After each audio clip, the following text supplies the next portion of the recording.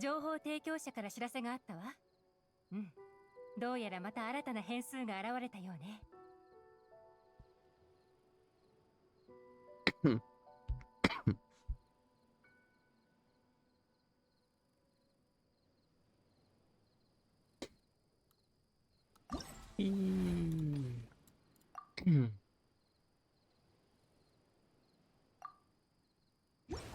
Why not? Oh, so I'm in here.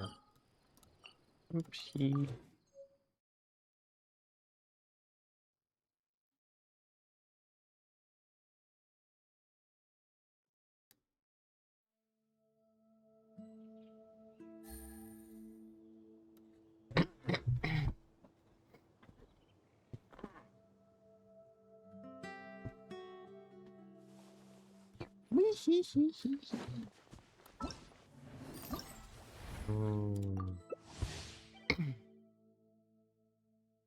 Coconut.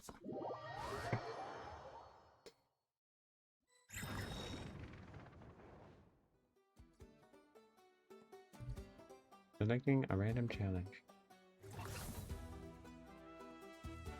This is the one with the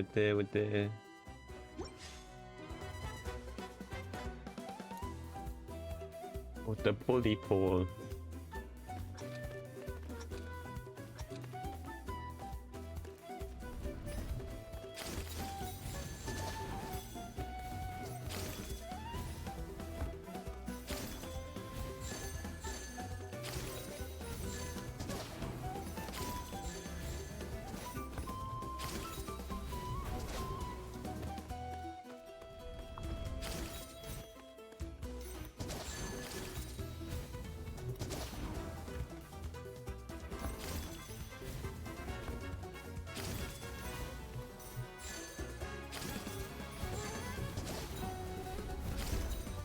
First place.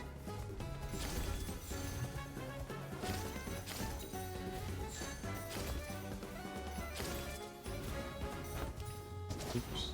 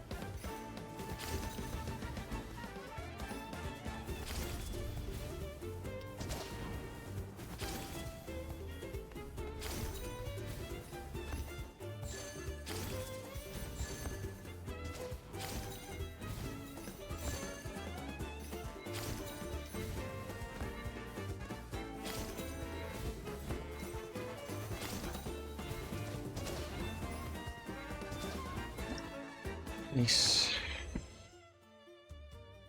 Whoop whoop.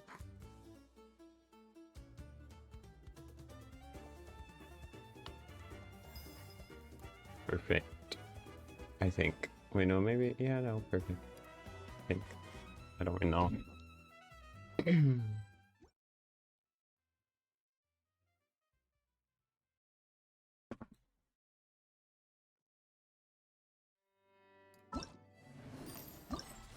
Perfecto.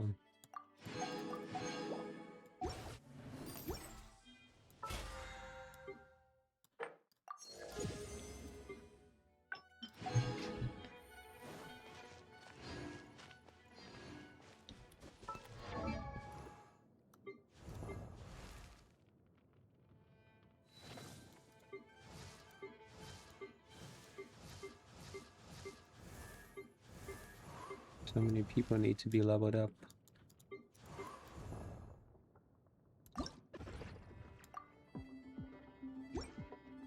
I want to save.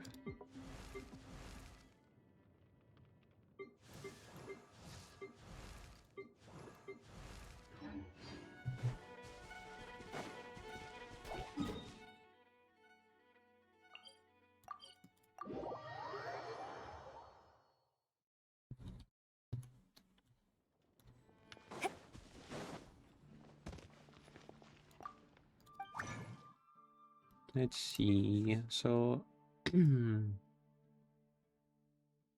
need a bunch of these. I need 12. What? No, I need more than 12.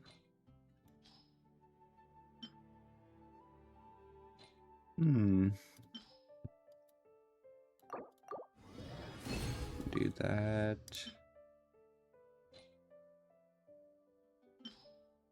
Some of this. Let's see how far this gets me. Probably not far.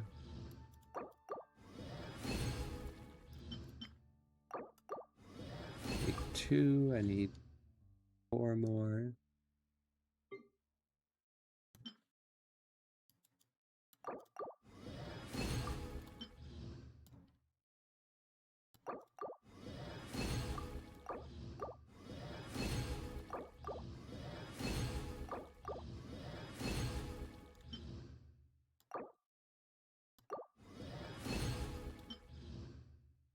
Might not be able to. Yeah, I only have 3 right now, and I don't have much. I think I'll just have to wait until I get enough money for that. I only have 3, but to make this, I can only make these right now.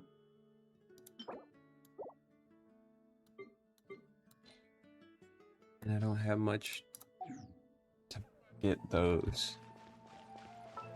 So it's okay.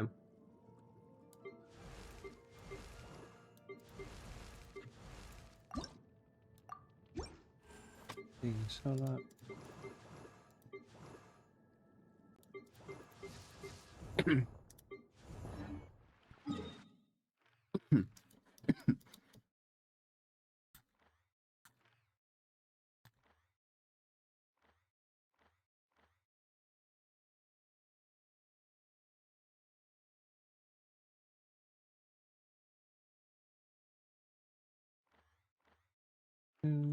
Down there.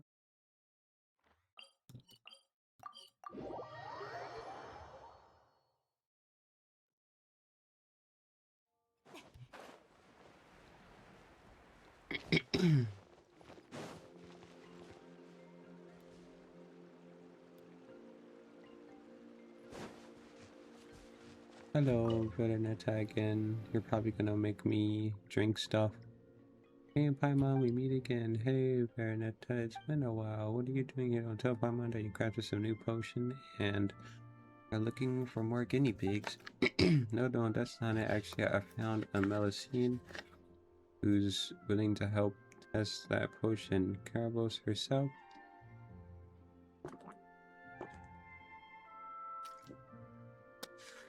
Carabos herself has already headed over to thoroughly document the potion's efficacy. It's just... What? It's just that Carabos was so excited to hear that someone really willing to test it that she left home without bringing a potion. Carabos, isn't she the great potioneer that you mentioned last time? That's why thanks to Kay's help in testing our potions last time, we gathered quite some data and information which the master potioneer managed to modify the formulae. When you tell us that no one's really willing to help the test because the potions aren't used to cure diseases, it's kind of strange that someone's willing to do tests for you. Could it be that this Melusine secretly enjoys drinking strange stuff? No, the Melusine in question is named Topias. She claims to be a musician and volunteered when she heard that the potion master had developed some wondrous potion. Now that makes even less sense to Paimon. Why would a musician be interested in a potion? Perhaps it's a potion that can boost her musical talent. Paimon doesn't think that Melusines usually take shortcuts like that, though. To be honest, I don't know the details either. Caribou once said that the potions and music are essentially connected, given that they both serve to manifest truth. Yeah, speaking of that, do you remember the True Sight potion I got you to test previously? We're bringing Topia's the enhanced version of that potion. The Master Potioneer seems to be really pleased with its modified formula. The enhanced version, the True Sight potion K tested was really strange enough. The effects on the enhanced version might be even worse, you know? Anyway, can I ask you two for one more favor? I still have to gather lots of herbs before the Master Potioneer returns, so I can only ask you two to take this potion to her. She would be in with Topias at the moment. Oh, sounds like we just need to bring this potion over, then that seems easy enough. And this time we finally meet that Master Potioneer. I'm quite interested in a potion, actually. Yeah, maybe there's even a potion that helps you find hidden treasure. Just think of the more we'd make. And thank you so much for taking the potion to Master Potioneer.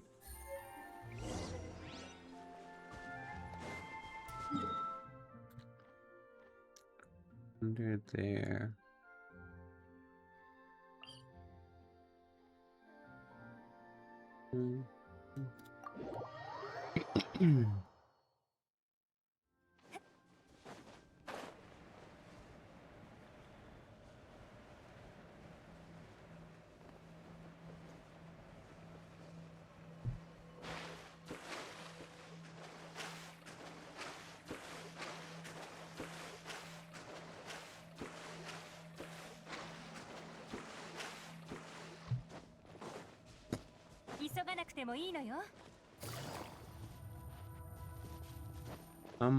How do I get over there? Under the water, maybe? It's just weird that it would be under the water, at least to me.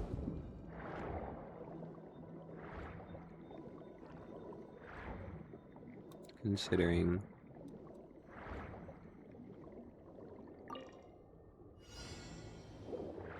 One, two, three, 4, 5, 6, 7, 8, 9,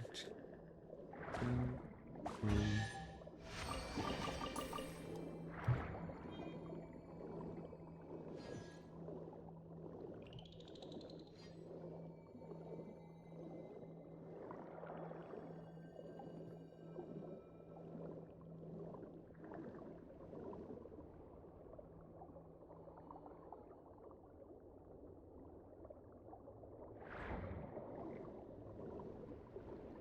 That's a very big conch.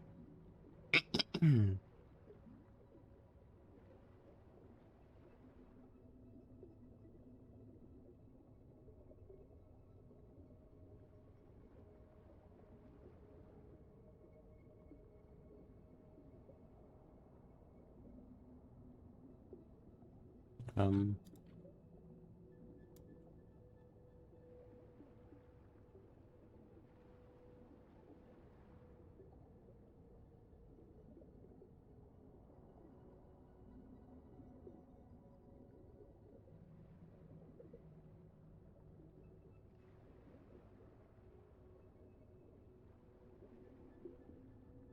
the game seemed to have frozen.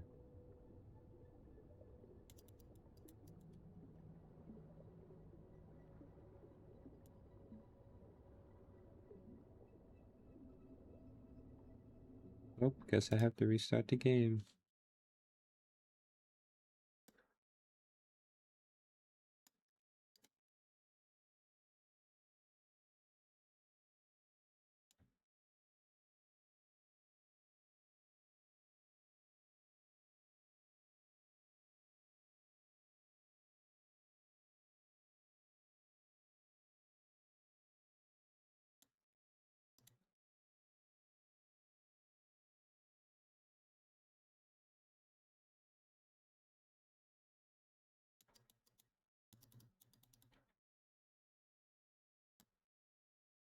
I don't know why the game went to a black screen.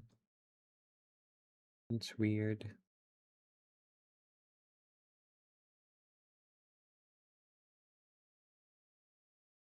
Where do so many moons? 1, 2, 3. Where the stars are dancing. Woo. But I don't understand what you said at all. It seems that the truth shall be elusive without the use of our latest potion after all. And so I guess this massive potion there we've heard so much about you looks exceptionally ordinary to Paimon though. Oh, and who are you? Sounds like you're looking for me specifically. Humans attracted by my fame, I never realized my reputation as a potioneer had already spread so far among humankind. So as you can see, I am in the middle of an important experiment. If you desire a potion of my formulation, I must ask you to wait a bit longer. Okay, that's not it at all, but you're right to say that. We're looking for you. Renata asks us to bring you this. We give the enhanced true sight potion to Carabus. Ooh la la, you done me a great favor. To be honest, I'd forgotten to bring this improved version of the true sight potion, and that left me at quite a loss. Speaking of which, I do not believe I have yet learned your names, dear benefactors. Plymouth, Spyman, and Cheesecake. Okay, could you be the one who assisted with testing potion before I recall seeing your name in Baronetta's notes in the flesh? Well, it's thanks to your previous assistance that I was able to use her precious notes to create an improved version. And thus it's clear that I owe you both a debt of gratitude. Should you require any potion, please tell me. No need to be polite. In that case, a potion that can make more out of... Wait, that's not what we're here for. That's Topias, right? It seems like she's gone on loopy. Is she really okay? Not that you needn't worry. We Melusines are quite hardy and won't be in danger just from drinking something odd. You just straight up admitted that your potions just changed, didn't you? In addition, in order to prevent any issues from popping up during the experiment, I specially concocted this pick-me-up potion to neutralize the effects. Using it shall allow Topias to immediately return to normal. The message picking up potion to quickly become so like you said. Well, although now that felt like a very long time, we'll change it. Haven't seen you around before. But now let me introduce them. These two are Paimon and Kay. They're my benefactors. They were potion testers previously. Oh, I see now. Hello, I'm Topias, a musician from Merosi Village. Hiya there, Topaz. It was also they who helped deliver the new formulation to me this time. With this, we can begin the final experiment, the experiment that will grant us true sight in the future, in the truth. Paimon's been curious for a while now, but why would Topias want to try this potion that's supposed to let you see the truth? Okay, tried it before. All she saw was a really weird ghost ship. Well, how should I put it? The essence of my music is an attempt to reveal the truth hidden all around us, things we don't usually see, like the whisper of the waves, the call of the sea stars, the joyous choruses of the sands. What Paimon understands this less the more you go on. Anyway, it functions on the same principle as Caribou's true sight potion. I had hoped to create music that could transmit the truth by my own strength, but I really don't have much time to prepare, and I want to give Mimir here her gift as soon as possible. If I can't create a wonderful song quickly enough, then Mimir might leave the village again before it's ready. Oh, so it's a gift from Mimir. Yeah, you know her too. We're friends of hers. That's right, we're totally adventure companions. Well, since you're Mimir's partners, you must be really reliable. With your help, maybe I can look at that thing. What thing? Well, legend says that under the waters here within the sealed ancient cave lies the score upon which the melody of Vesta is recorded. Though no Melusine has ever successfully entered the cave and retrieved the score, I've heard that when that melody is played, the listeners will be transported into a fantastical dreamland. So if we could obtain it, then I could still perform a song for Mimir as a gift, even though the True Sight potion. There won't be anyone to help me test the potions then. Wait a minute, hold it. Didn't Topia say that the music score was hidden in some sealed underwater cave? We opened up a lot of seals in our time, sure. But have to go on some big legend. This could be a long shot. That's true, but even so, can I ask that you at least accompany me to look at the seal? I'll definitely pay you. After all, your memories have been chain companions. Once you see that seal, I'm sure you'll definitely find a way to open it. Oh, well, if you put it like that, maybe we can at least go with you and take a look. Well, we're getting paid. How very interesting. Why, I think I'll come along.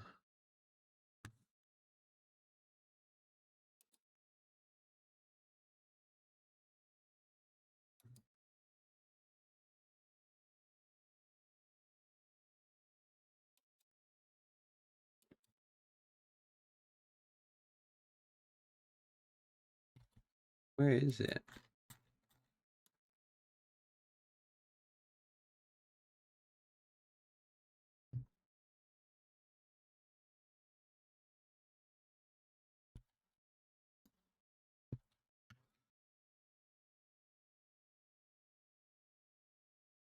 It's underneath.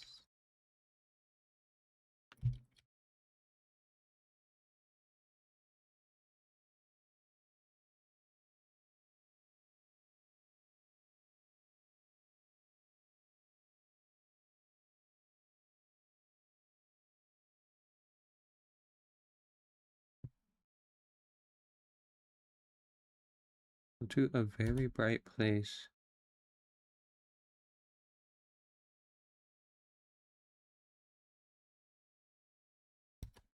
Hmm. I'm not exactly sure how I'm supposed to get over there. I need to get through here. I could try the underwater method again, though. I don't know exactly how to get there.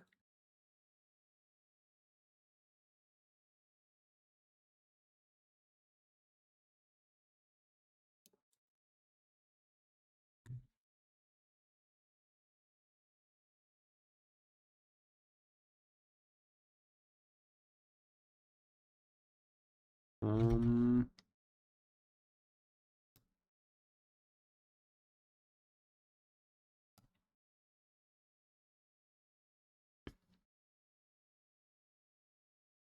I swear there was an underwater entrance to go down. I don't remember where. Oh, here.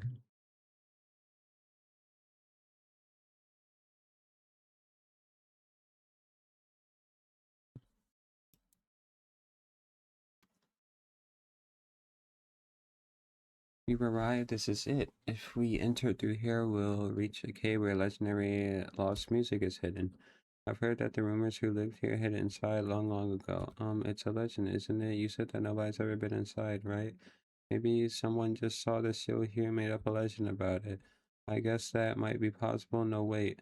This is a really ancient legend, and I heard it when I was young. There's no way it could be fake.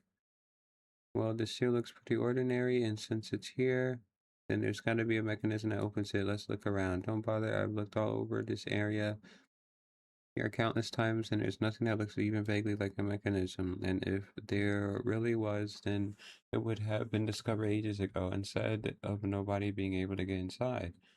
Well, if there are no mechanisms around, even Kay wouldn't be able to break the seal. Could someone have hidden them in some way that no one can find them? Oh, you mean some kind of invisible mechanism? Well, this seems like a job for yours truly. Yeah? Have you already forgotten the true sight potion you brought me? It is a potion that allows me to see what cannot be seen. Oh, you mean someone who drinks it will be able to see the mechanism? Okay, did see some really weird stuff after drinking it before, but it doesn't seem all that reliable. Rest assured, though, I cannot guarantee that it will work for if a Melusine drinks it. Things will certainly work out if Kay does. After all, this improved version is based upon the data we gained from the last time we tried it. So from a certain perspective, Kay is a perfect test subject for this new version. Bologna, you just want us to keep being your guinea pigs.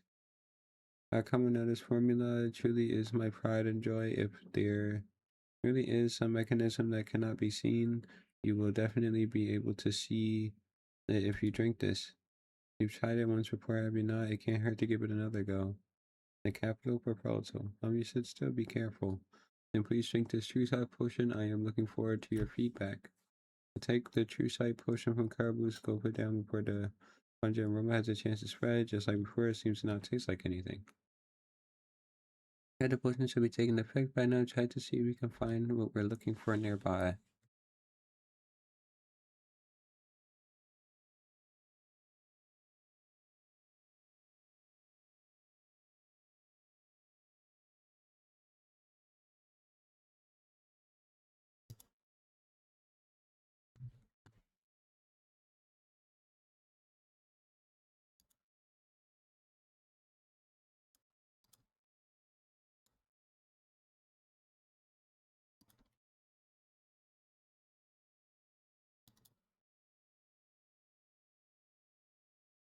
The seal really opened. I didn't even see how you did it. You must have seen something that we cannot and done something to it. That's right. Oh, but an accident result something that only who's can see the truth can interact with. This truth is not bound to the confines of our own thoughts and eyes. It is different from ordinary records, subjective records. It is a completely reliable and objective record. Though I cannot say if it's because of your innate talent or the potion. I believe the development of the true sight potion has certainly taken its first step towards success. Next, we must figure out the underlying principles behind the potion's effects and continue to improve it.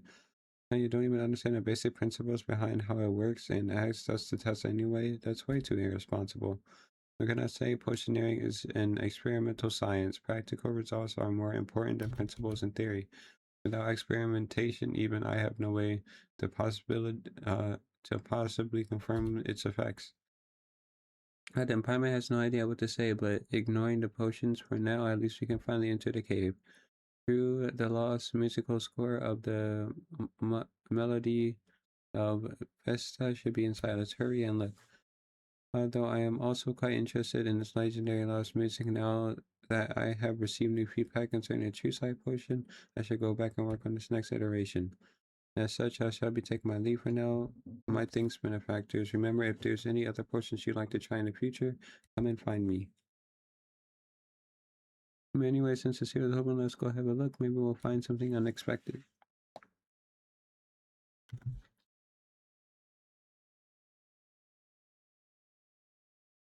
Find the lost score.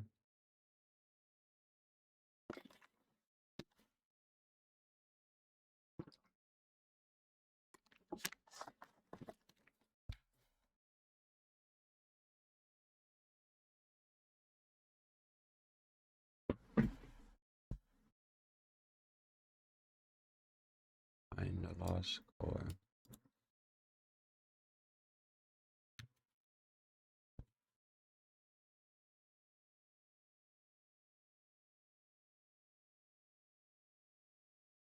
Oh, there's no treasure here. Go look somewhere else.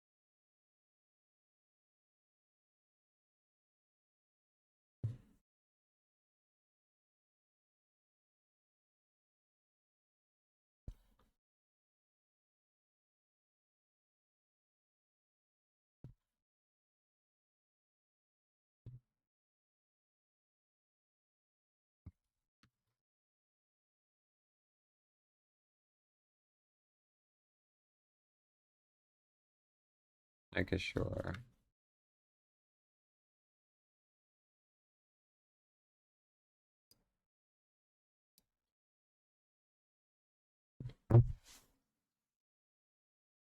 Here we are. Now let's look at the score we just found. Just what kind of music has it recorded? Paimon can't wait to find out. As you could clean up, you present the lost music to Topias. Mm-hmm. Yeah, nope, I can't understand what the score says at all. But aren't you a musician, Topias? You should have no trouble reading musical scores. And though the bronze plate does have musical scoring, I've never seen any of the symbols before. I realized a human notation before, but this is really the first time I've seen something like this. Oh, what am I going to do if I can't understand this notation? Then I won't be able to play a beautiful enough song for Mimir. Come on, don't worry, since it's a musical score, there's definitely some way to read it. We just need to find someone who can understand it. Yeah, since it's a lost ancient score, maybe I use some kind of lost ancient language. Anyway, it should be fine if we go and find Catherine in the court of Fontaine. Fontaine is full of true is full of artists, and if the Adventure Guild helps us, we can definitely find someone who can read it. Why don't you head back and wait for us? Topias, when we figure this thing out, we'll come find you. Then I'll leave it to you.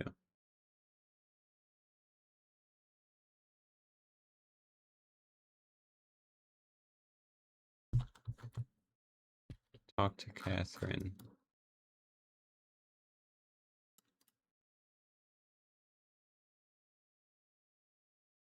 Ouchie.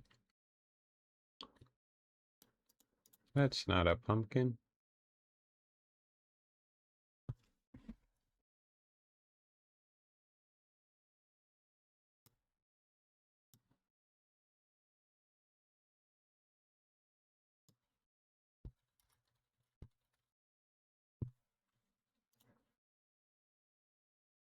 Long time no see, Captain. Looks like you're busy. We'll wait over there.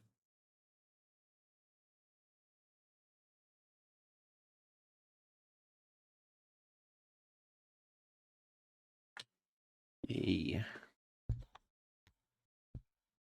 Do this. Looks like you're busy. We'll wait over there. It's fine.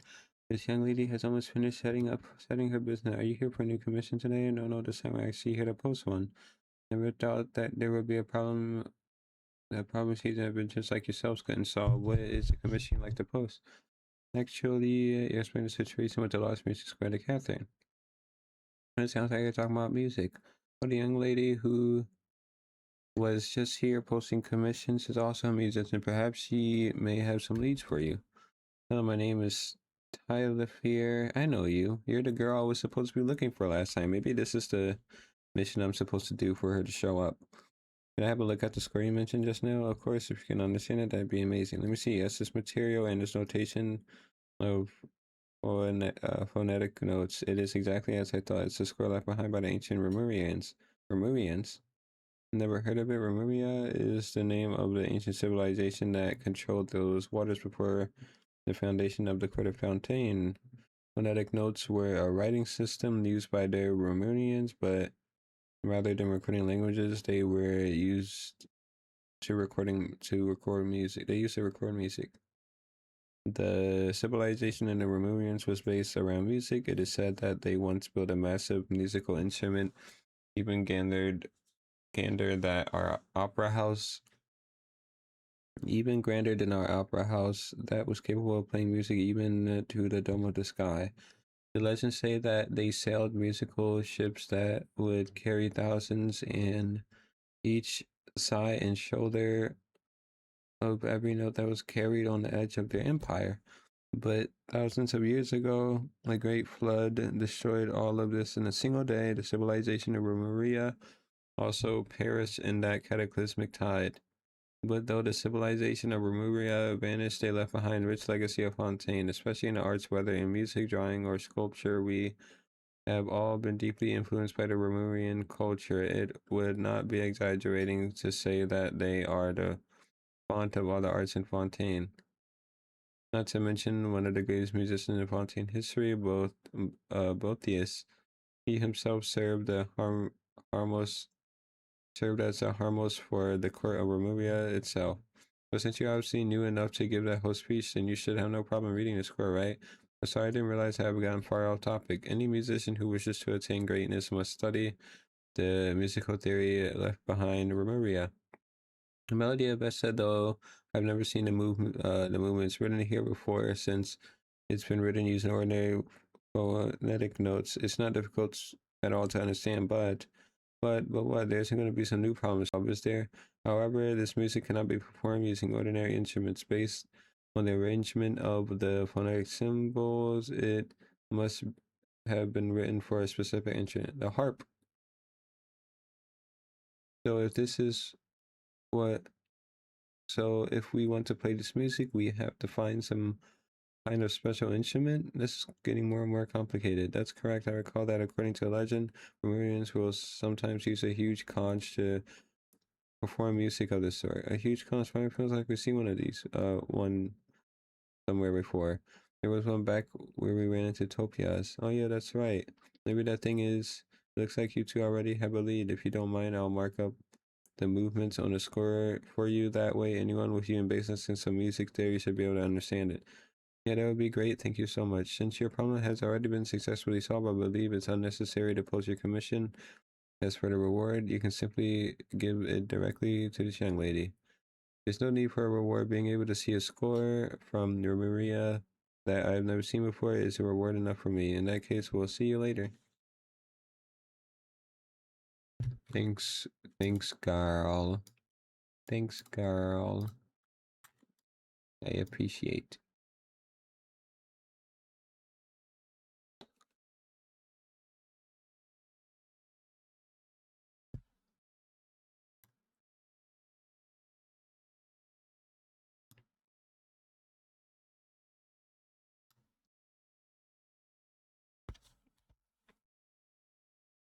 Okay.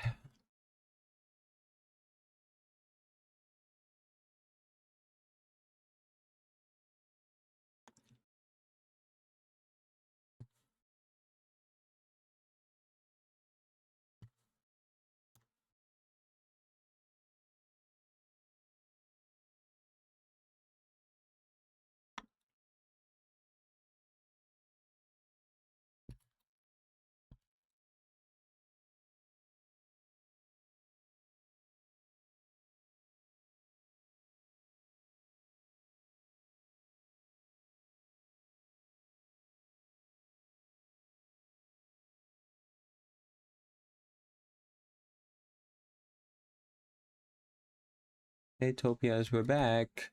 Oh, it's you, K Paimon. We figured out the music out, but before we talk about that, there's something I want to ask you about the giant conch we saw. If you guys met the conch harps, then yes, that is indeed an instrument. And in fact, it's the first instrument I learned to play. Then it looks like you were right. We were right on the more. I see. You give the annotated copy of the melody of Vesta to Topaz, and then tell her about the lost score and the conch harp where I Lefair mentioned. Oh, now I understand. So this music was originally written to be played on a conch harp. To tell the truth, if it weren't for the conch harp, I wouldn't have any interest in music. My first memories of this world were all on conch harp. As for why, well, it's because my token is the component used to play conch harps, of course. But because it's but perhaps it's because of the sound the conch harp is a bit too unique, or maintaining them is too complicated. I would always attract a bunch of strange creatures whenever I played it. At some point, I just stopped using it to play music. Hey, we haven't cleaned up the conch harp. All we need to do is place this token and clean up the conch mouthpiece. Then we just need to adjust the token, and then we can start playing. So we just need to put it in. Then that's a piece of cake. Let's go over it together. Everyone's really looking forward to this. Palmer wonders what kind of music we're gonna get.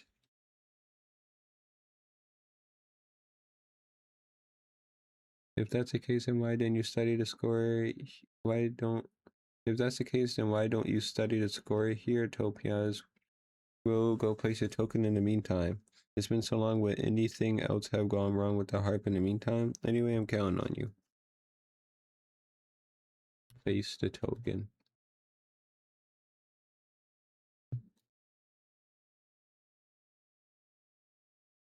Email up, but there's no response. At the times like this, we need to give it a smack or something, right? Uses chromatic armor, crab, and these shockwaves.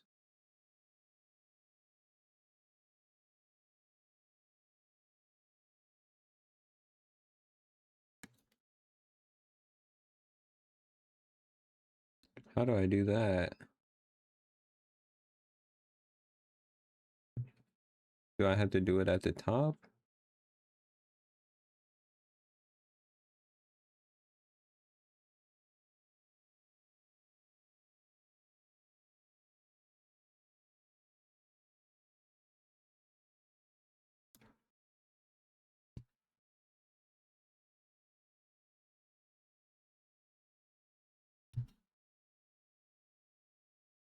Oh, here comes a bunch of armor crabs.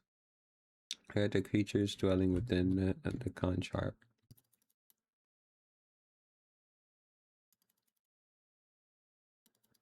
There's so many armor crabs here. Is this their home? This one must be their leader. It's so big, but how did they even manage to get inside?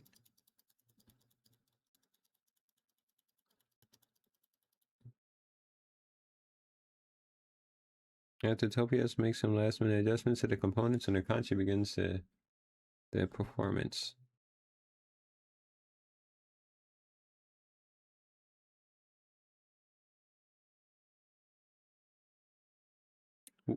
Wow, what wonderful music. Even though it took so long, Pamanua wasn't all for nothing the instant she heard it. It washed away all her fatigue just like that. Yes, even though it can carry people off into a dreamscape like the legend says, it's truly beautiful music. It's definitely good enough to be a parting gift from Amir. Thank you both so much. You both spent so much time running around and worked so hard for the sake of my music. After all, we're Amir's companions. Anyway, I'm so grateful. Thank you. All right, and this is a reward I promise you. If you have time, please come back and listen to more beautiful music. Echoes of the ancient world.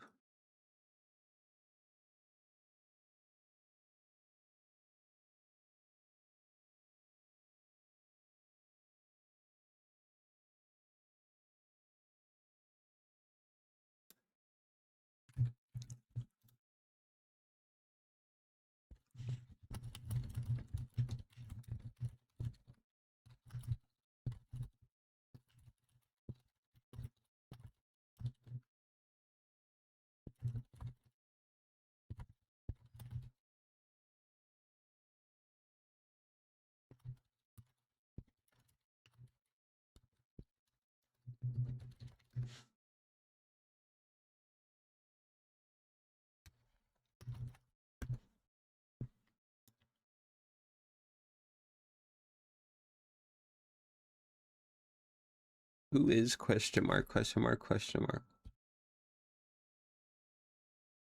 Hey, what are you doing under a waterfall? Are you going to take a bath or something? If that's the case, we won't disturb you. What bath? I'm pondering some profound cat questions. If I must say, I suppose I am meditating.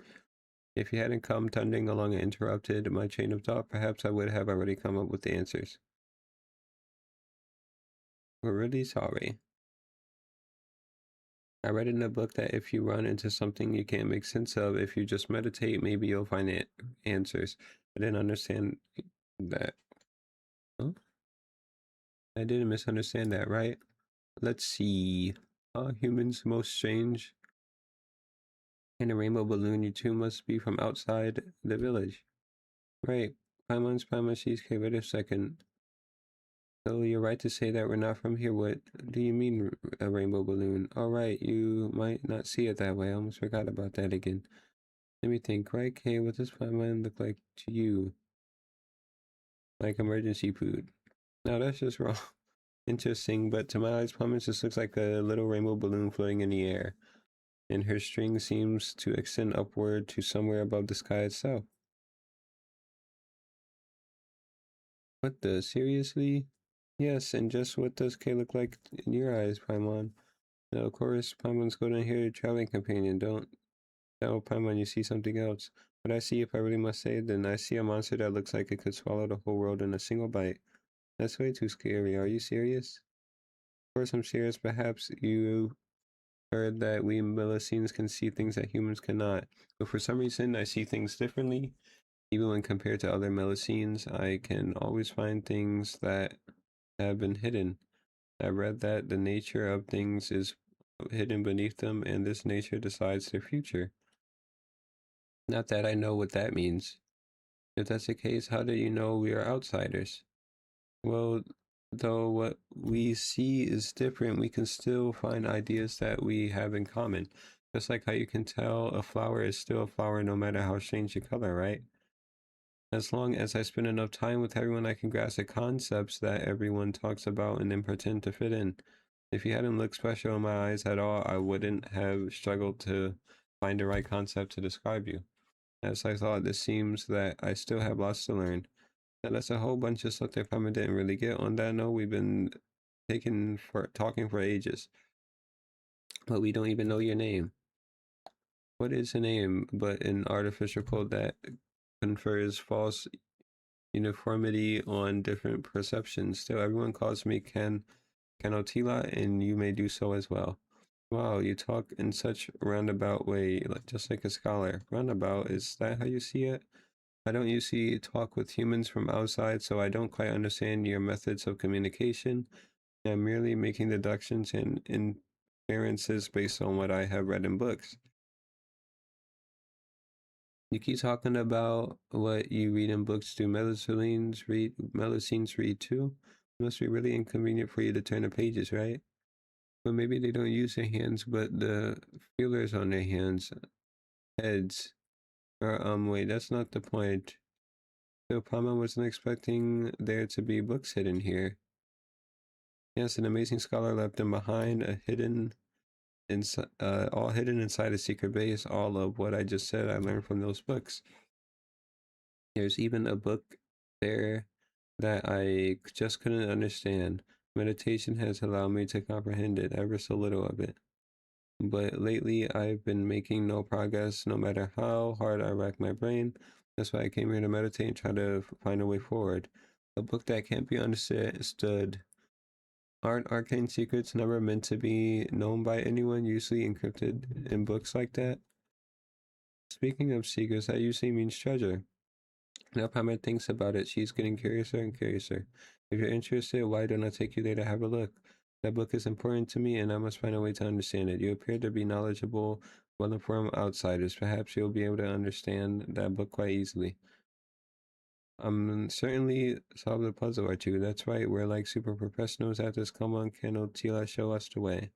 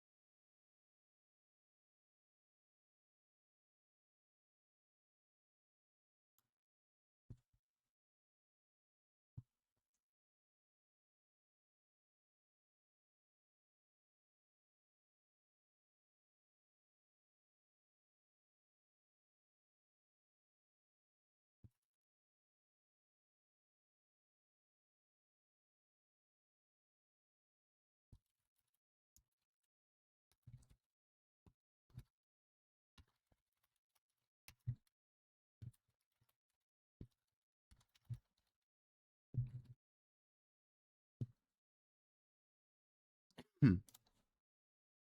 And we're here. If we dive down below this entrance, we'll find a place where that scholar once hid the books. But it looks like an ordinary palm. What kind of entrance are you talking about? Alright, it's being hidden after all, so you won't be able to see it. Just watch then. Notila takes out something that looks like a key, tracing the air along some unseen trail.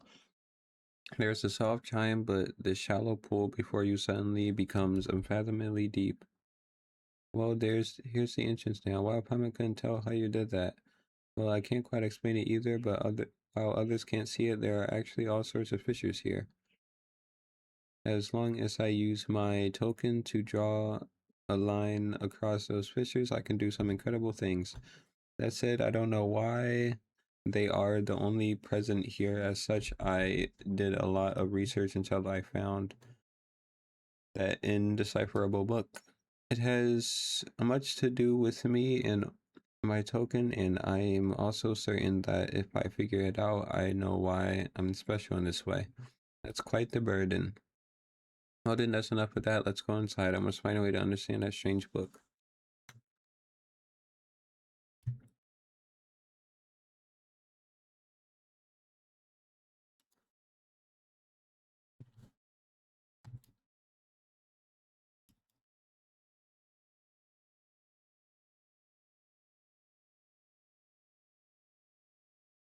So you can't understand it either, after all, not a single word. Maybe there's some kind of cipher. Take a closer look.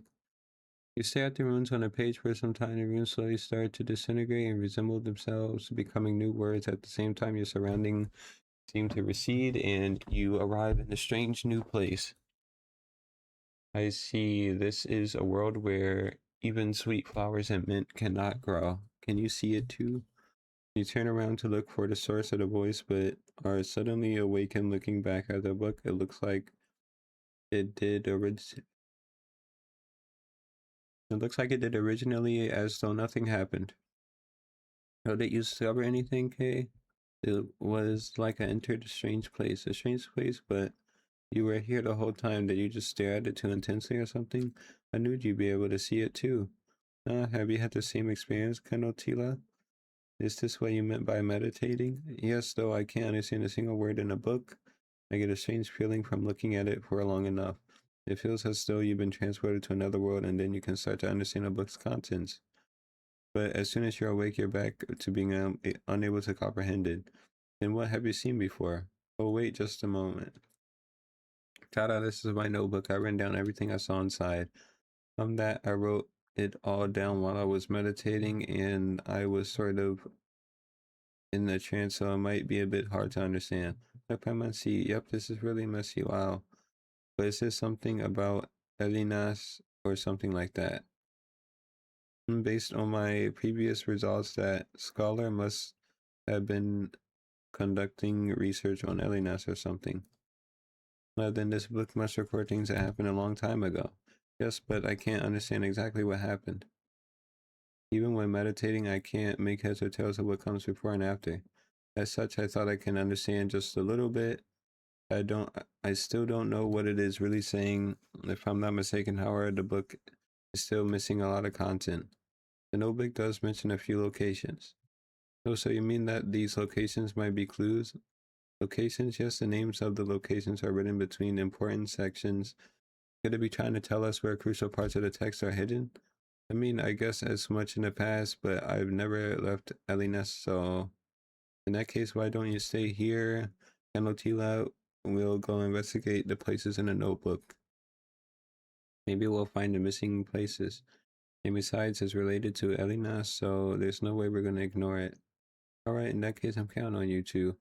If you find anything, just bring it back. I'll be waiting here for you. Decipher the page.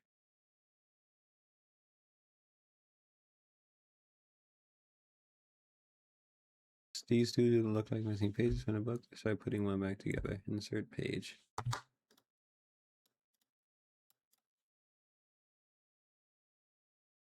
And then we just needed to concentrate and meditate on the book, just like before. Read countless volumes here, it appears that these books were left behind by ancient order, kingdoms rise and fall, and when the civilization is annihilated, a new one will be born after from the ashes of which these books refer to as Fortuna. It's somewhat rudimentary, but theoretically at least, there's striking resemblance to the theme I formulated.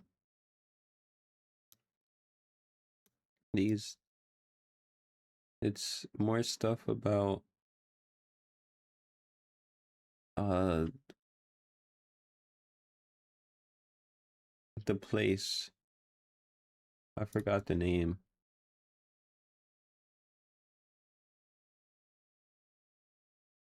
Well, this time you finally could start to understand. Seems like the confusion was all due to the page that were missing before, huh? Awesome. Let's put a new page in, shall we?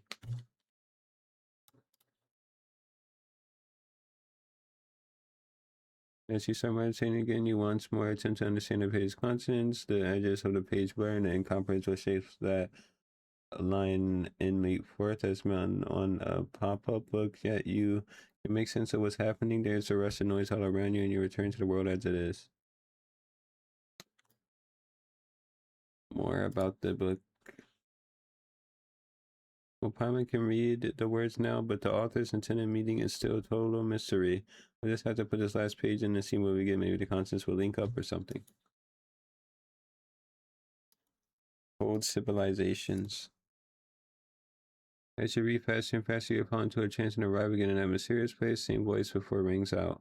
No matter how many times I run it, the calculations, the results are all the same. After a few hundred years, all the birthing waters of the world will dry up. And a few hundred years after that, the world will become as it appears now before us. This is quite a predicament. okay, come now, don't cry. There's nothing to be afraid of. I'm here, aren't I? Don't you trust me? Also, Elaine and the others will definitely help. Also, I bet you'll definitely be able to survive in this world. You're special. I know you're worried that the constitution of others is different from yours. That's reasonable. Well, that's why we need to continue researching the things left behind by the Golden Trope. Perhaps we'll discover some new possibilities. We'll go back to the Narcissyncrotes Institute together and take a look, okay? The voice shifts away again after what feels like a long time, though in this world, time seems no longer measure changes and matter. You hear the voice once more. It looks like he won't help us anymore.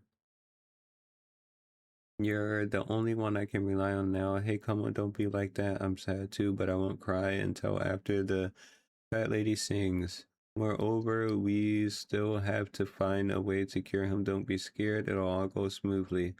There are already lots of people willing to listen to us. If we want to persuade them further, besides belief, we'll need we'll also need ceremony. As for the name, we'll call it the Book of Revealing and put it in the form of a book. We'll use our secret cipher to write it. Everyone only sees the world that their cognitive framework allows them to see, but using this method, we can share the visions we have foreseen with others. Just as you begin to listen closely to what the voice is saying, it begins to gradually fade away. At the same time, you feel the world around you suddenly begin to collapse, and with a roaring sound, resounding, you wake again. Are you okay, Kay? Was that an earthquake just now? Earthquake, what earthquake? Nothing happened here. I did get a little dizzy, but you look like you'd fainted. You didn't wind up in some mysterious place again, did you? What's going on with that weird space anyhow? And if you think about it, it's pretty dangerous too. What if you can't get back out? So what did you encounter inside? I seem to witness a premonition that someone had. Now, the pages we found before did mention something about deductions and calculations too. Could it be that the things revealed inside that space were actually the result of such deductions? If what you say is true, then this was actually a book of prophecies, wasn't it? But why make the format so complicated? If the author didn't want people to understand it, wouldn't it have been better to not write it at all? Actually, I also heard all kinds of sounds while I was meditating, but they were just songs of the birds and flowers. I don't know exactly about the prophecy you spoke of. It seems we must enter that space again to understand what's going on. If we meditate together this time, we should be able to enter it. I'm still worried away. Palma wants to come to. No way is she going to stay here alone. Once again, you focus upon meditating, and the forward surrounding you fades.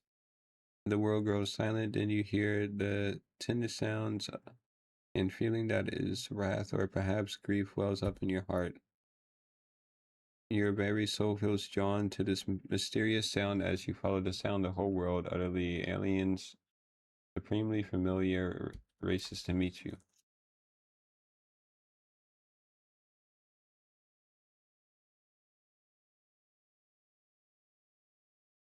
Well, where the heck did we end up? This is some kind of dreamscape. This must be a strange place you were talking about. It's much more vivid than before. Did the author of the book really create this place, and they hid such a big space inside it too? Well, Paimon doesn't know how they did it, but this place looks like a ruin. Also, we meditated with Kanotila to get here, but we're the only two people around right now. She didn't fall somewhere, did she? Oh no, things could get bad if she winds up in danger. Let's go find her. Hurry. Find Kanotila.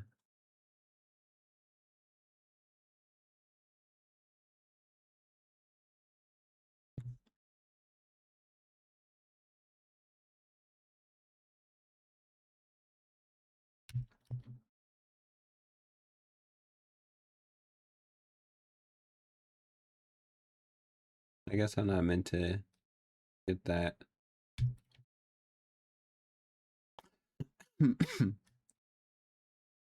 Come and see her. That's Kanotila over there, right?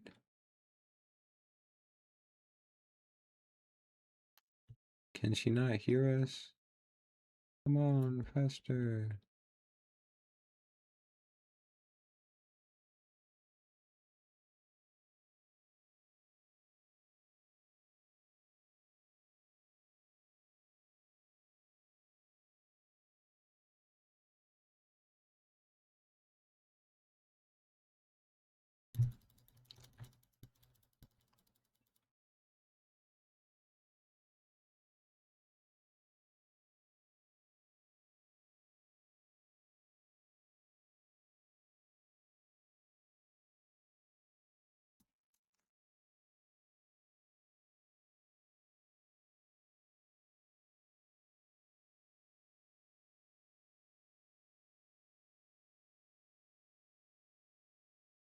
Oh, it's the library.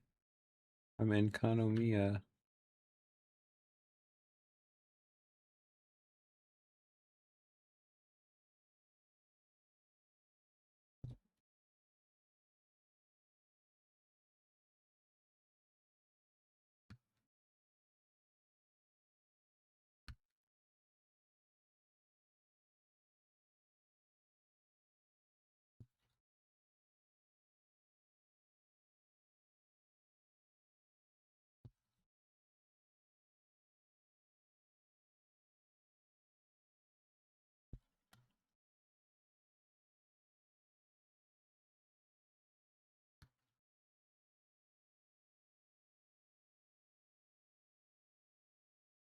And where did Kanotina go? She was just here a moment ago. Wait, there's something on the ground. Pick it up, take a look. Pick up a page from a book. See that as a conclusion, the world formula that arrived at after the countless calculations, the scene we foresaw the destruction after the cataclysm, and this world where not even a single sweet flower can grow. That is the end of all things. You believe it at last, whether you have arrived at this place via the book revealing or the looking glass. Let me assume that we may avoid this future. Just as I said, the only way is this the page the same one as we found before? How did it end up here? Let Paimon see. It's easy readable.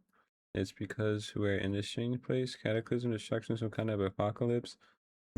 Why even Paimon can read such words? It doesn't make any sense. But if we put it together with the other pages, it appears to be a prophecy. That's true. We have definitely seen something about calculation before. So does this mean that this is the future the author wants us to see? A world where even sweet flowers and mints can't grow? That's a terrible place no matter how you slice it. But if that really is the future, shouldn't the author tell everyone about an infinite solution? Why make a place like this? Maybe this is the only way everyone will believe it. Or maybe he had his own considerations. It also mentions some kind of looking glass. Seems like there's another ways to get in here. So Paimon doesn't think any of this would be much help answering Kanotila's question. I forget it, who cares about some dumb prophecy anyway? The important thing right now is to find Kanotila. Let's keep looking.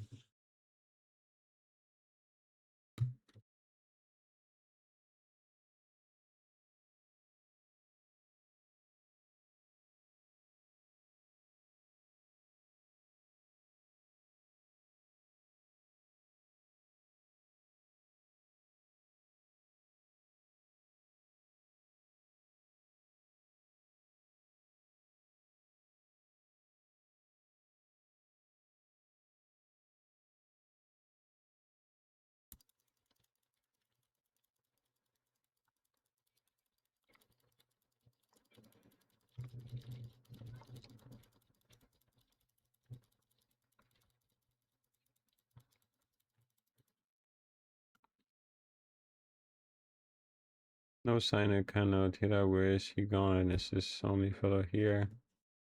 I said it doesn't seem to want to attack us anymore. That's the first part we found, huh? It looks like it wants to say something to us.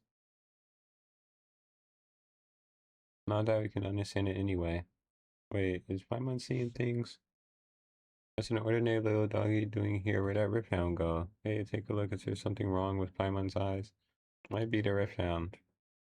Is it trying to tell us to go through that passage over there? Judging from his reaction, Paimon guessed right. Who knows where that's gonna lead, but we weren't able to find Kanotila anywhere, so maybe she did leave via that way. It looks like there's no other route we can take, so let's try and see what happens.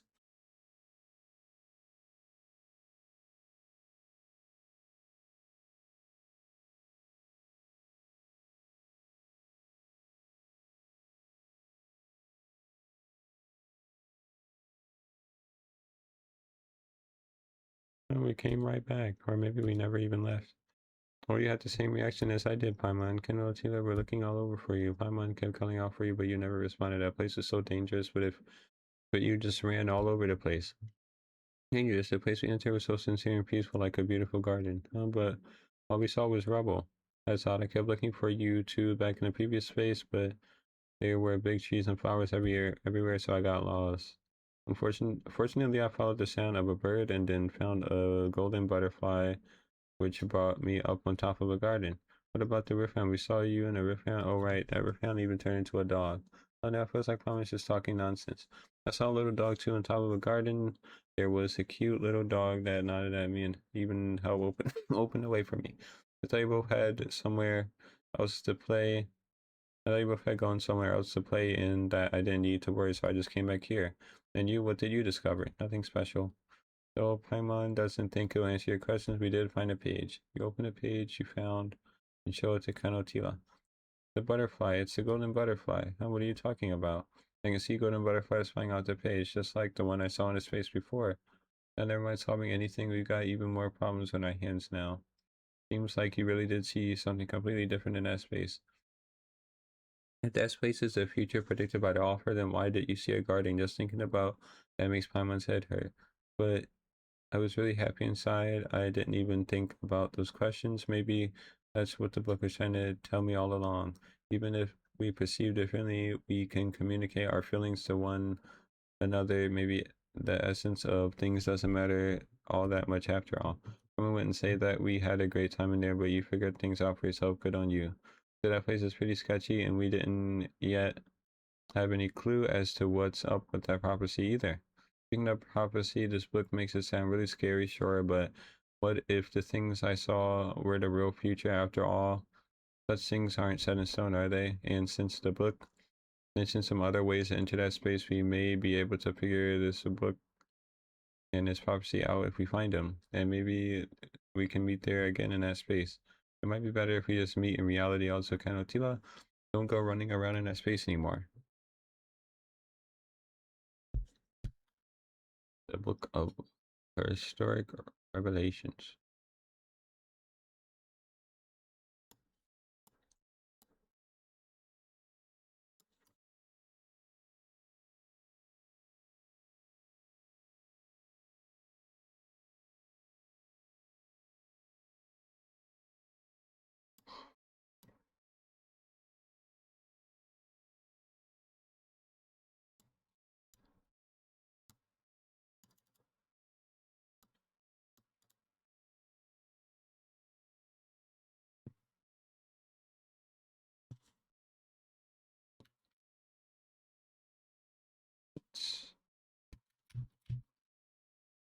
I can just go to the space whenever I want now.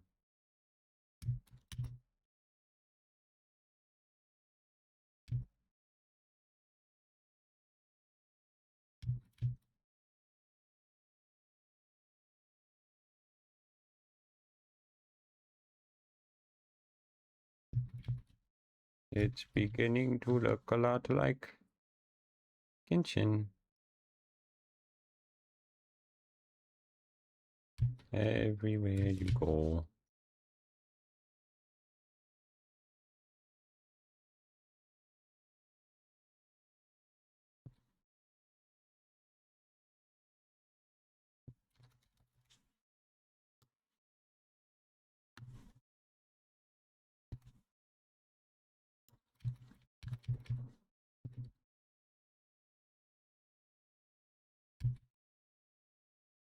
I can't get up here.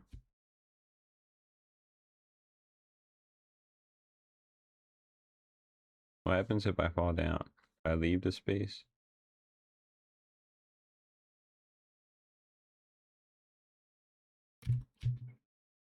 I tried to jump, but it didn't work.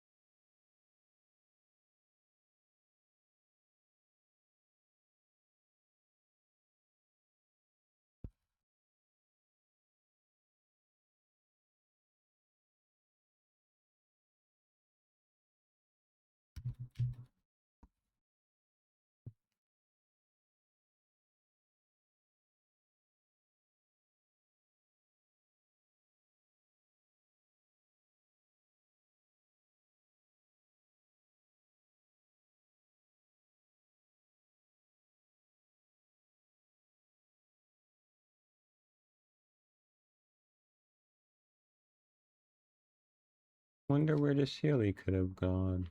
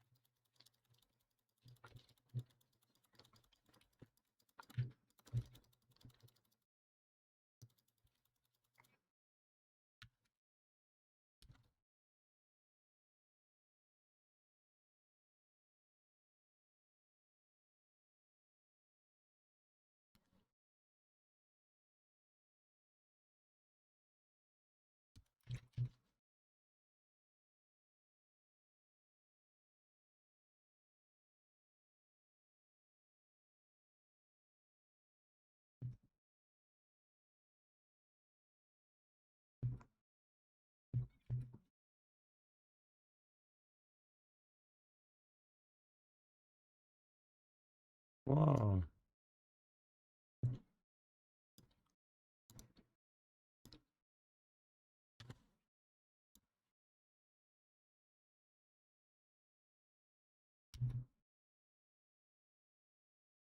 Maybe over there. Oh yeah, they're over there.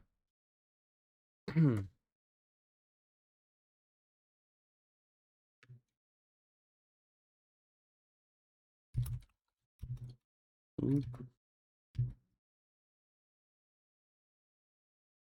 Is there anything over here? Maybe.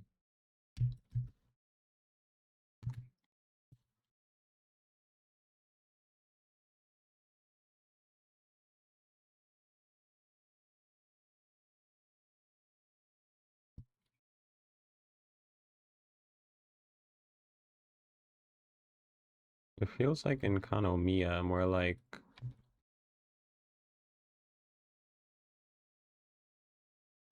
maybe a mix.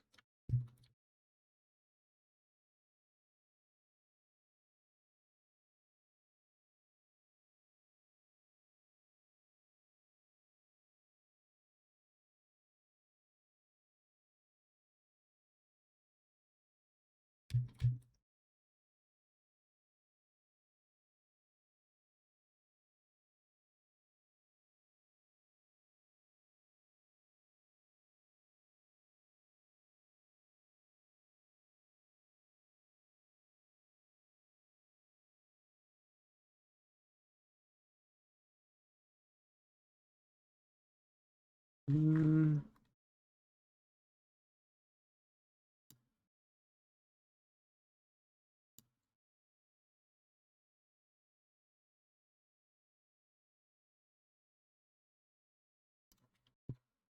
Oh, um, um. Wait, come on.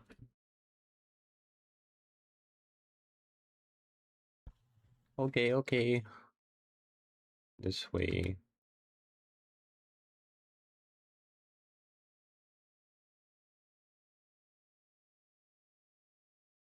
Oh my god, hello. Hello, Raid. Raid. Hello, everyone. My first raid. Also gotta do your favorite emotes. Hello, Ray. How was the stream? Surprise raid from your own mod. Hello, everyone. Welcome to my stream. You're here to see Genshin. I was in the stream earlier. I was watching. And then I went to stream myself because I Genshin. I want a Genshin. Outbreak have me. Thanks for following, Monkey. Monkey.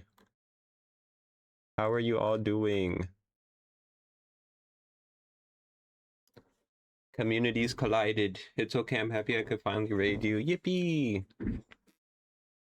Raid me!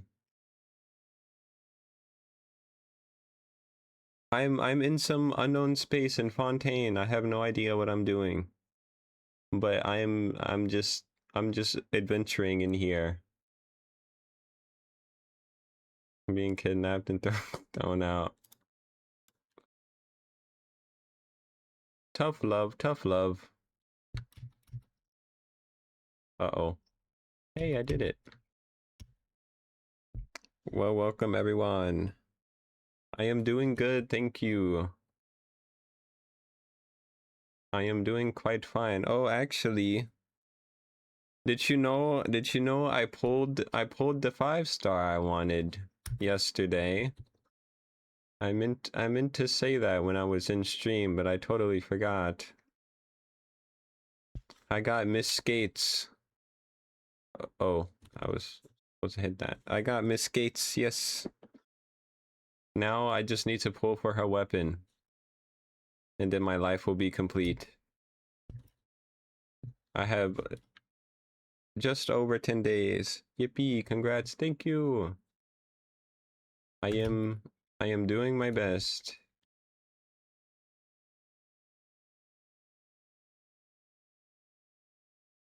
I am indeed doing my best. We'll see if I get that weapon or not, cause yeah, I think it's gonna be a 50-50, so it's up to luck whether or not I get it. Whoop whoop. Where does this go? Oh. Kill them! How was Sumeru? How are you liking redoing the story? Is this your first time redoing the story? I actually never asked. Did you have... How many repeat accounts do you have?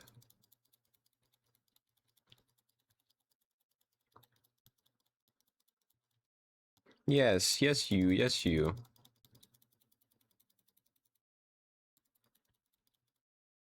In which game? Genshin. Genshin. Currently got around 22 other wave accounts. What?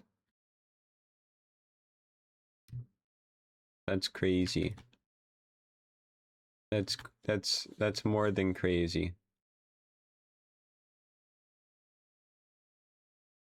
Where does this lead?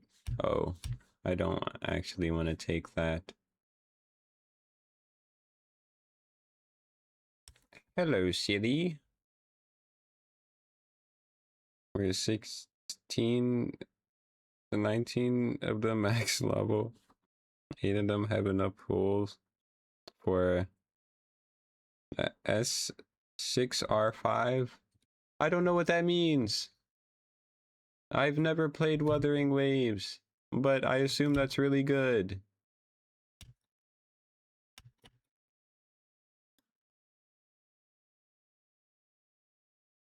Oh, I thought this would be how to exit.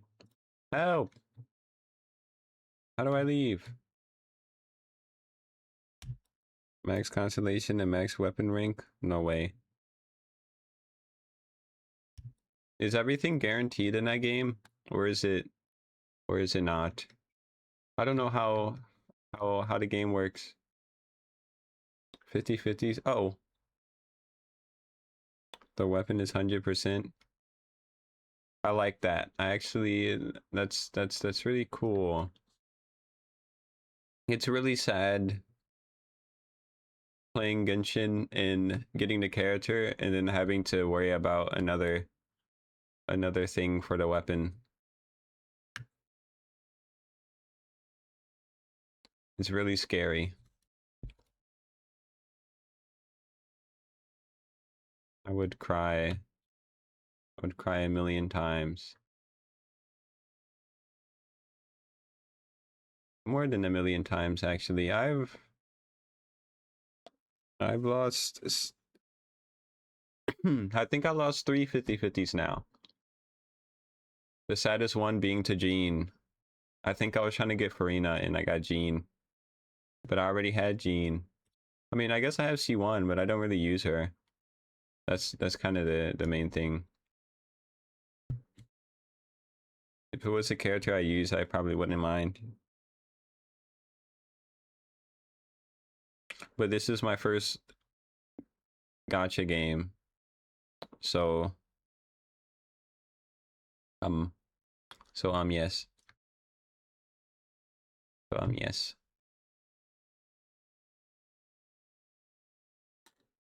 Whoa. I need to heal my characters. Heal, heal. Heal, heal now.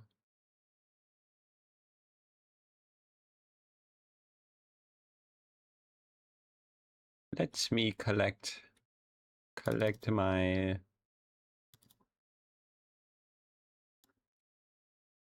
Oh, that didn't count as...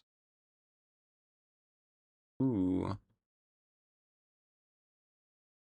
Interesting. The more you know. Can I see the girl here now? I wonder. Now that I've talked to her, will she be here? That's not her. She's not here. Oh, yeah, there she is. Never mind. I take it back. It looks like we meet again, Talifir. It's you, the adventurer, and her little assistant. Sorry, I've forgotten your names. The name's Paimon and Cheesecake. Welcome. Not welcome. Thanks for your help last time. By the way, thanks to you, we managed to use a conch harp to play ancient music. Still, what brings you here to Petrichor? That's what I wanted to ask you. I'm chasing a rumor, but I suppose adventurers like you might already be well ahead of the game. Rumors? What are you talking about? Don't you know about the big news of Petrichor lately? About how we accidentally saved the world? And what are you... No, I'm talking about the rediscovery of the legendary Faded Castle. The last records of the place are several centuries ago. And here I thought that was what you were here for. Oh, that might have had something to do with us, sure. In that case, I'm sure you know the castle once belonged to Boethius. Yes? The most important musician in Fontaine history. Whether it be the operas he wrote or the ancient Romurian scores he compiled, his works all have a special place in music history. Surely a vast wealth of resources can be found at the castle in which he once lived, each an important relic to us in the Musicians Association. As such, I rushed here as soon as I heard the news, trying to secure any important relics before all the adventurers get here. But I suppose you were one step ahead of me, eh? What should we tell her? That Boethius is actually a big baddie who used all that music to do a whole bunch of evil stuff? Would knowing the truth sadden her? The symphony can no longer be used for evil. What are you talking about? You haven't already found some ancient scores, have you? Well, what if, in Paimon saying, if Boethius was a really, really nasty guy, would you still want the musical scores he left behind? To be honest, well, I'm not sure what you mean specifically by him being really, really nasty. History has a few kinds words for him apart from his music. For his romantic opera, The Flying Outlander, we can easily tell that he never gave up on reviving the Remuria for so long as he lived, and consequently saw the newborn Fontaine as an enemy. According to historians, he also had a hand in the wars that occurred before Fontaine's funding. His musical achievements, however, are a different kettle of fish altogether. There might be false histories in this music, but they retain their value as art. And as I see it, these things are all part of history as well. Even the purest art can be used to do wrong, and all musicians would do well to remember that. But I'm sure you wouldn't use these things for evil. I'm just a researcher. I'm I'm honored beyond words simply to hear these ancient melodies. Speaking of which, since chance has seen fit for us to meet here, could I ask you to help me out with something? You can consider it payment for the favor from last time. You said you didn't need payment last time. In that case, this is just help then, right? Anyway, I mentioned earlier I'm here to look for the famous lost opera, The Flying Outlander. According to records left by someone named Ruggiero several hundred years back, it should be somewhere within the Faded Castle. Can you help me search for it? I imagine you're much better versed in such matters than I am, after all. Well, since you asked, Kay, and those scores don't have that power anymore, we might as well, right? Alright, I'll take that to mean you've agreed. Splendid. I'm counting on you then. I'll wait for you in the town in the meantime. Little does she know I already found the score. Because I'm just that awesome. Tell me about the music score. I found it. Or did I find it? I don't know. I don't know if this is the same one actually. Oh, it is. This is indeed the Flying Outlander. To think that you actually found it. It can't have been easy, but I was right to put my trust in you. Excellent adventurous. Still, thanks. Still, what are you gonna do with the score? Are you gonna perform it at the Opera Epiclis? Epiclis? Maybe make a pile of Mora? Making money is important, but I have no intention of keeping this for my own. This ancient art is part of the commonwealth of humanity. As such, I will release the Flying Outlander into the public domain once my research is complete. After all, I'm not recovering this lost play and filling in a page of history. Just wanted to say hi. You introduced. Oh, you're talking to Ray. Is Ray still here? Wonder. Who knows? Here's for missing the greater D too. Me here. Hello. Hello, me here. We're here. I'll be rooting for you. Well then, I suppose I should hurry back, research, and study. Await. Ah, yes, here's your payment. If chance shall allow it, let us meet again. Hello here. Here is here. Glad to see you here. Hello to Usaku too. I love the many renditions of my name. Usagu. Usagu.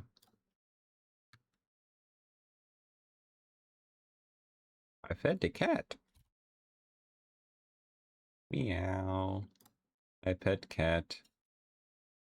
Oh my god, it's Pet Cat Simulator.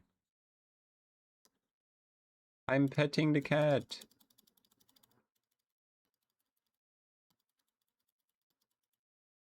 Yes, it seems I'll think he Usagu, not Usaste.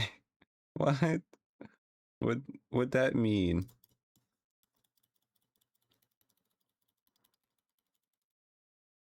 Cat doesn't like tail. I have pet the cat.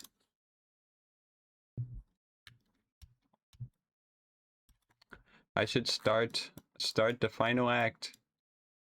The final act of Fontaine. The finale. Let me see Chevreuse first.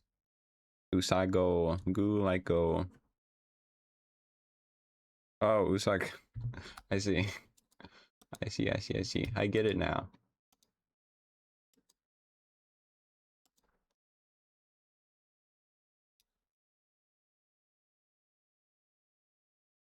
Chevreuse.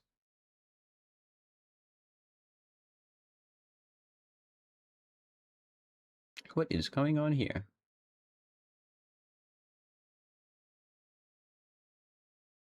Is she training people? Oh. They sped up. Oops, someone died. Unfortunate. Traverse, a bunch of stragglers have healed over.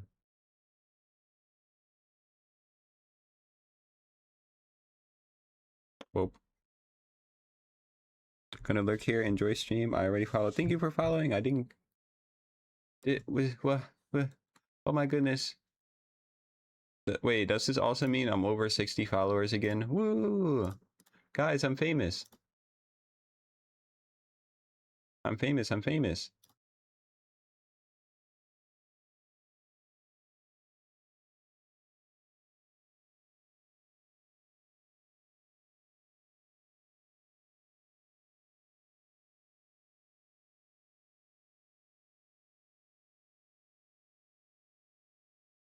What does the training involve exactly?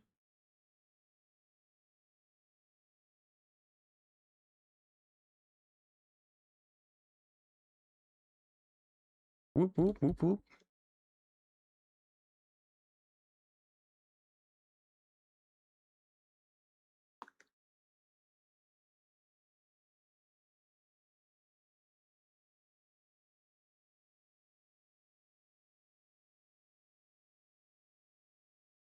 Incredible.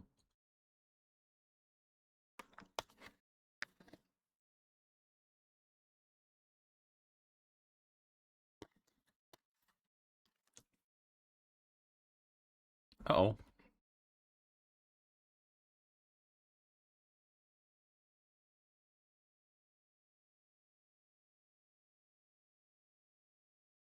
Speed.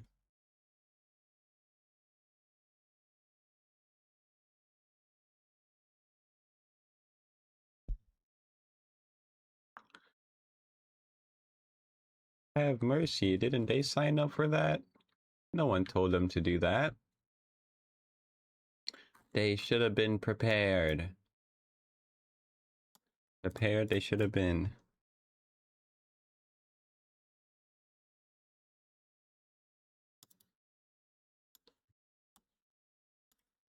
Whee! Time for Act 5. Nice. Okay, I still have it marked. Yippee.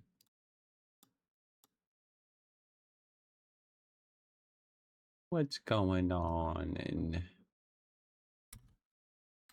which floor is this on? This is on the upper floor with the dormitories. The dormitories, yes. That's what it's called. Go to the dormitories. Let me mark this quest. Navigate.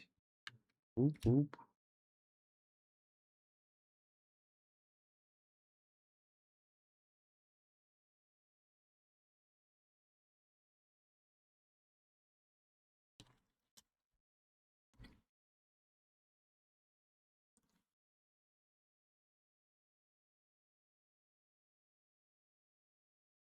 Yummy cupcake.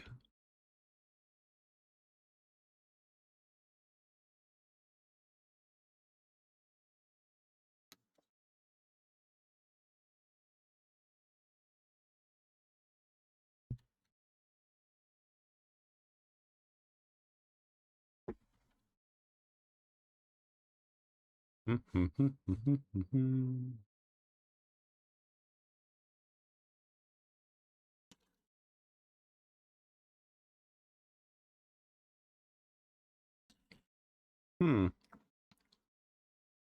This is the life she says as she's in prison.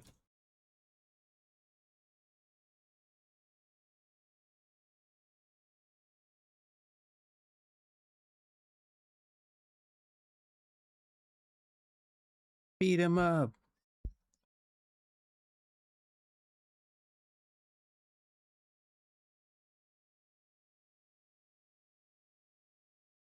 Masquerade of the guilty.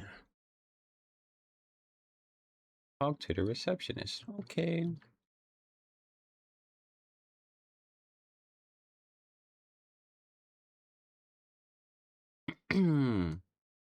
Wee.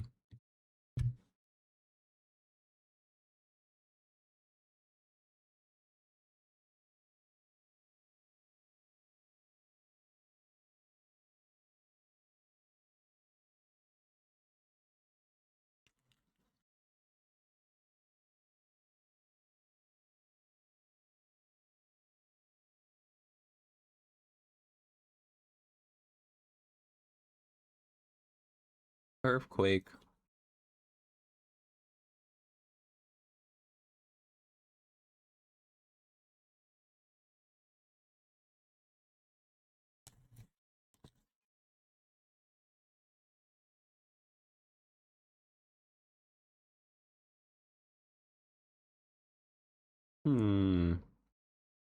Some spooky stuff going on here.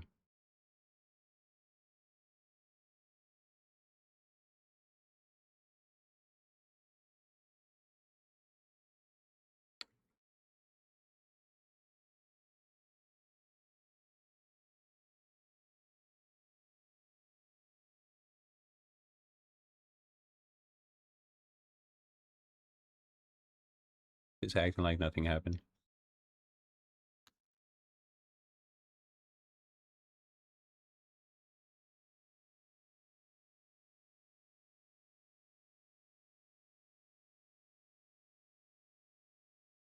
Hmm.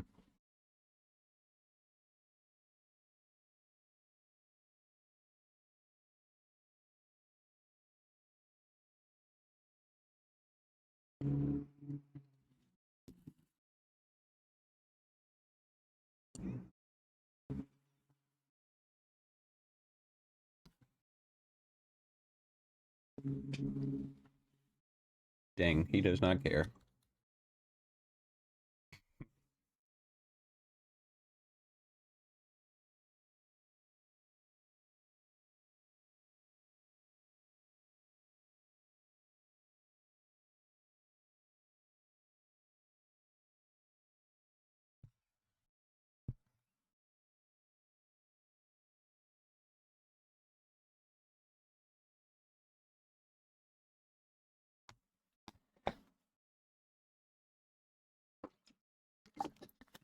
Strange to say.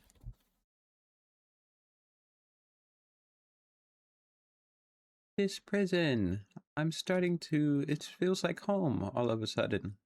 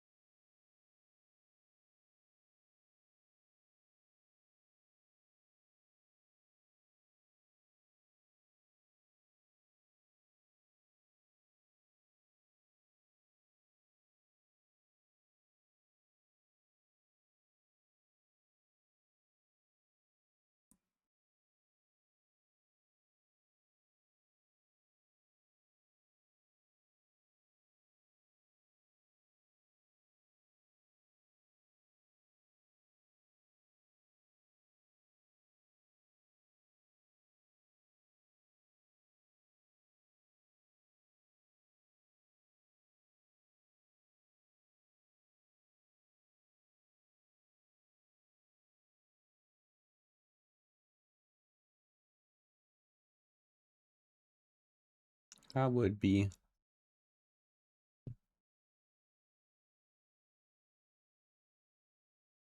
Do this. Yay!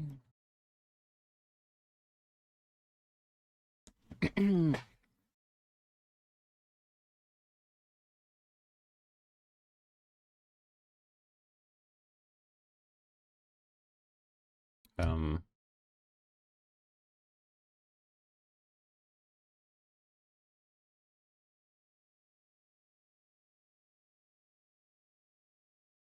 I don't know why I'm running. I just want to see the... I guess I'll see. Only one way to learn the layout of a place.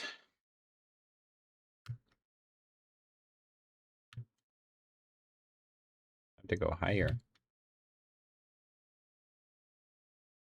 Actually, don't remember how to get out. Ooh. No, it's probably not there because that's the dormitories.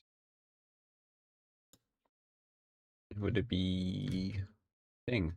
I don't remember.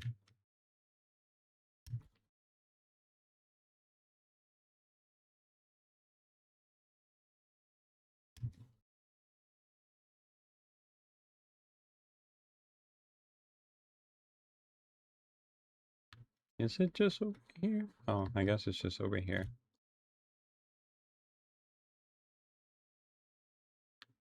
Oh, yeah, yeah, yeah. The infinite. Oh.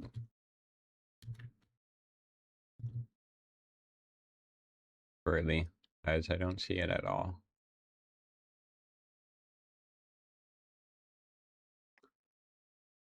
Look at it. Dang.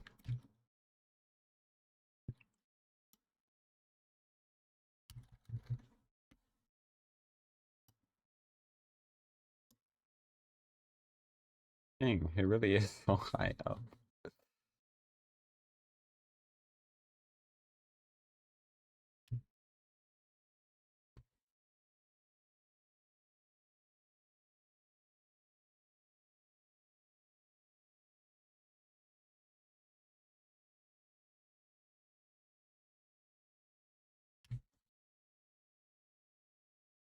Let me in. The long trip. Long trip up.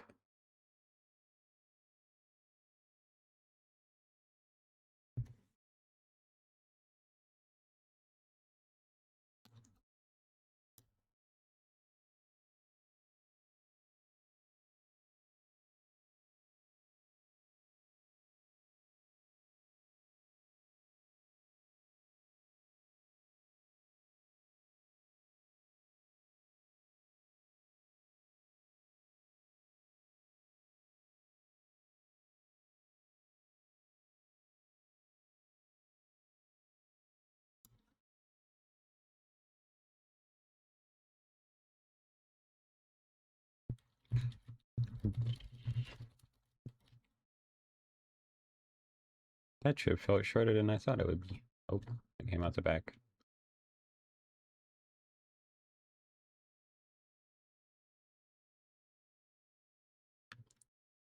The water is so pretty.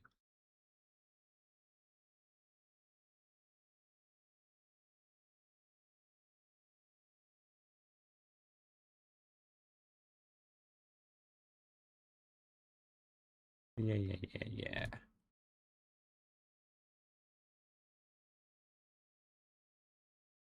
I somehow forgot this place existed.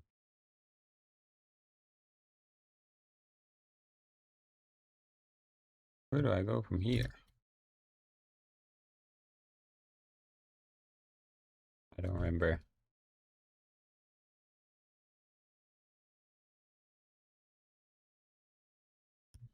I guess you don't.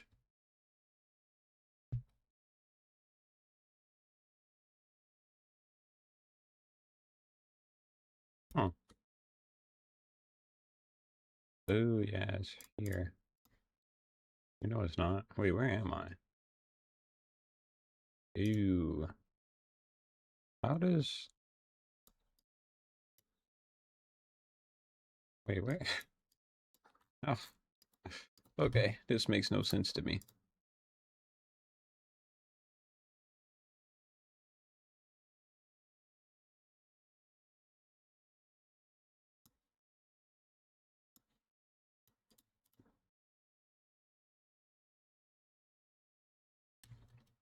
Yum.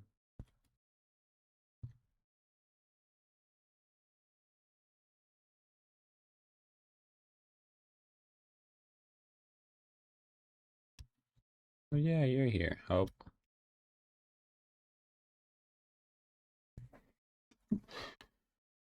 Busy day.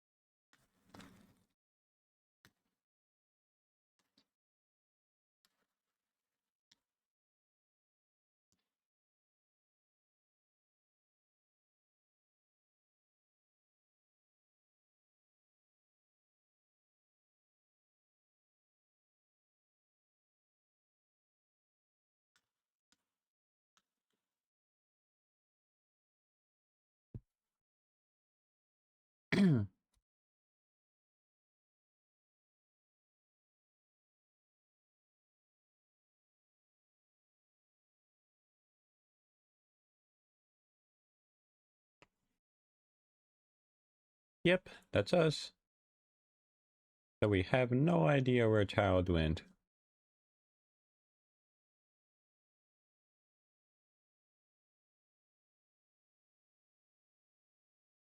Indeed.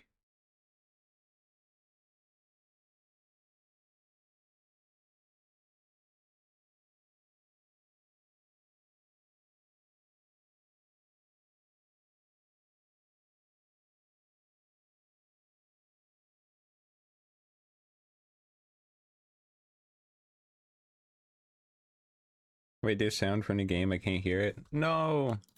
Did I break it? Has there been no sound this whole time? Oh, right, because I had to restart my game because of the... Because I was going into a cutscene and my screen was like black. It stayed black forever. Hold on. Here you go. Now you should be able to hear. No, I should have checked that. That's sad. There's been no audio ever since I restarted.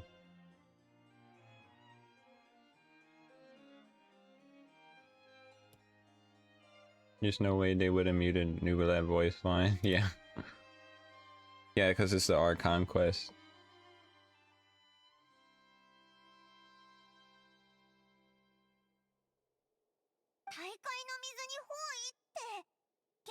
Thanks for letting me know. Thank you. That was probably like a total hour of just no game audio. 原始大会の内部。ありえないことではない。しかし普通の But I wasn't here when there was a stinky bot. Don't worry.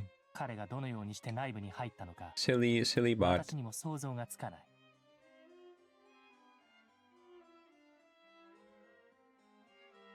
聞こう。そうだぞ。オイラも感じたぞ。公爵に聞いたら、揺れは水の下から発生したものじゃないって言ってたぜ。その件については、先ほど関連した報告を受け取り、現在対応していたところだ。ポアソン町付近が振動の発生源で間違いない。振動の後、付近の水位が急速に上昇した。Heart. 水位が上昇？まずいぞ。あそこの人たちが。幸い、水位の上昇はあくまで一時的な現象で、現在は大方戻っていった。だが、何か良くない予感がする。What is going on with the waters here? 今回の水位変化と原始大海の水の浸透に関係があるとすれば、ポア村長が直面した災禍は見た目よりもはるかに恐ろしいものとなるだろう。ナビアはポア村長にいるはずだよな。オイラたち、あいつの状況を見に行ってみないと。私も現場に向かいたいところだが、すぐにはここを離れられない。状況が悪化しないよう、周辺海岸地区の防災案を作成しなければ。手間をかけるが、先に行っておいてもらえないだろうか。私もこれが済んだら、すぐに現場に向かい、君たちと合流する。Sounds like a plan. 急いで出発だ。Mr. くれぐれ Nubilet. も気をつけてほしい。I will do my best.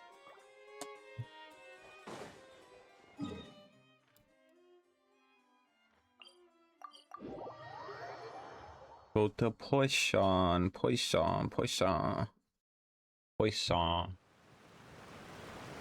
Clea told me that means fish. なんでこんなことに。Uh-oh.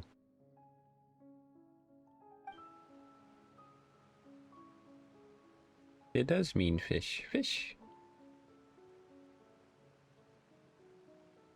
ビアがいるはずだよな。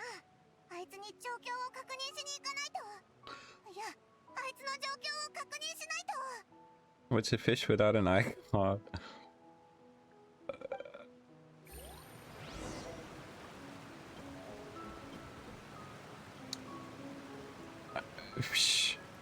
Yes. それ I love that joke. Can I collect this oculi? I'm gonna go crazy if it's here forever. Okay, I got it.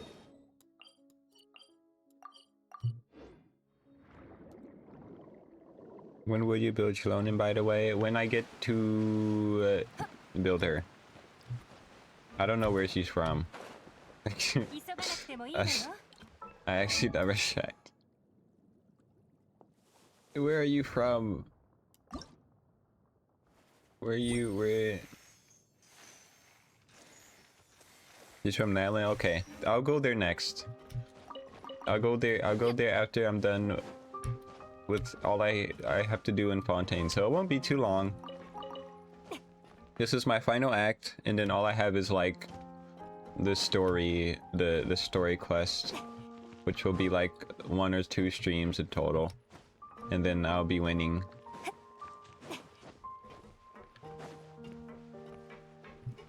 Thank God this place doesn't take as long as Sumeru, but also I'm kind of sad because I really like the story in this region.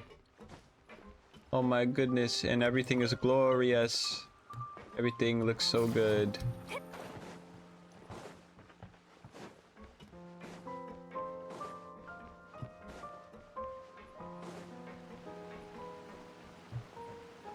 Whoa, I'm barely to Sumeru 4th Act. Can it go fast? You got this. You're almost there. I know how it feels. I was in Sumeru for literally, I think literally 2 months I was in Sumeru. ここまで歩いてもまだ誰もいない。おいら怖くなってきたぞ。あくしょ、これでどうやって暮らせと言うんだ。あそこの屋根に人がいる。じっとしてて、動かないで。今すぐ行くからバランスを保って。おう、早くしてくれ。 No M. Oh boy. ああ、この年で一人でどうやって生きていけばいいんだ。デジレ。あの人すっごく悲しそうだな。足、私の足が。分かってたらむやみに動かなかったのに。Maybe I have to edit a clip to post. Okay.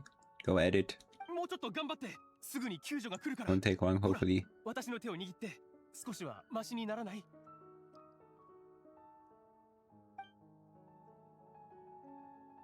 This place is in pretty dire status.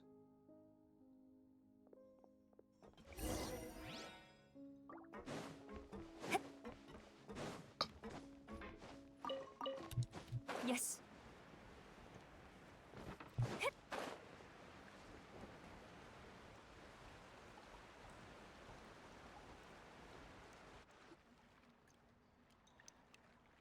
いた。ナビアはあそこだ。おーいナビア、大丈夫か？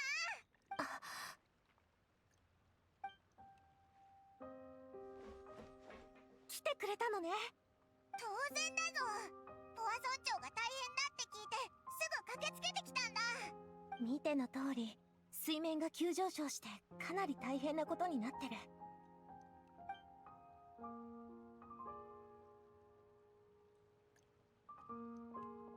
ボス、南東方面の建物のそばに負傷した住民がいました。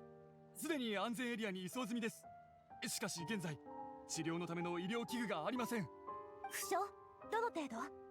転倒による怪我です。足の骨も1本折れているかと。その方は高所恐怖症で水が上昇した際屋上によじ登ったようです。飛び降りたってこと？第一小隊隊長に伝えて、負傷した人を医者のところに連れて行くように。彼ならどこに行けばいいかわかる。承知しました。では第一小隊隊長の本来の救助任務は私が引き継ぎます。任せたよ。Oh wow. ごめん、どこまで話してたっけ？ポア村長のああ、ポワ村長の状況ね。私から説明するよ。少し前に巨大な音が聞こえた。最初は下水道で何かが破裂したんだってみんな思ったんだけど、でもすぐにいろんなところから水が溢れ出てきたの。その水はかすかに奇妙な大海の水特有の光沢を帯びていた。でも事の重大さが分からず、ただの水漏れだと思っている人もいた。道端に立っていた人、水に触れた人、水位が上昇するにつれ逃げ遅れた人たちは溶けて、何が起きたのか察した人たちはなんとか高所に登ろうと逃げ始めた。その間、人混みに押されて怪我をする人もいたし、高所から落ちてしまう人もいた。スピナディロースらができる限りの速さで救助活動を展開したけど、町には死傷者が出た。幸い水位の上昇はしばらく続いた後に落ち着き始めたから、パニックは長引かなかったけどね。今回上昇した水の中には原始大海の水が含まれてた。ポア村長の低地には水が溜まってて、今も危ないの。安全のためその辺りの人たちには速やかに避難するよう伝えたよ。同じようなことがまた起こるのかどうかは誰にもわからない。だから全力で住民の避難を手伝うしかない。住民の安否確認はまだ終わってないけど、もうすぐ結果が出ると思う。こういういつ起こるかわからないっていうのが一番怖いぞ。怖いね。私もさっき起きたことの全てが夢であってほしいと思うよ。ナビア、オイラたちに何かできることはあるか？こんな危機的状況で手伝ってくれてることに感謝だよ。でも気持ちだけで十分。私どうやって感謝を伝えたらいいかな。そんなこと言うなよ。友達なんだから当たり前だろ。ボス、こちらでまた問題が発生しました。わかった。ごめん、ちょっと離れる。行っちゃった。こんな状況だし忙しいわけだ。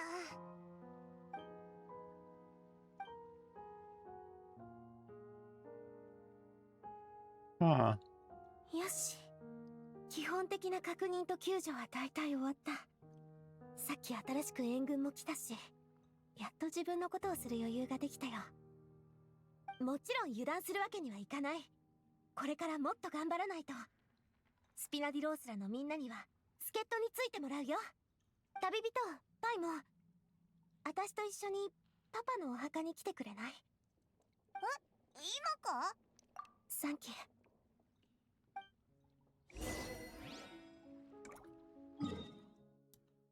Ooh, cemetery.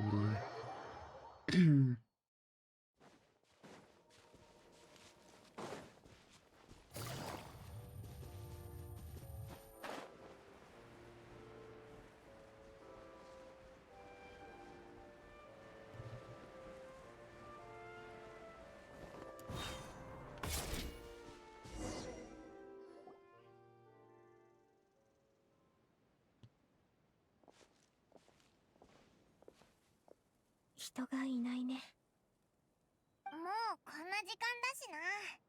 それにポア村長も今はこんな状況だし、墓参りに来る人はいないんじゃないか？そうね。こんなことになって生きてる人たちだって疲れ果ててる。亡くなった人に言葉をかけたくても、そんな。ナビア。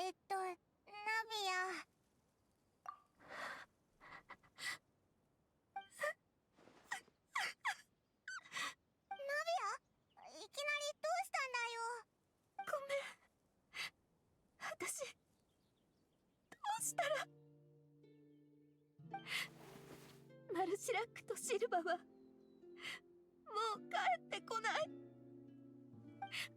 パパ、私は一体どうしたら。そんな。救助計画はみんなと話し合って実行した案よ。でも元はといえば私が言い出したの。救助の必要がある住民を助けるために二人は逃げ遅れて水に飲み込まれた。オイラたちどうすれば。長い付き合いだから彼らが覚悟の上だったってことは分かってる。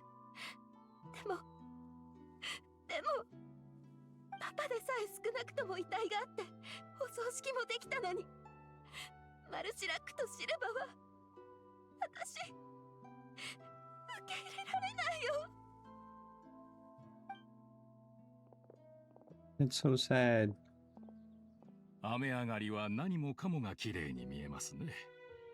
それは墓でさえも同じこと。ボスの墓前だというのにワインでも飲みたい気分ですよ。そうだな。この景色は悪くない。誰だってそうでしょ。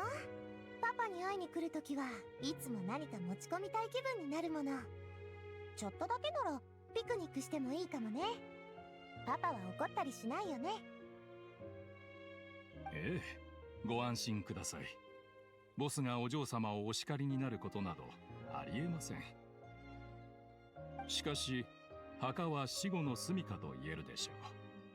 誰であろうと遅かれ早かれ用意する必要があるものです。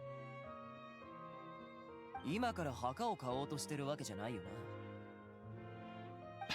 な。その必要はありませんよ。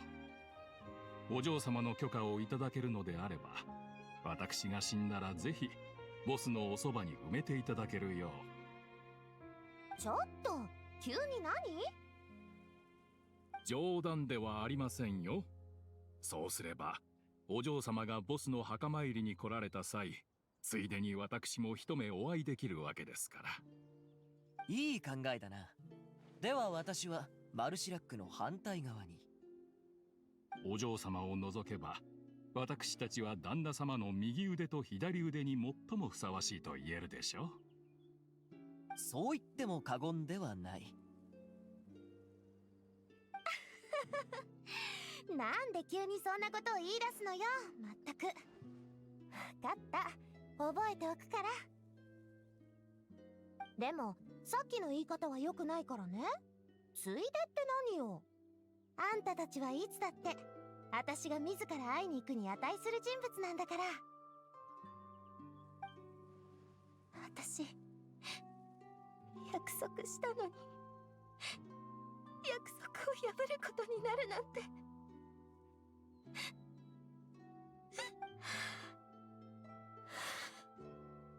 ごめん、こんな姿を見せちゃって。私いつもはあんまり泣かないの。ほんとよ。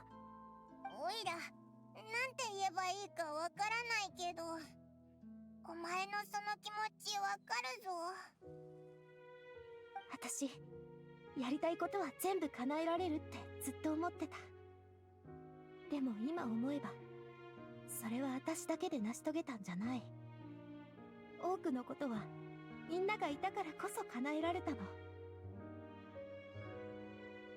マルシラックとシルバは私をたくさん助けてくれてた。それなのに結局こんな大事な時に私は何もしてあげられないなんて。ごめんね。ずっとここにいてもいいんだぞ。オイラたちはそばにいるからな。ありがとう。今の私にはこれで十分よ。そうだ、これを渡しとくよ。ポア村長の事故で亡くなった人のリスト。オーベルノ、ハーネス、ベネッティ、チベルニー、フランシーン、コリナ、デジレ、ジョインビレ、ジョリエンヌ、エソンヌ、そしてマルシラックとシルバー。あの災害の規模を考えたら。大丈夫。あんたの言いたいことは分かってる。マルシラックとシルバのおかげで被害状況をなんとか最小限に抑えられた。でもその代償に2人を失ってしまった。結果から見れば不幸中の幸いだと言うべきなのかも。そうだ、そんなこと考えたらダメだぞ。人が人を助けた、それは事実だけどさ、人が消えたことと戻ってこれたことは一緒くたに考えられることじゃないんだぞ。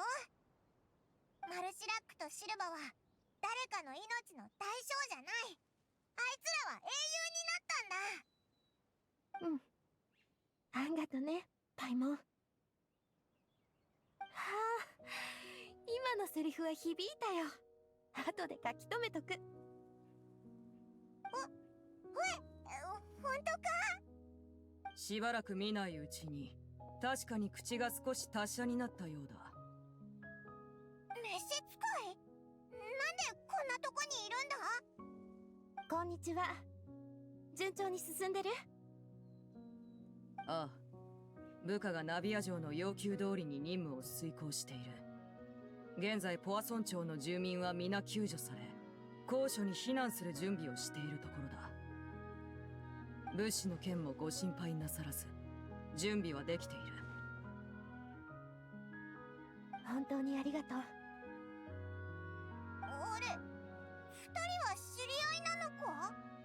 知り合って間もないと言うべきかな、お嬢様。一般的には偶然の出会いとでも言うのかしら。今回はそれに当てはまらない気もするけど、何せファドゥイ執行官の召使いが自ら私の元に来るとは思わなかったからね。召使いのおかげでスピナディロースらはファドゥイの強力な支援を得た。だからこそ今みたいなスピードで避難や救助活動を進められているの。互いに助け合うことは良い関係を築く上で必然的なルールの一つだ。私たちは共にフォンテーヌで活動していることだし、この程度気にする必要はない。いやしかし、ナビア城はご自身が語るよりよほど賢明なお方だ。そうだろう。協力前の探り合いは不本意ながら必要なことよ。許してちょうだい。私たちスピナディロースらはこれまでファデュイと深く関わったことがない。仲間を理解することは私たちにとって非常に重要なの。部下からあちこちでファデュイの兵士たちが交代で水面を観測したり数値の記録をつけていたことと、多くの防災物資も準備してくれたって報告が入った時、本当に驚いた。ありのままを目にしたナビア城を前に私が誇張する必要もあるまい。事実は見ての通りだ。強力な組織は善行であれ悪行であれ行動力に差はないもの。以前こちらの旅人にも話したが、私は予言を知っており、いずれ訪れる災いを阻止しようとする意志がある。スピナディロースらに力を貸すことは私たちファデュイにできることを実践する第一歩に過ぎない。負担に感じることなくこの誠意を受け取ってほしい。それにいつの日か私もナビア城に助けてもらうことになるかもしれないからね。召使いがいなければリストの死傷者はもっと増えていたと思う。ありがとう。この恩は忘れない。マルシラック殿とシルバ殿については心より哀悼の意を表する。可能であればこのような事態を避けるためにも私の部下たちにはもっと早く駆けつけてもらいたかったのだが。そう言わないで。責任を感じる必要なんてない。あんたもあんたの部下も全力を尽くしてくれた。パイモンが言ったように、マルシラックとシルバは誰かの身代わりになることを選んだわけじゃない。二人は代償としての犠牲なんかじゃなく、自ら英雄になることを選択したのよ。私、何かを崇高なものとして持ち上げたらあたかも痛みがマシになるような、そういう言い方はあまり好きじゃなかった。でも実際この瞬間になってみると、この言葉以上にしっくりくるものがないなんて。そうだな。ナビア城、どうかあまり気を落とされぬよう。フォンテーヌ人は水によって生かされ、そして水によって災いに見舞われる。人々がよく予言は因果を表すというのも理解できる。しかし残念ながら私はこのような考えが好きではない。あんたは状況を変えようとしている人。そうだよね。まさしく。だから今から私はブーフドエテの館に行かねばならない。まだ用がある上、子供たちの面倒を見る必要もある。ああ、旅人パイモン、もう一つ用があるんだ。予想外の展開だな。また送ってくれとか言って話を切り出すもんだと思ってたぞ。それも巧妙かつ便利な会話術だ。必要な時には使うが、今回は必要ない。ナビア城、下がらなくていい。旅人、いずれ共に手を組む日が来るはずだと以前話したのを覚えているだろう。私も君も原始大会に問題があることははっきり分かっている。前回のメロピデ要塞のゲートといい、今回のポアソン町の水面上昇といい、どれもその合図だ。ああ、ハウス・オブ・ハースの情報網から得た最新の情報を一つ教えてあげよう。直近の調査で子供がポアソン町の近くに遺跡を発見した。遺跡は古く、様々な観点から見ても考察する価値のあるものだ。識別した年代からして予言や災いと関連性があるかもしれない。緊急事態ということもあり、どんな情報でも非常に貴重だろう。当初、私の部下がポアソン町に来たのは遺跡探索の準備をするためだった。まさかここで災いが起きているとは知らず、今は救助活動を最優先にしている。そうだったんだ。子供たちを連れて一緒に行こうとも思っていたが、リネット、フレミネはポアソン町の住民を受け入れるために高所へ派遣させた。リネによれば、ハウス・オブ・ハース以外で子供らが最も信頼する人物は君だということだ。だからこの任務を君に依頼したい。ハウス・オブ・ハースではメンバーを互いに家族と呼んでいる。しかしリネット、フレミネの3人は旅人とパイモンをハウス・オブ・ハース出身ではなくとも家族だと。この強い絆については私があえて言うまでもないだろう。ちょっと嬉しいぞ。先ほど私が提供した情報の価値は高い。しかし君は子供たちの家族なのだから共有するのは当然のことだ。わかった。遺跡に行ってくればいいんだな。オイラたちに任せろ。ちょっといい？私も一緒に行っていいかな？ナビア城がご同行を？ダメだ。ナビアは今最悪な気分なんだろ。ちゃんと休めって。最悪なのは間違いない。でも道端の椅子に座ってぼーっとしているわけにもいかないじゃない。災いが来た今落ち込んでも意味がない。後継者としてパパの期待を裏切らない働きをする。それにこれは自分のためでもある。何かして気を紛らわせないと。そうすればマルシラックとシルバのことを考えずに済むから。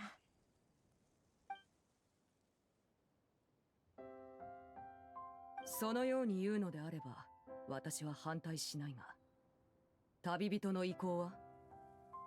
ならば遺跡はポアソン町の南にある。これが地図だ。よし、オイラたち3人に任せろ。ちょっと支度したらすぐに出発しようぜ。 To the ruins we go!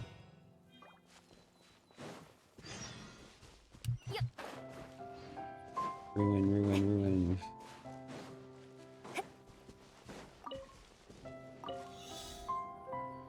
I am professional ruin hunter.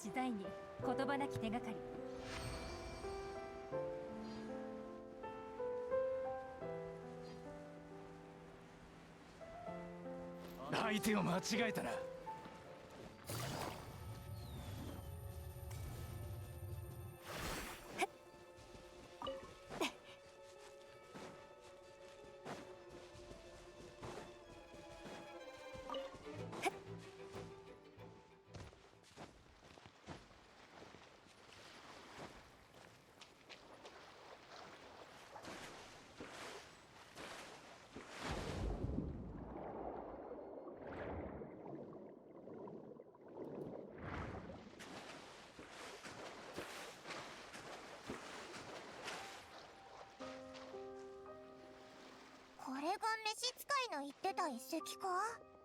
おお、なんか荒れ果ててるな。 Oh my god, would I be able to test Navia? I wanna play Navia. Let me play. Let me play. Let me play. Let me play. Let me play.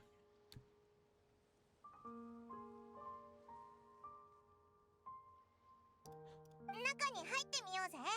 くれぐれも気をつけてね。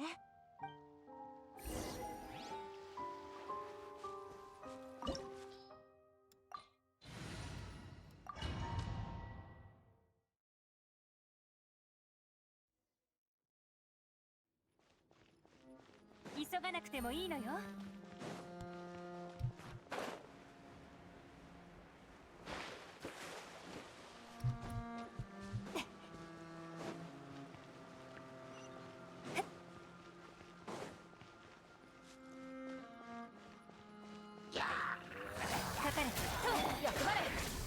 びこりなさい。手加減なしだぜ。糸よ、工作せ。はびこりなさい。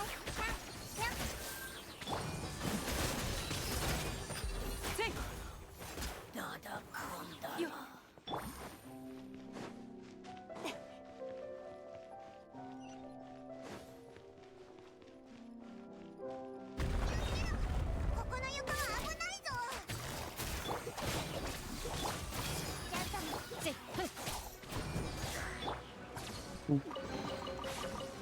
Goodbye to Mr. Electro.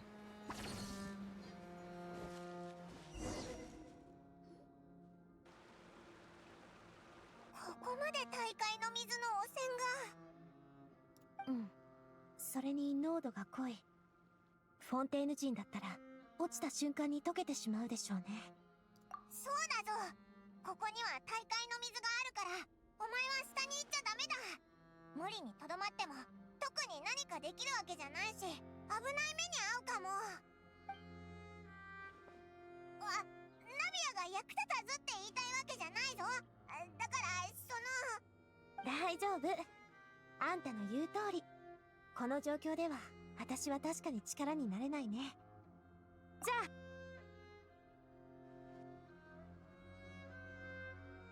困ったな。先に進むしかないかも。じゃあナビア、ここでオイル Oh my たちを god. 待つか？ Hello, hello. Thank you for rating. How was your stream? How about people who might have already been here? Uh-oh. Hello. Hello again. It was fine. What did you do? That kind of came to me as a surprise. I was like really focused on the story.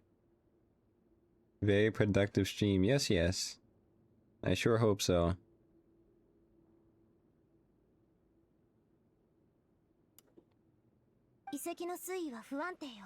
I am currently doing Fontaine's Act 5.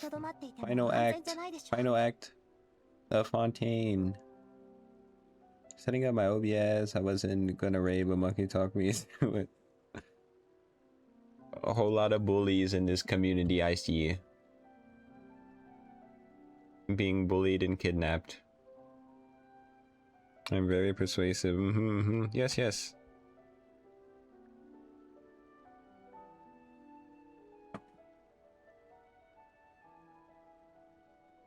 Progress choice.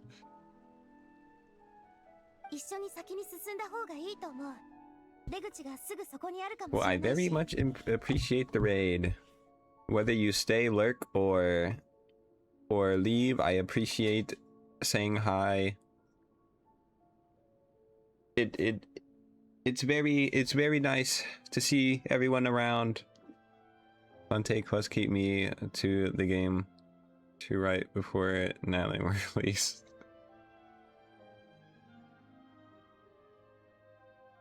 じゃあしばらくはオイラたちと一緒に進むしかないな。 I'm so sad 気を this つけろよ。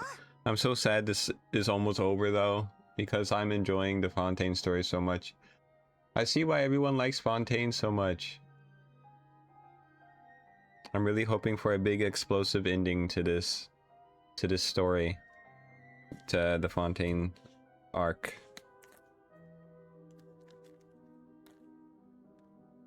But I see the hype, Fontaine was too big, expectations were too high.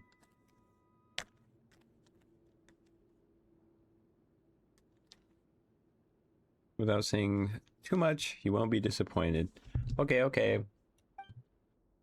Yes, do not spoil me. As I'd love.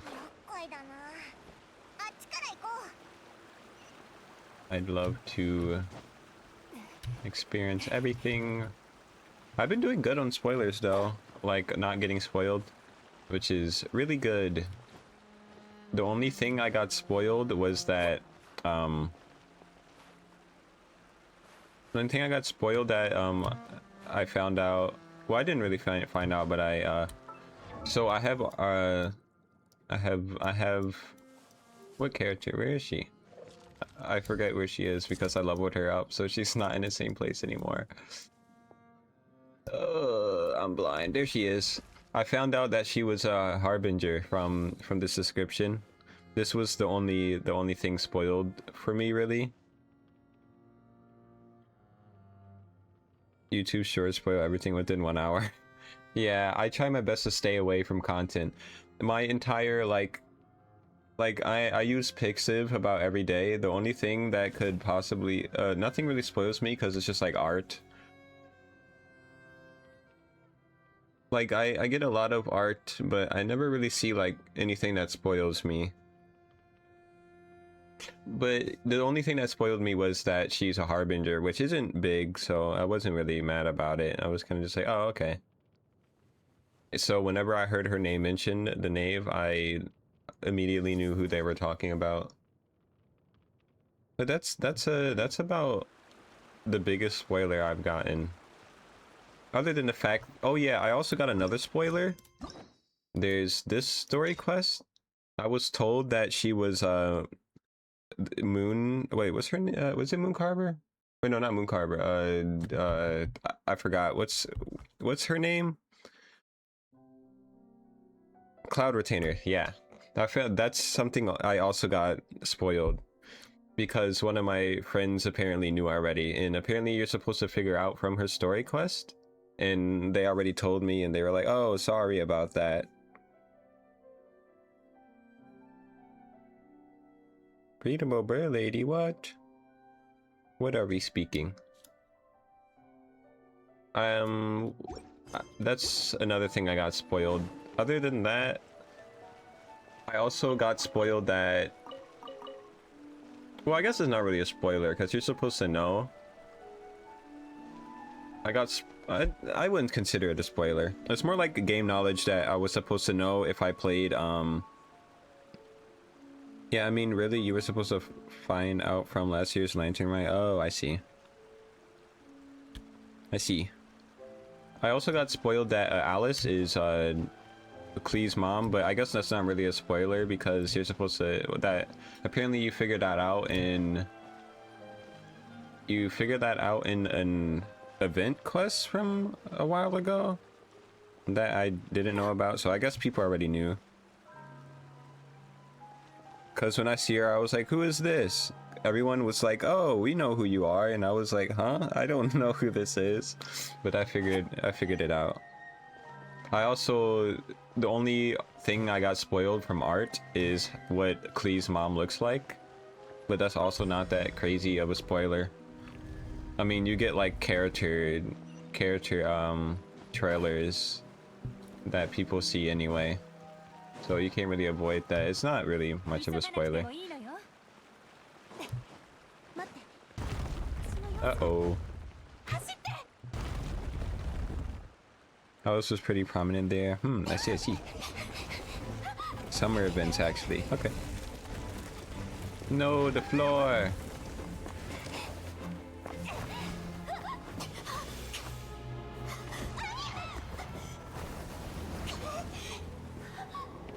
So much for survival instinct.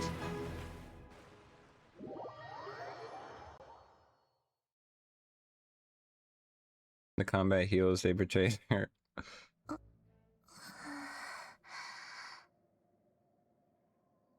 Where? お嬢様。 Oh, お yeah. 嬢様。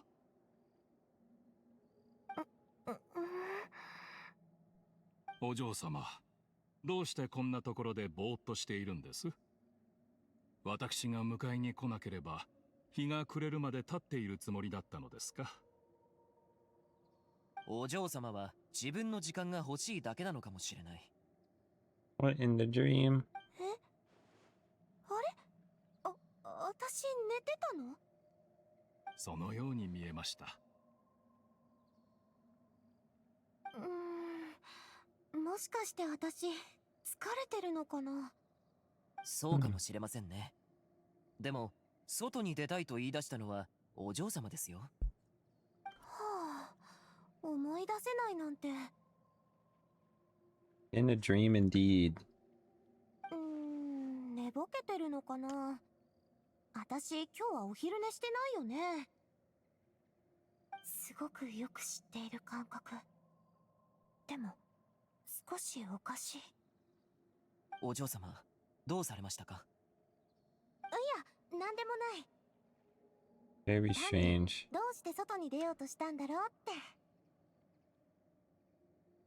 覚えていらっしゃるかわかりませんが、国外の商人との債務問題で、ジベルニーさんが私たちに援助を求めてきたことがあります。外出するついでにジベルニーさんの様子を確認してみようということです。ああ、そうだったかも。そんなことがあった気もする。およ、ナビアさん、それにマルシラックさんとシルバさんまた会えて嬉しいよ。最近はどう？おかげさまで最高だ。あの面倒な奴らはようやく俺がその目当ての人じゃないって分かってくれたみたいだ。俺は保証人ですらないんだ。 Melissa and Silver, yeah. 朝から晩まで俺の家に来やがって、隣人のオーベルノーもうざがってたんだ。力で人を黙らせて話を聞いてもらうというのも時には必要なようですね。間違いない。あ、そうだ、ベネッティ。この前ナビアさんに何をあげるって言ってた？ああ、少しお待ちを。ナビアさん、私が育てた花の種です。どうか受け取ってくれませんか？すごくいい品種なんですよ。とても大きくて綺麗な花が咲くんです。我が家の問題はナビアさんがいなければ解決することはできませんでした。あ、些細な気持ちですが、どうか受け取ってください。あんたが育てたの？あんがと、もらっておくよ。マルシラック、家に秋の鉢はまだあるよね。お嬢様のお望みでしたら、秋の鉢はいくらでも。じゃあ決まり。育ったら観葉植物を全部ベネッティさんがくれた花に変えましょかしこまりました。う。待って、何かがおかしい。奥さん、私の聞き間違いじゃなければ、お名前はベネッティよね？はい、そうです。それが何か？ううん、初対面なのにあんたの名前は聞き覚えがあるような感じがするわ。もしかしたら前回旦那さんと話をした時に聞いたのかもね。私は絶対にその名前をどこかで聞いた。そう、つい最近。間違いない。そうだ、どうしてここはこんなに人が少ないの？みんなどこに行ったの？お嬢様、お時間にご注意を。私たちは本日他にも重要な用事がございますので。何があるの？おや、まさかお忘れですか？ナビアさん、ここにいたのね。ずっと探してたんだから。早く歌劇場に向かって。ナビアさんの審判がもうすぐ始まるわ。A trial. 私の審判？私、歌劇場に行かなきゃいけないの？そうです、お嬢様。間もなくお時間ですので出発しましょう。わかった。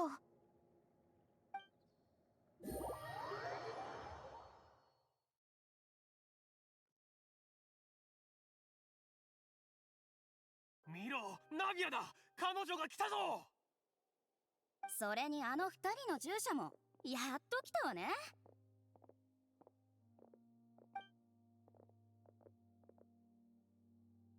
審判を見に来てる人が多い。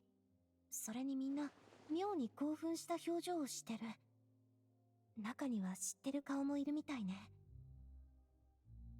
コリナ、デジレ、ジョインビレ、ジョリエンヌ、エソンヌ。こんなにたくさん来てるなんて。この事件、どうして私は全く覚えがないの？審判官は、あれ？ヌビレットさんがいない。お嬢様、被告席へどうぞ。ご安心ください。私とシルバが付き添いますので。わかった。でも、私の後ろに立ってていいの？いつもなら許されないでしょう。ですが、今日はいささか特別ですから。あの人たち、ここなんだと思ってるの？本当に理解してるのか？まったく。ちょっと、こそこそ話さないでくれる？審判官のヌビレットさんがどこにいるのか教えて。私はどうしてここに立たなきゃいけないわけ？ That's what I want to know. 親愛なるナビアさん、まだ自分の犯した罪に気づいていないと？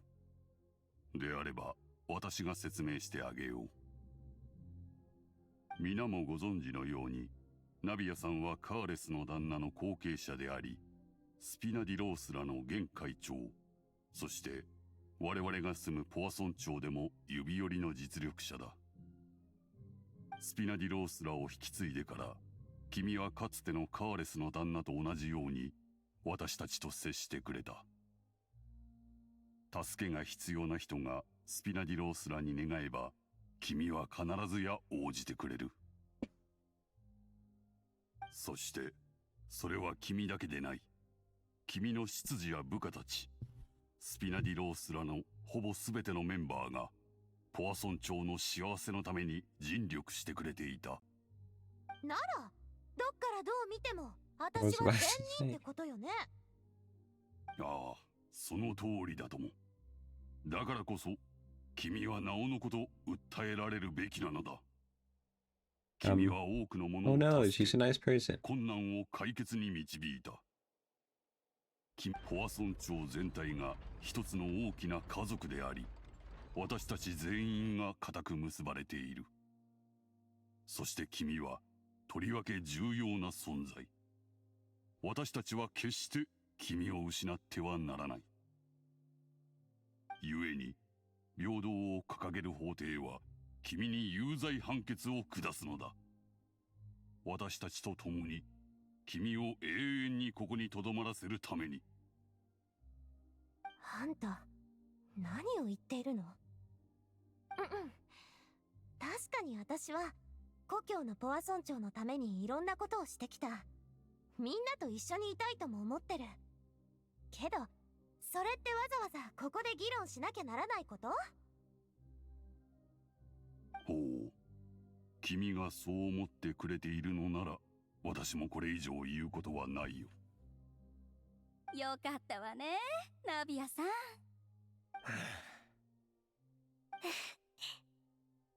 みんなこの見知った人たちはどうして全員笑ってるの？思い出した。そうか、わかったぞ。この審判は。いえ、違います。待ってください。そうではありません。マルシラック？マルシラックさん、何を言い出すんだ。私たちの考えは寸分たがわない。さあ法廷よ、彼女に判決を下すのだ。有罪判決を。ここに No! 残ってナビア、あなたは私たちの一員なんだから。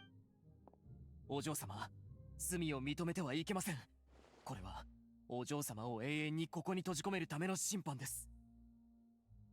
弁護権を行使します。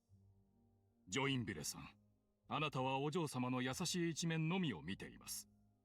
彼女は優しさを持つと同時に完全に独立した考えを持った人間です。お嬢様は生まれながらにして自由で独立心が強く、何者にも縛られてこなかった。たとえカーレス様の死を前にしても、お嬢様はその歩みを止めていない。お嬢様がされてきたことは何かしらのグループの一員であることを自認する証明にはなりません。彼女は単に個人として他の方々に優しい手を差し伸べているだけなのです。その違いをどうかご理解ください。なるほど。個人としてか。だが忘れるな。私たちはフォンテーヌ人。ここは正義の国で、水の国であることを。ナビアさんが個人の意志でそう決めたとしても、その素晴らしい魂が最終的に皆のところに帰ることには影響しない。水は全てを受け入れ、全てを融合させる。当然、彼女のその善意も例外じゃない。水の国では、全てのものが計られ、やがて皆一つとなる。見解が一致したとき、その見解こそが正義そのものを表す。今の私は、全てのものを代表した存在だ。私たちの見解はいずれも完全に一致している。ナビアさんはここに残るべきであり、ナビアさんと私たちは一つであると。それがあなたたちの言う正義ですか。滑稽にも程があります。あなたたちはただお嬢様にまだ個体として存在する望みが残っていることを妬んでいるだけに過ぎません。忘れないでいただきたい。あなたたちもかつて独立した自由な個体になりたいとどれほど願っていたかを。あなたたちは私たちに属する正義に背くのか。その正義が花から間違っているなら、それを認める必要もない。そちらの理屈であれば、私たちも自分の正義を掲げることができます。私とシルバはお嬢様を守りましょう。これが私たちの正義を貫く手段なのです。どういうこと？頭が痛い。お嬢様、シルバー、なんだか頭がクラクラする。気分が悪いの。目の前に星が飛んでるみたい。そっか、ずっと奇妙に感じてた理由が今わかった。コリナ、デジレ、ジョインビレ、ジョリエンヌ、エソンヌ、あとさっき会ったジベルニーとベネッティ、それからマルジラックとシルバも。認めたくないけどみんなもう死んでるんだ。恐れることはありません。そしてこの罪を認めないでください。私たちは最後までお嬢様を守りますから。バカバカしい。なんでそんな堅くなに審判を受けさせたくないの？私たちが多数派なのよ。審判の国では多数派こそが絶対の正義。逃がしちゃダメよ。何があってもナビアさんを引き止めないと。マルシラックさん、シルバさん、まだ分かってくれないのか。たった二人でどうやって集団に逆らうというのだ。抵抗は諦めろ。これは崇高な審判であり、ナビアさんは私たちに属すべきなんだ。あんなことがあったのだし、孤独なポアソン町に一人残すべきではない。あんたたち一体。もう言い訳は聞きたくない。俺たちが妬んでいるだって。彼女が独立した答えなわけないだろ。 What in the world? みんな様子が。誰が彼女を妬むというの？最初から俺たちに属してるじゃないか。そうだろ、ナビアさん。静粛に。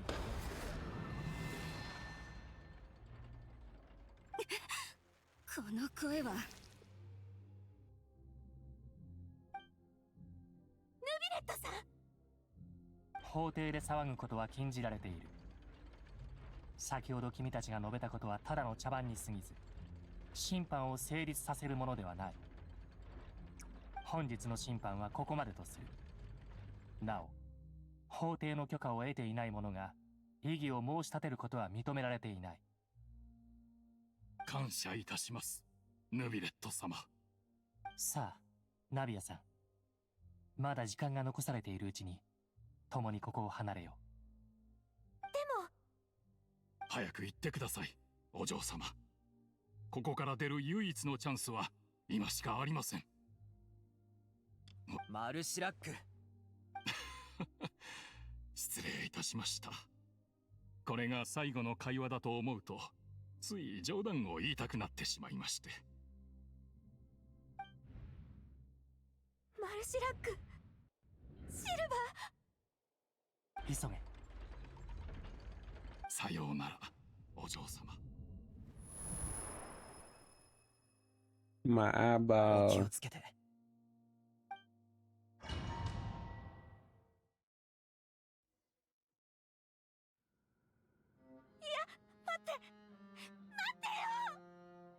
Intense stuff, yeah. 目が覚めたか。体も無事なようで何よりだ。When did your dragon get here? 私、夢を見てたみたい。マルシラックとシルバがまだ生きてて、狂った審判から私を守ってくれたの。大丈夫か？悲しすぎて悪い夢でも見たのか？おいらがぎゅっと抱きしめてやってもいいぞ。先ほど私がここに着いた時、君たちのいた場所が崩れ、ナビアさんが水面へ落ちていく瞬間を見た。本来であれば一瞬でも水に触れれば溶けてしまうのだが、何があったの？うっすらとだが、2匹の純粋精霊が君を受け止めて保護している姿を目にした。もし彼らがいなければ、救い出す前に君の意識は消えていただろう。ちょっと待った。純粋精霊だって？それってバシェの時と同じなんじゃ。もしかするとその2人こそ君の夢に現れた人なのかもしれない。声はいらないってずっと2人に言ってきたのに、まさか死んでもなお私を守ってくれるなんて。こっちに来てくれ。Dang. ヌビレット、どうしたんだ？いや、大したことではない。何か話をしないか？なんだよ、急に難しい顔して。どうしたんだ？あ、わかったぞ。お前無理やり話題を探そうとすると気まずくなるタイプだろう。私はただナビアさんに一人になる時間を与えるべきだと思っただけだ。だったら最初からそう言えよ。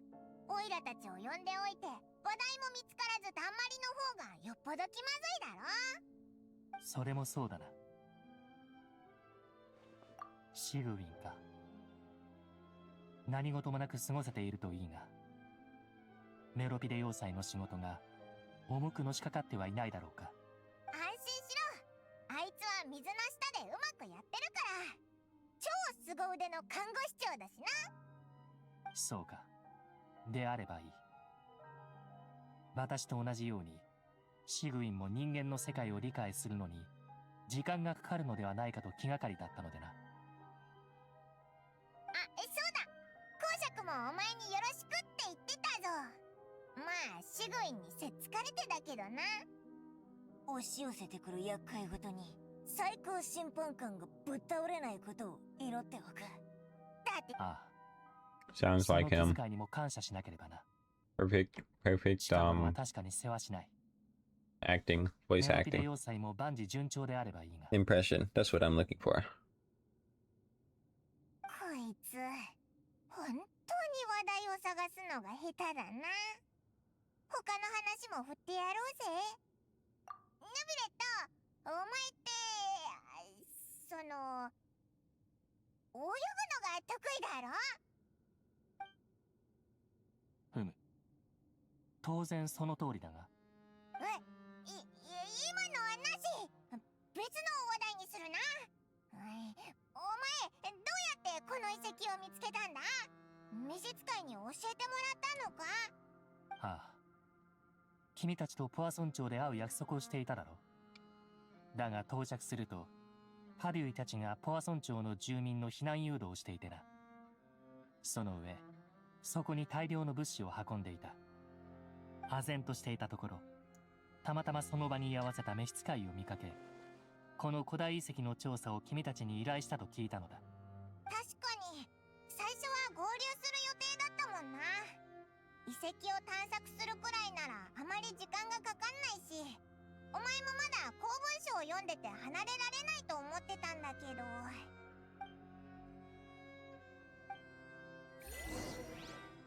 So do I. みんなお待たせ。ごめんね、だいぶ落ち着いたよ。 Hey. さあ探索を再開しましょう。ところでヌビレットさんも一緒に行くの？ああ、同行させてもらう。また一人増えたな。よーし。Yeah. これこそが知恵の伝道。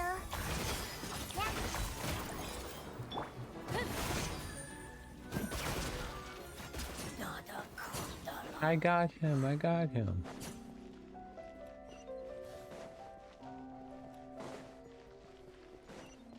また崩れそうな道だぞ。みんな Why is everything falling? Under my feet. Even the thing I'm climbing.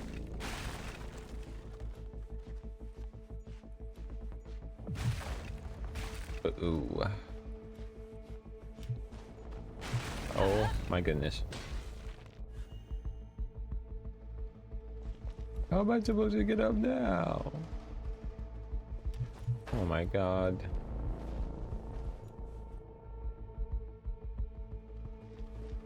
Hey.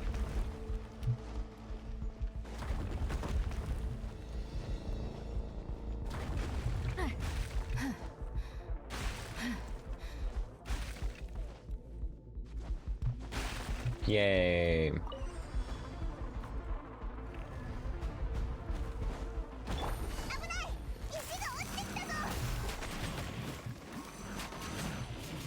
Oh, I'm on the wrong character. 渚のリンここであんたを潰す。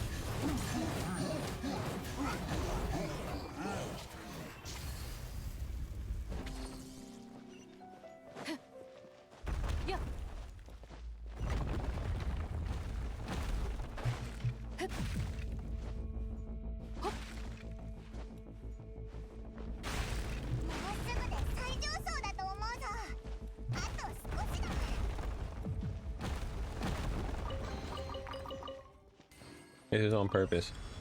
There's someone dropping rocks from the sky. いやいや捕まえた。しっかり立ってな。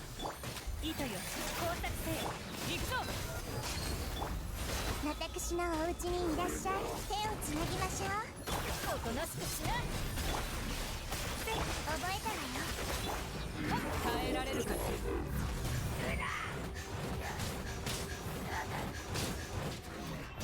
どの目が出るかしら。はびこりなさい。ラブサのリング。かかれ。うわ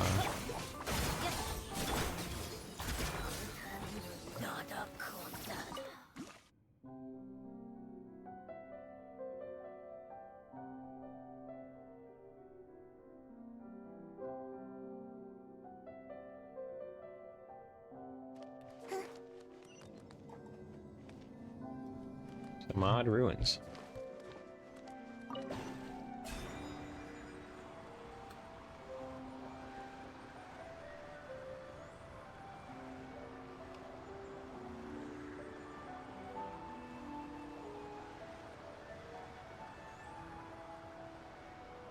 Hmm.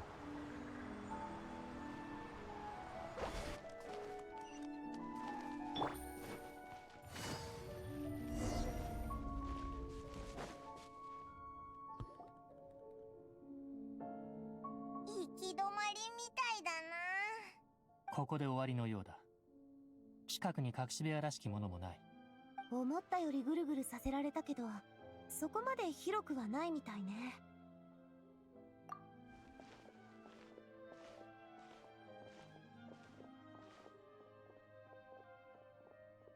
石板？ここに奉納されてるみたいだけど、取ってみるか？待って、あまり不用意に触るのはやめときましょう。台座が4つに対して石板は3つしかないな。1つ目の台座にはまってたはずの石板がないぞ。近くの壁も崩れている。下に文字が書いてあるな。どれどれ。これは滅ぶべき国である。過去からその未来の歴史を記そう。どういう意味だ？誰かが意図してこの石板と言葉を残したみたいね。けどそうなると、この滅ぶべきっていうのはフォンテ That's ー what ヌ it の looks like. これは予言を示した内容だろう。石板に描かれた絵は予言の描写と確かに一致している。例えばこの2枚目だが、ひざまずいてる信心深そうな人がいるな。その後ろにまた同じポーズをした人がいるぞ。彼女が見てる方向はなんだこれ。空に浮かぶ島？ 3枚目の絵の真ん中にいる人はフリーナ様？水神様が水に落ちたってこと？それに周りを人が囲んでるな。ちょっと理解できなくなってきたぞ。で、こっちの4枚目だけど、これは私も知ってる。フォンテーヌで噂になってる予言と完全に一致してるみたいね。人々は皆海の中に溶け、水神は自らのカムクラで涙を流す。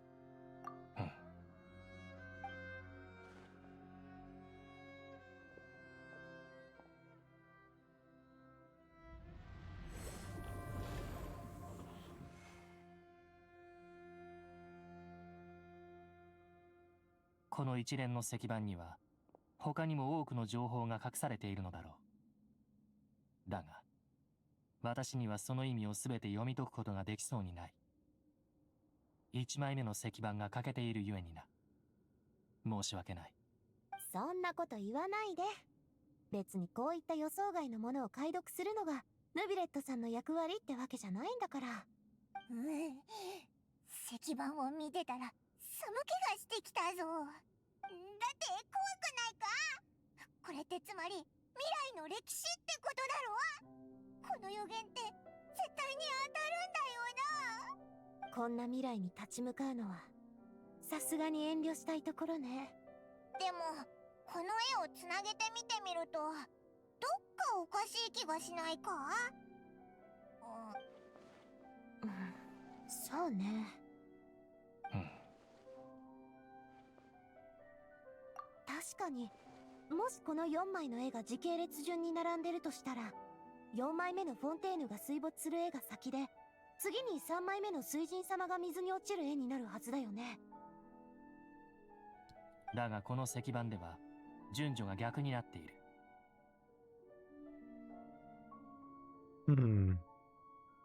これが時系列通りなら、3枚目にフリーナ様がいるし、この2枚目に書かれてる方は先代の水神様なのかも。エゲリアか。彼女を実際に見たことはないが、絵に描かれた彼女の姿は確かに記録と一致している。仙台水神が空に浮かぶ島に向かってひざまずき、その姿はまるで罪を認めているかのようだ。まさか水神様が罪を犯したってこと？そうじゃなきゃこんなことをする理由が。lot of どうして unknowns. こんな古い石板が存在するのか気になってたけど、内容を見た感じ、まさかこれが予言のもとになってるとか？だったら石板を作ってこの言葉を残した人は誰なんだ？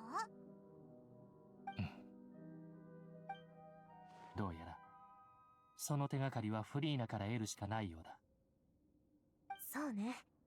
もう近くに手がかりはなさそうだし、ここで時間を無駄にするのはやめて戻りましょうか。そうだな。まずは安全な場所まで戻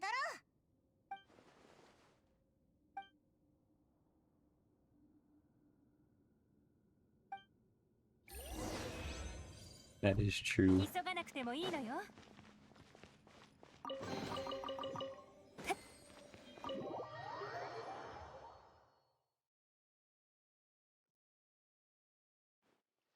ここで別れましょう。一応まだスピナディロースラの方を見ておきたいからね。ほら、助けてもらっているにせよ、自分の目で見といた方がいいことって多いし、その方が安心でしょ。あちこち走り回ったのに、まだそんな体力があんのかよ。元気だな。おいらはクタクタでもう倒れそうだぞ。今夜はサンドル川に戻って休んでちょうだい。長いこと付き合ってくれてあんがとね。私もこれで失礼しよう。皆大変な一日だったな。ゆっくり休むといい。旅人。私は明日の午前中、フリーナに石板のことを聞くつもりだ。君もきっと気になっていることだろう。時間があれば、明日の午前中に私の執務室へ来るといい。聞いたことを共有しよう。本当にフリーナに直接聞くのか？大丈夫かな。どんどん真相に近づいてるはずなのに、逆に恐怖が増していってるぞ。彼女はずっと秘密を隠している。そうやすやすと譲歩することはないだろう。だが、そうであればあるほど、私は自分の役割を果たし、彼女に現状を理解させなければならない。おう、しっかり頼んだぞ。何しろフリーナと話せるような立場の人ってお前しかいないし。今夜、どう話を切り出すか慎重に検討しておこう。旅人 Yeah, man, don't mess it up. サンドル川にあるスピナディロースラの拠点は変わらずあんたたちを歓迎してるからね。安心して泊まってちょうだい。それじゃまたね。 Time to wait till tomorrow.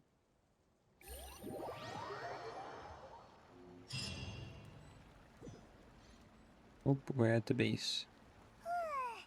やっと戻ってきたぜ。お、戻ってきたか。今夜はあんたら客人のためにスペシャルメニューを用意してあるぜ。 No way. お、美味しいものまで用意してあるなんて。ナビア、いや、ボス最高だぜ。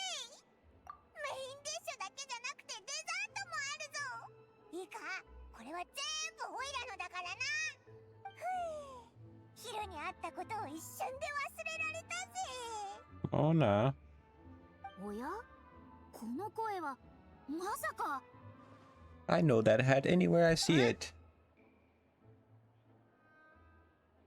あなたたちどうしてフォンテーヌにいるんです？ Likewise, what are you doing in Fontaine?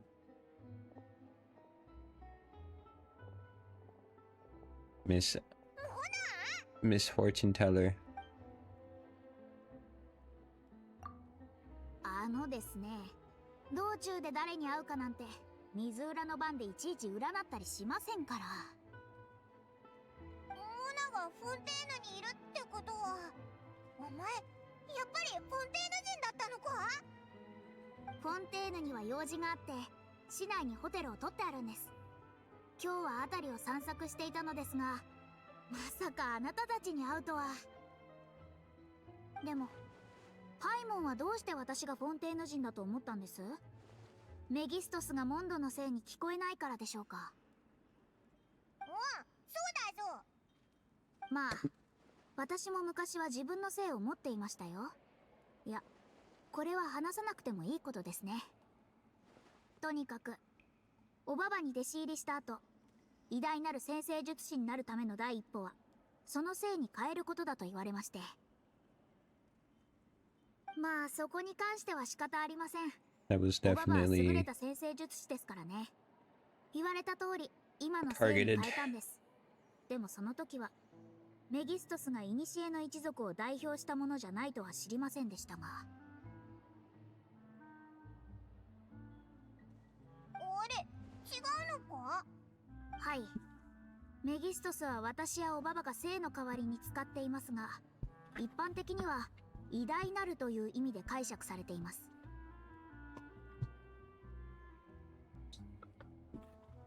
自分を称えるような言葉を名前に入れるなんて、まさかその部分も家系図に載せるつもりじゃないだろうな。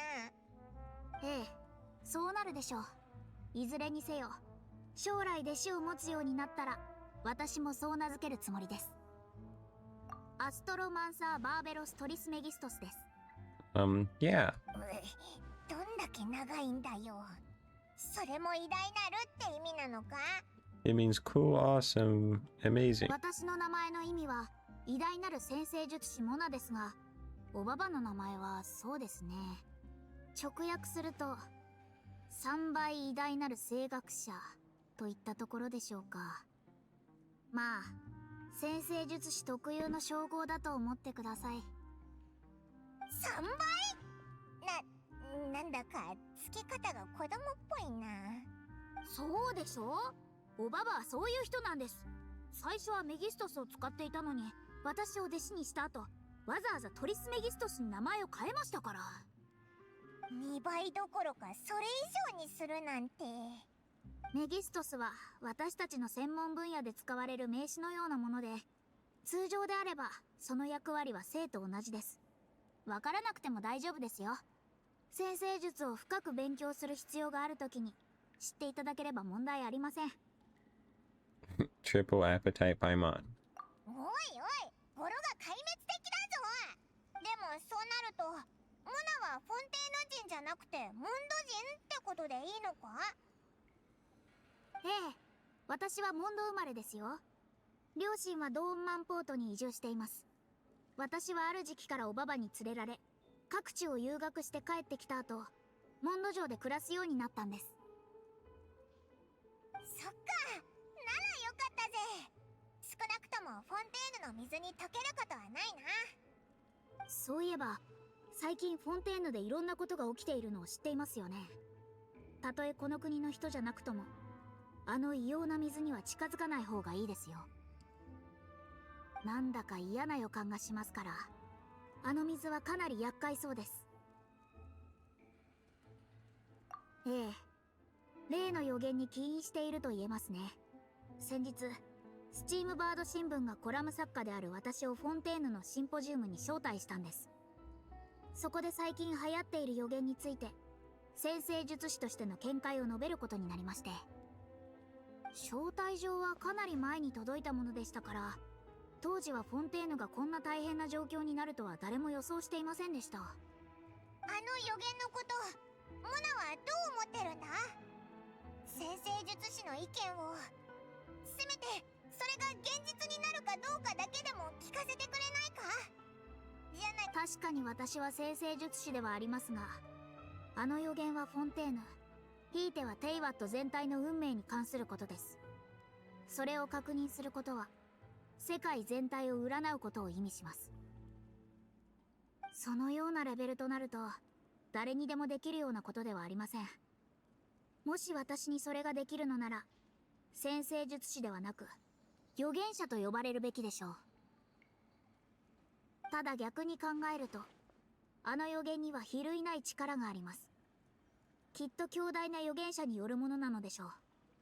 その内容は世界の運命に関わるものであり、根拠がないからとないがしろにするのは絶対に間違っています。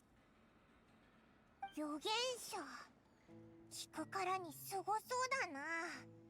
本当にこの世界にそんな奴が存在するのか？Maybe. いますよ。そのレベルの占いでしたらおばばができます。おばばの姉妹たち、つまり魔女界にも似たようなことができる人がいるかもしれません。あなた本気ですか？わかりました。こんなに真剣なあなたを見るのは珍しいですし、私も協力しましょう。おばばに連絡できたらすぐに知らせます。ありがとな。モナって本当に頼りになるぜ。ふん、私にしかできないことですからね。さあ、全力で私を褒めたたえてください。よっ、最も偉大な先生術師モナ様。オイラたちの知り合いの中じゃお前より星に詳しいやつはいないぜ。そう、その通りです。すまない。入り口の方から何やら騒がしい声が聞こえたんだが、もし何か手が必要なら気兼ねなくスピナディロースらに声をかけてくれ。まずい、テンションが高まりすぎて注意されてしまいました。それでは私は用事を済ませてくるので、情報があったらまた連絡します。モナのやつ、そそくさと逃げてったな。スピナディロースラの人がオイラたちのことを疑いの目で見てるぞ。Gotta keep it down next time, Paimon. オイラが代わりに行ってやらなかったら今頃じとめで見られてたのはお前だからな。たく、しょうがないやつだぜ。はっ、ひひ、わかったならいいぞ。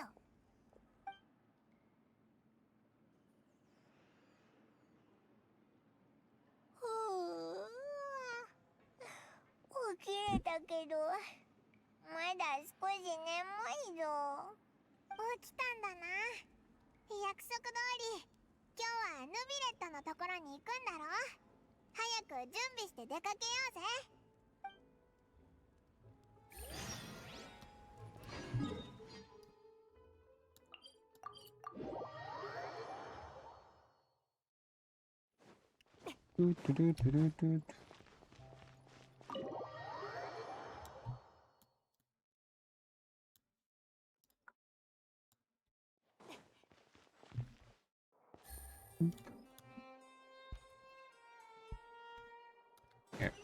急がなくてもいいのよ。 I gotta remember that guy's in there. Keep forgetting. お二人ともやっと来ていただけましたか。何かあったのか？ヌビレット様とフリーナ様が揉めているようなのです。その様子を見てきてくれませんか？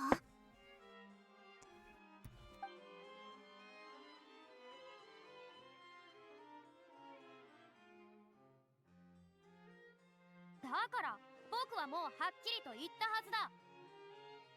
問題が根本から解決されていない以上、君と私の間ではいかなる言い訳も通用しない。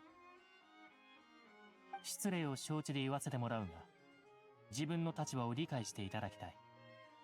君は水の魔人ホカロルスだということを。これを見るといい。ポアソン町の事故の犠牲者リストだ。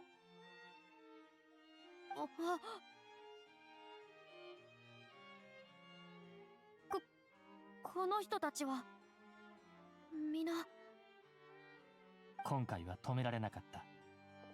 だが同じことを繰り返すのはこの私が許さない。もう一度言う。知っていることを洗いざらい私に教えてもらおう。昨日ポアソン町の近くにある古代遺跡で3枚の石板を見つけた。これについて心当たりは。Smirnoff ice bottles way too small. It's like 2 sips and gone. Can't even chug it properly. It has to reach my head. Get the more and more and more and more. なんだい、急に尋問するような口調で聞いて。僕は何も知らないぞ。でも今古い遺跡で見つけたと言った。ああ、それが君に尋ねた理由だ。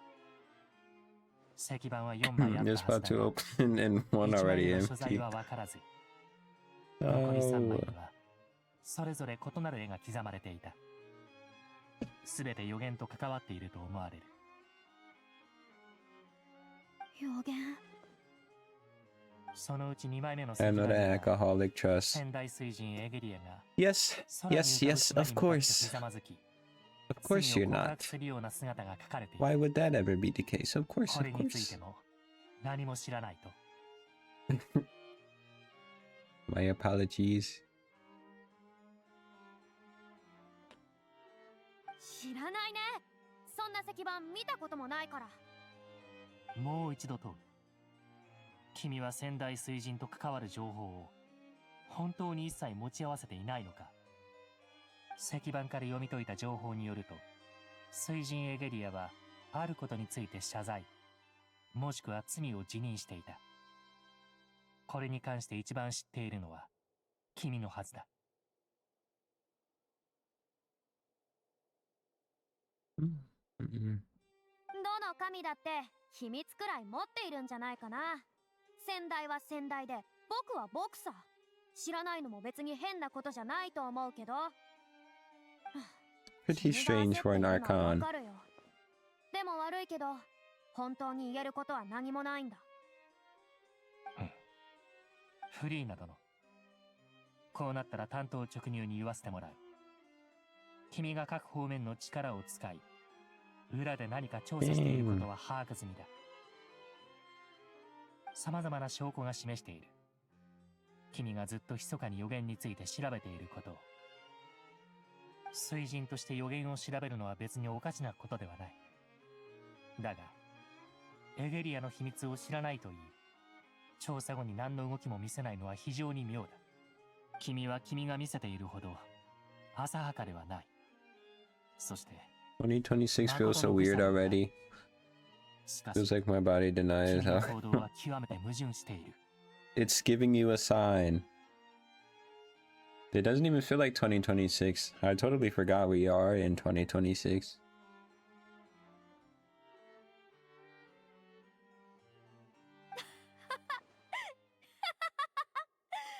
ビレット、君はそんなに僕のことを気にかけてくれていたのかい？そんな風には見えなかったよ。君は僕が裏で調べていることを知っている以上、僕に対してまた別の視点を持つようになったんじゃないかな。僕を尋問したり疑ったりしたところでまるで意味はないよ。君は最高審判官である以上、僕の部下であり、僕に従うべきだ。君はただ僕という神を信じればいい。心の奥底で納得できるかどうかは別として、ただひたすら従えばいいのさ。いずれにせよ、きっとうまくいくのだから。僕が言いたいのはこれだけだ。この件で話すことはこれ以上ないよ。おお、いけない。もうじき歌劇場の開演時間だ。それじゃあまた。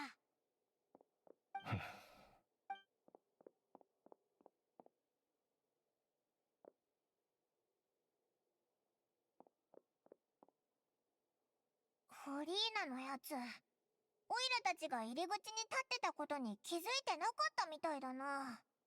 どうしたんだろう。顔は笑ってたけど、内心はオイラたちの盗み聞きに気づく余裕もなかったとか？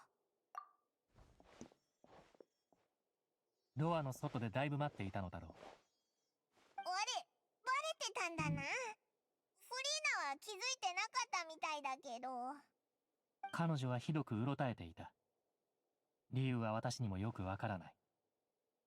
討論は幾度も暗礁に乗り上げてしまったよ。事態をこれ以上放置するわけにはいかないというのに。しかし、どうしても解せない。対話はコミュニケーションの基本だというのに。なぜ彼女はああも対話を拒む？事情を知るものであれば、誰もがフリーナには秘密があるとわかる。問題は態度だ。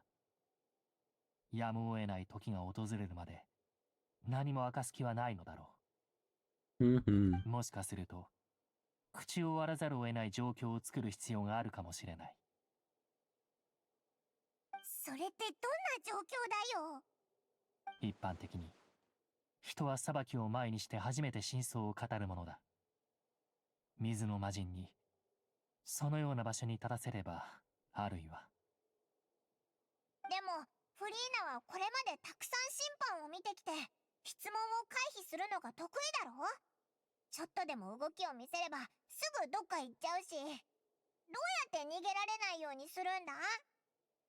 周到な準備と、様々な勢力の手を借り、あらゆる措置を講じる必要があるだろう。できれば、いかなる形であろうと、こういったことには加担したくなかったが、すべては予言を現実のものにしないために必要なこと。That is very true. 彼女にとって少々酷ではあるが、フォンテーヌ全体が危機に瀕している今、神が持つ情報はあまりにも重要だ。そこに価値があるのならば、一縷の望みにかけるしかない。力を貸してくれる人物に心当たりがあると。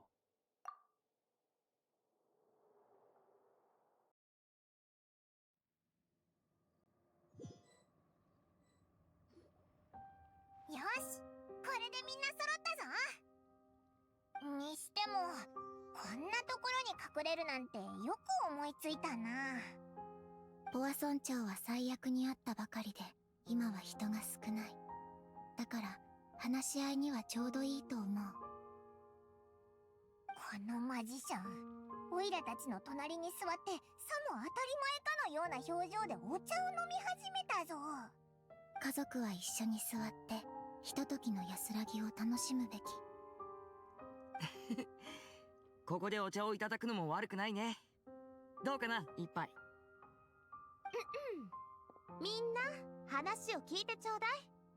それとも適当に誰かを選んでこの場を任せることにする？あんたはどう？無理だよ。じゃあヌビレットさんは？私がその役を担えば、この船を法廷のような雰囲気に変えてしまうだろう。ほらね、進行役はやっぱり地元の大ボス。つまり私がやらないと。これで私に注目してくれるね。前置きが長すぎる。確かにそうだけど、とにかく私たちの共通の友人である旅人がみんなを集めて今後のことについて相談したいんだってさ。具体的にはそうね、みんなで力を合わせてトラップを一式仕掛けるの。へえ、なんだか面白そうだね。でしょ。まあトラップっていう表現はついさっきクロリンデから聞いたのをそのまま使っただけなんだけど急にみんなの前で話すことになったからさ、具体的な内容は彼女に説明してもらいましょう。さあ、はあ、自分に任せろと言っていたはずだが。まあまあ、あんたの仕事ってあんまり喋る機会がないんでしょ。これを機に鍛えておけば職場でも気の利いた言葉を自然と使えるようになって、上司からもひいきしてもらえるんじゃない？そうか。では上司はどう思いますか？上司と認めてくれるとは光栄だ。精進するといい。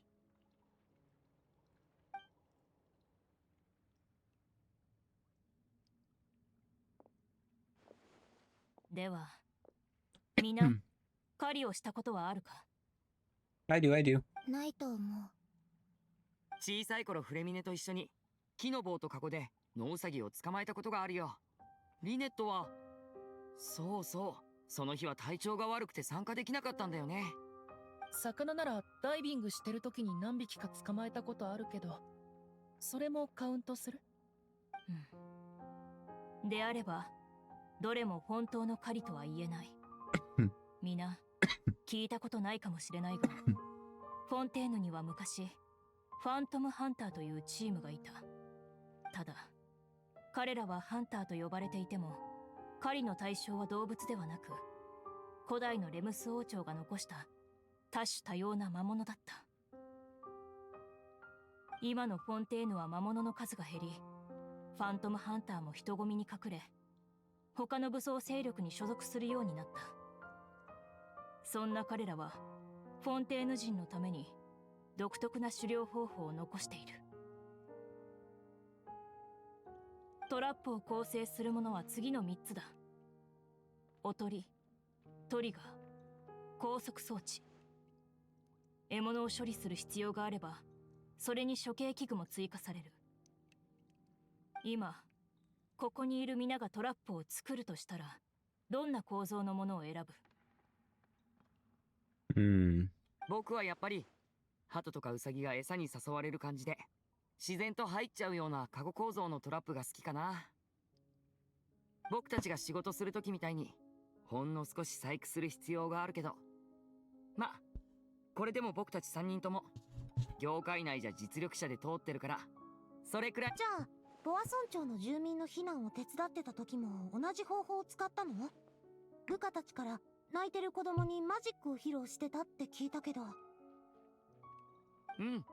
そうだね。おまけに並行してその一帯の情報も整理してたんだ。僕はそんなにすごくない。コツコツとした方法が好きだから。水中におとり用の餌を仕掛けると、魚が手の届くところまで泳いでくる。そういった感じのがいい。むしろそういうやつの方が魚をいっぱい取れたりするんだよな。私は2人のアシスタントをやる。脳ある鷹は爪を隠すという。私だったら動物型のマシナリーを使うかな。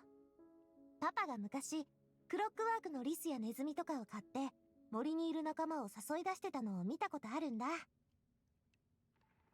あんたもそういうのが好きだったよね。当時一緒にいたでしょ。確かにそれはいい方法だ。完璧な偽装を施してあれば、同類はおのずとついてきてトラップにかかる。ヌビレットさんはどうですか？私はあいにくそのような経験を持ち合わせていない。それもそうでしたね。あなたは腕や細工に頼ることなく、直に問題を解決することがほとんどでしたから。でしたらもう一つ質問させていただきます。もし今私たちが大掛かりなトラップを作るとしたら、それはどんな形であってほしいですか？効果的でありながらも獲物をひどく傷つけるものではなく、また優しいものであってほしいと願う。慈悲深いお方だ。ただそれは拘束装置と処刑器具の設計に関わってきます。一撃で仕留める必要のある獲物の場合、私は最も強力な処刑器具を選ぶ。そして注意深く見張らなければならない獲物に対しても同じ。どうして？ I'm sorry, I missed the last part. 獲物を最も巧みに無力化できるハンターこそ、命を傷つけることなく獲物を掌握できるからだ。生と死は往々にしてわずかな1年の差でしかない。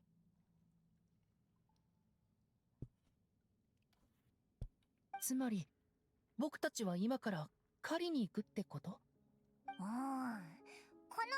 方はオイラたちも予想してなかったな。納得できそうでなんか違うような気も。もし捕獲と処分が獲物に対する審判であれば、私たちのやることは似たようなものだ。高みに座す神を裁くのなら、狩猟の100倍は胆力が必要となる。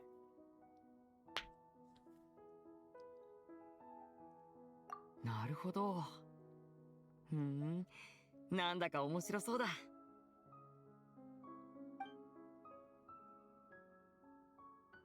Marine. Is hunting a metaphor? It's just that a metaphor. You will not call this a hunt because that is not what you should do at present, nor has the relationship between you and Farina reached such a dire stage.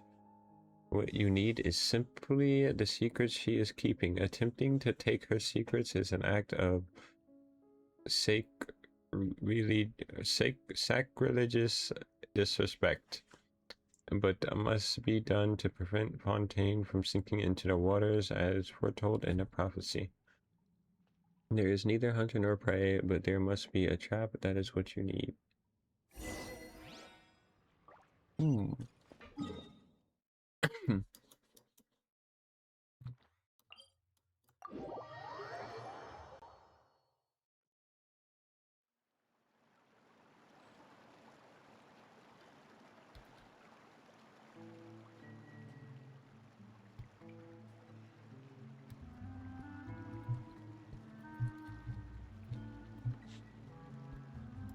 Wee wee wee wee. それ。法の裁きを受けたくなければ、法について知っておかないとなりません。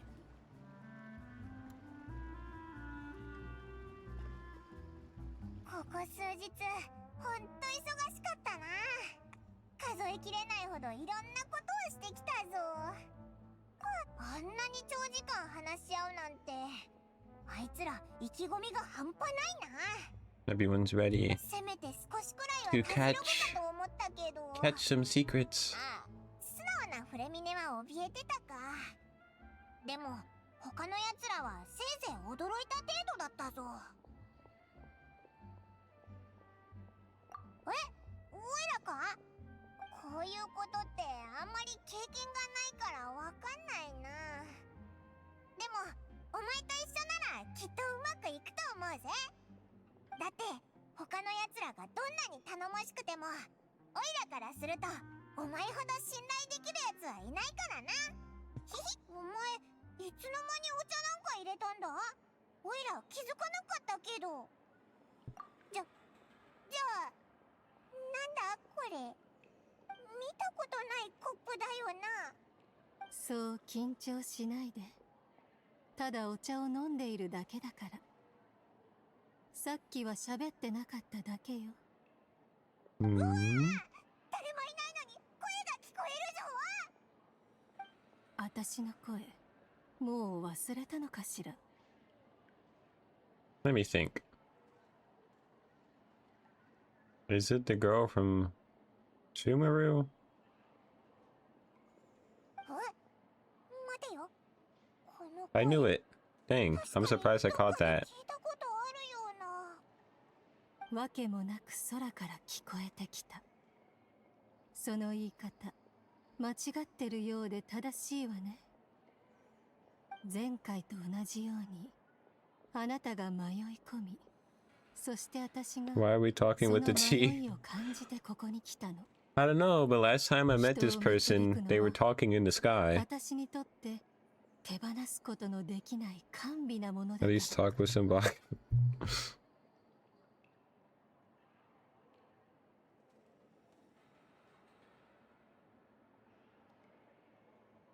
Okay, cutting people. ただの通りすがりの気まぐれな客に過ぎないわ。友人の弟子の頼みを自ら引き受けようとしてるだけ。 Emptied the sip. Put quotes on sip. 予言は I knew it was a mage. 必ず起こる。あれは未来の歴史と思ってもいいことよ。そんな。だったらまだ止められる可能性は残って Isn't る a の sip か？ how much you drink in one gulp? No.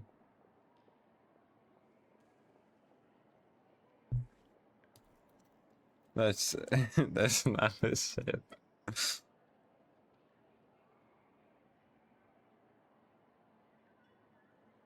I don't know what you would call it though, but it's not sip. Sip is literally like a quick in and out.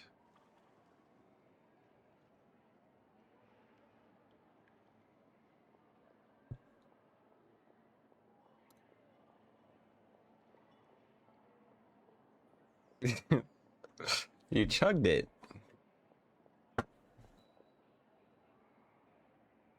すでに失敗した例を見たことがあるはずよ。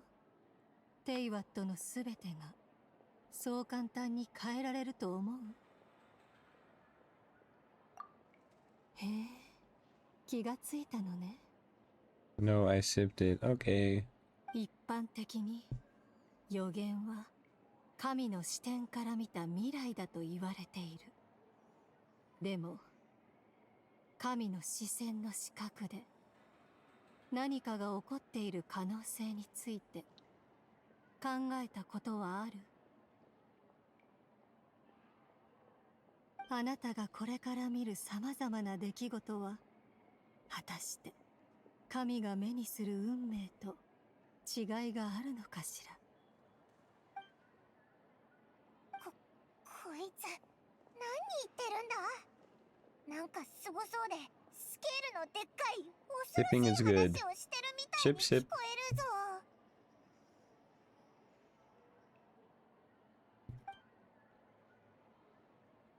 あなたならきっとわかるでしょう。無視していいものと手を差し伸べないといけないものを。テイワットの未来がどうであれ、最終的にあなたを導くのは運命だけ。やるべきことをやればいいわ。さてと、いいお茶だったわ。ありがとう。今日のお茶会はここまでにしましょう。声が聞こえなくなったぞ。Mage N is gone.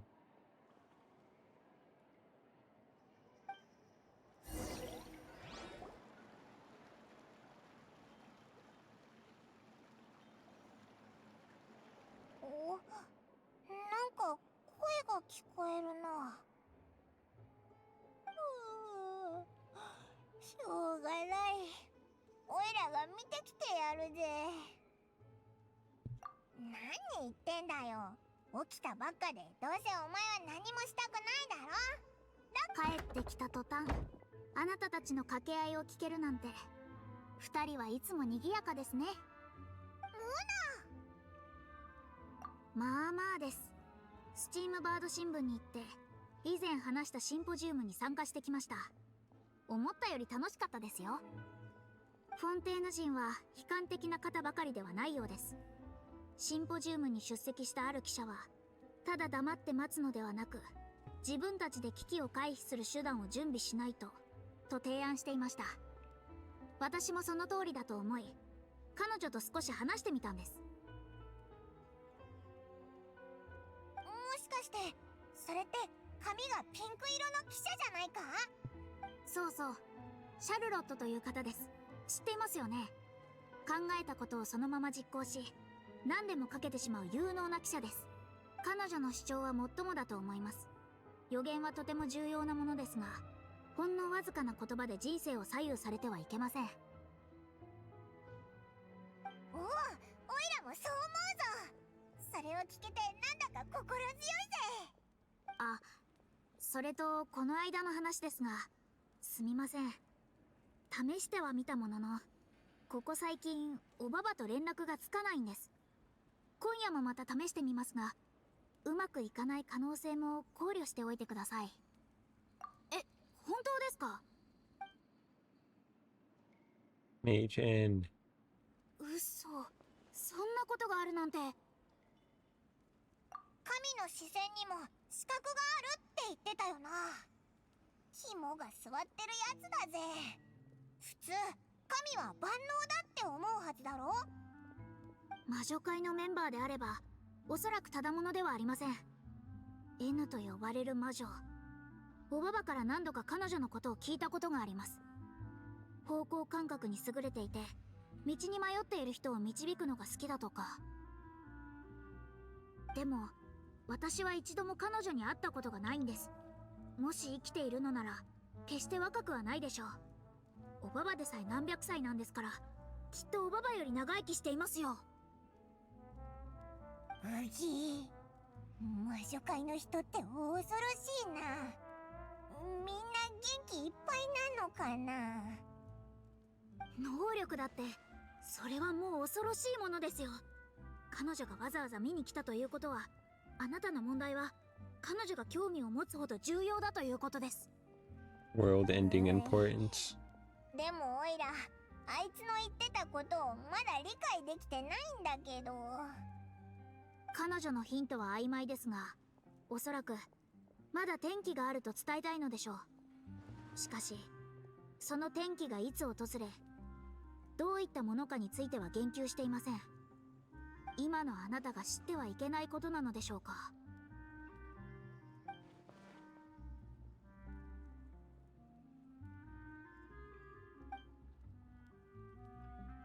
旅人パイモン、大丈夫ですか？大丈夫だぞ。けどオイラ、ちょっと息が詰まりそうで、なんだか世界の滅亡が本当に訪れるような気がするんだ。ええ、その胸騒ぎは私にも感じられます。私はいつも運命を目撃する側の人間に数えられます。私の目に映る範囲では運命が決して揺らぐことはありません。しかしそれでも私は奇跡を期待し信じています。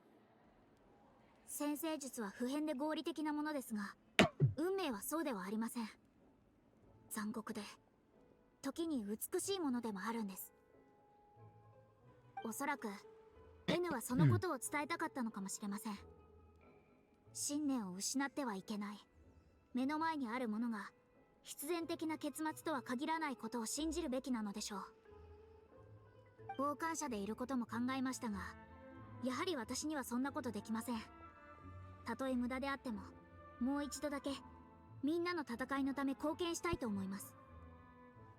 最後。おお、確かにその通りだな。ああ、私としたことがまた占星術の話をペラペラと喋り始めていました。本当にすみません。専門分野の話になるとつい。そろそろ帰ります。あなたを少しでも勇気づけることができたのなら無駄口ではなかったようです。私はあなたが私と同じようにあがく人を助ける方だとずっと信じていますよ。きっとそのせいなのかもしれませんね。私たちがいつも偶然出会っているのは。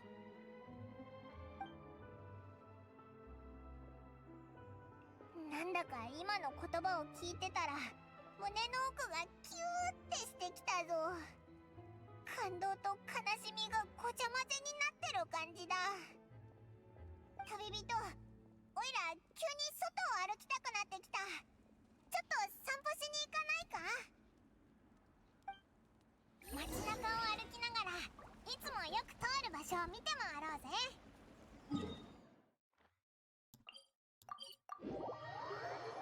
Outside we go. Time to get some fresh air.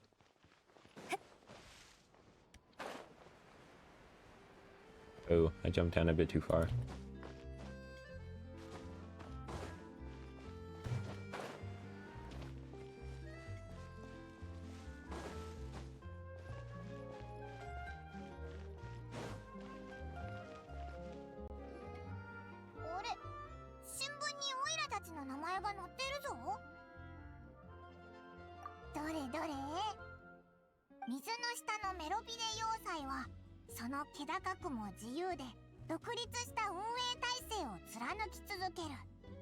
だが、誰もそれに関われないかといえばそうではない。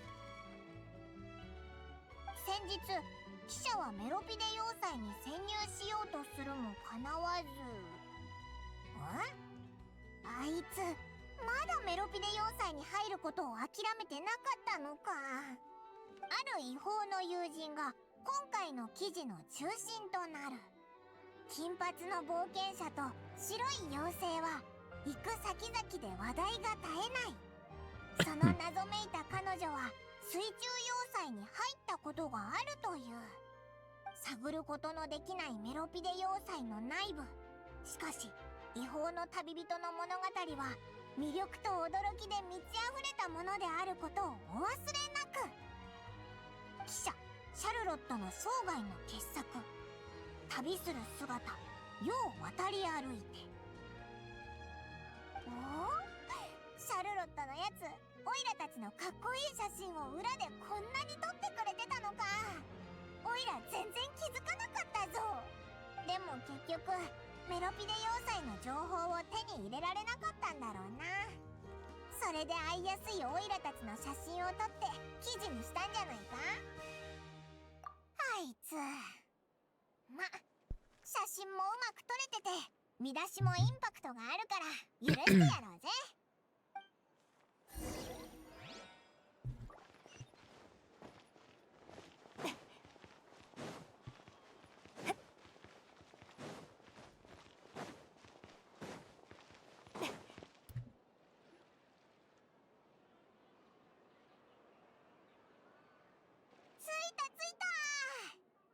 お腹すいたぞ。入ってご飯を食べようぜ。Food time.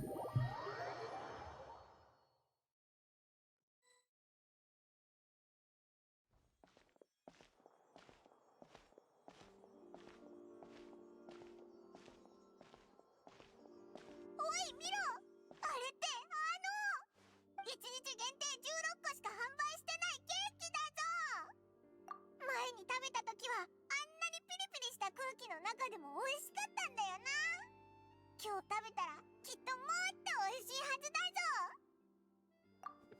ぞ。すみません、ケーキを一ついただけますか？ああ、他の人が。あれ、お前ってパレメルモニアのホールにいた。あら、君たちもケーキを買いに来たんですか？ヌビレット様の言葉を借りれば舌が肥えているようですね。ヌビレットがそんなこと言ったのか？ええ、ヌビレット様にも好き嫌いはあるんですよ。私の場合、ここのコーヒーとケーキが特にお気に入りなんです。へえ、お前ってよくここに来るのか？基本毎日必ず1回。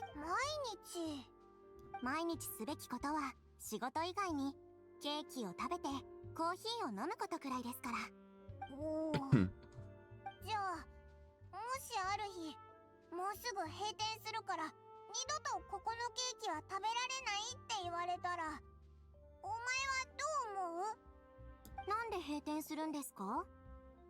おいらにもわからないけど、多分明日になったら水が上がってくるから。予見、私はあんまり気にしたことないんですよね。でももし明日食べられなくなるとしても今日も必ずケーキを食べますよ。人間がご飯を食べるのと同じです。明日たとえ食べられなくても今日食べられるのなら食べ続ける。人間はこれを生活と呼んでいます。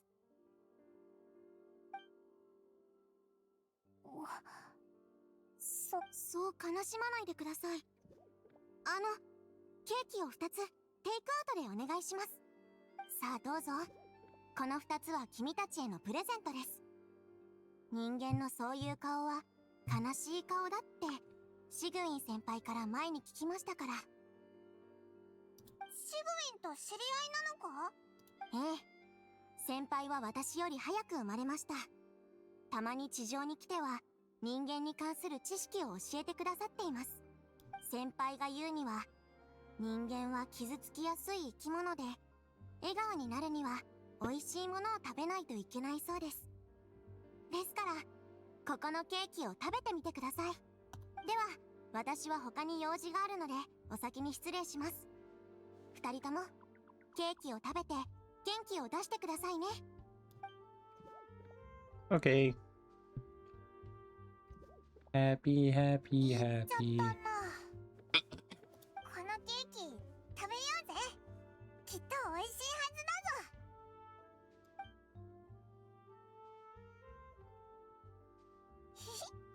やっぱり前回より美味しかったな。ケーキを食べた後のお茶の香りも余韻がすごい良かったぜ。明日もまた来たいな。これからもここの美味しいものを食べられるといいけど。 Things seem to be getting depressing. ちょうど新聞社の近くに来たし、シャルロットのとこに行ってみようぜ。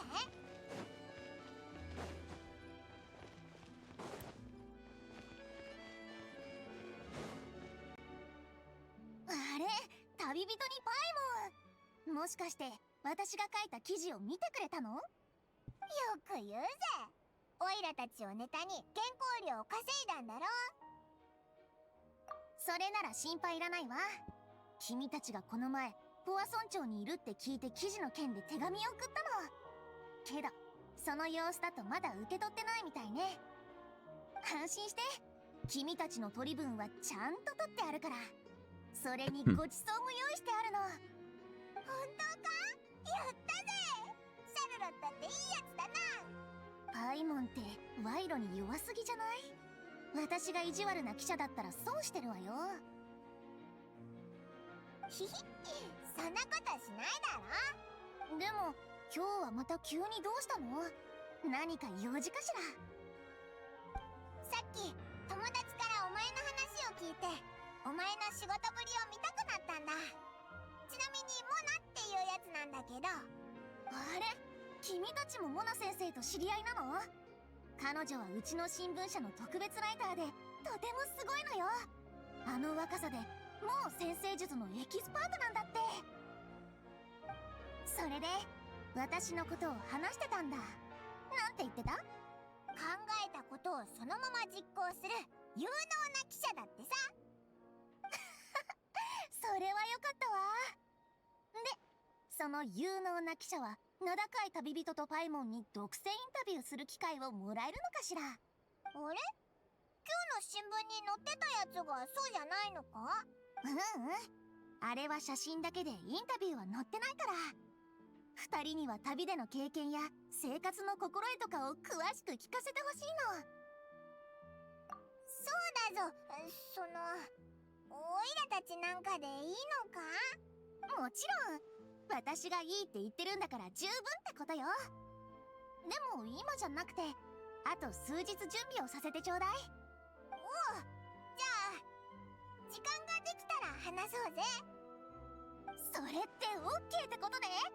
やったー。早速編集長に報告しなきゃ。あとは照明や場所、セットも押さえないと。この辺で失礼するわ。じゃあね、また連絡するから。Ah, very busy. オイラからも一ついいか？何？もしもの話なんだけど、万が一明日フォンテーヌが沈むとしたら、予言で出てくるあれね。よくその話を聞くけど、それがもし明日だったらなんて考えたことなかったわ。もし本気で聞いてるのなら、何かしら方法を考えてフォンテーヌを離れるかも。でもそれ以前に、私は記者であり前線に立つ義務がある。それに故郷のことをそう簡単に見捨てられるわけがない。私の見立てだと、ほとんどの人は実際に危険が訪れるその瞬間まで自分がどう行動するかなんて予測できないと思うの。そういうことを考えるくらいなら、きっと成り行きに任せた方がいいんでしょうね。だから私は多分新聞社で君のインタビューをまとめてるかな。かわいそうだなんて言わないでよ。自分が好きなことをするのが一番なんだから。ほら、考えてもみて。この国は明日滅亡する。それでも私はこの世に一つしかない記事を書いてる。私が書いたものは唯一無二の物語になる。そうでしょ。で、次に何をすべきだと思う？もちろん一刻も早く記事を書き上げて印刷してもらって、そして伝書鳩でコピーを世界中に届けてもらうの。私は無双家でも仕事人間でもない。ただ自分の仕事が好きで、そういう記事を残せることを誇りに思ってるだけ。私って生まれながらにして記者になる運命だったのかもしれないわね。うん。これがシャルロットの答えよ。それじゃあ仕事に戻るね。 Have fun. いいな。急に羨ましくなってきたぞ。もうちょっと近くで海を見てみようぜ。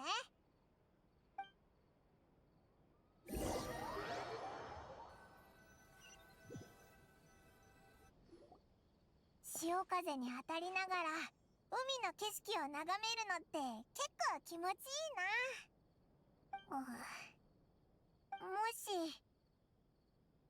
もしフォンテーヌだけじゃなくて明日滅ぶのがテイワット全体だったら、オイラたちはその時どこで何をしてるんだろうな。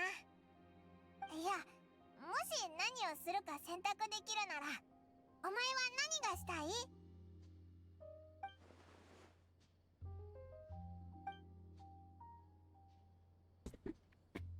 ずっと前を向いて進んできたから、全然こういうのって考えたことなかったよな。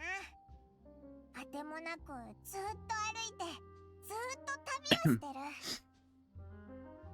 まだ旅をしてるのか？なんだ、それってずっとやってきたことじゃないか？ He's very bright right now.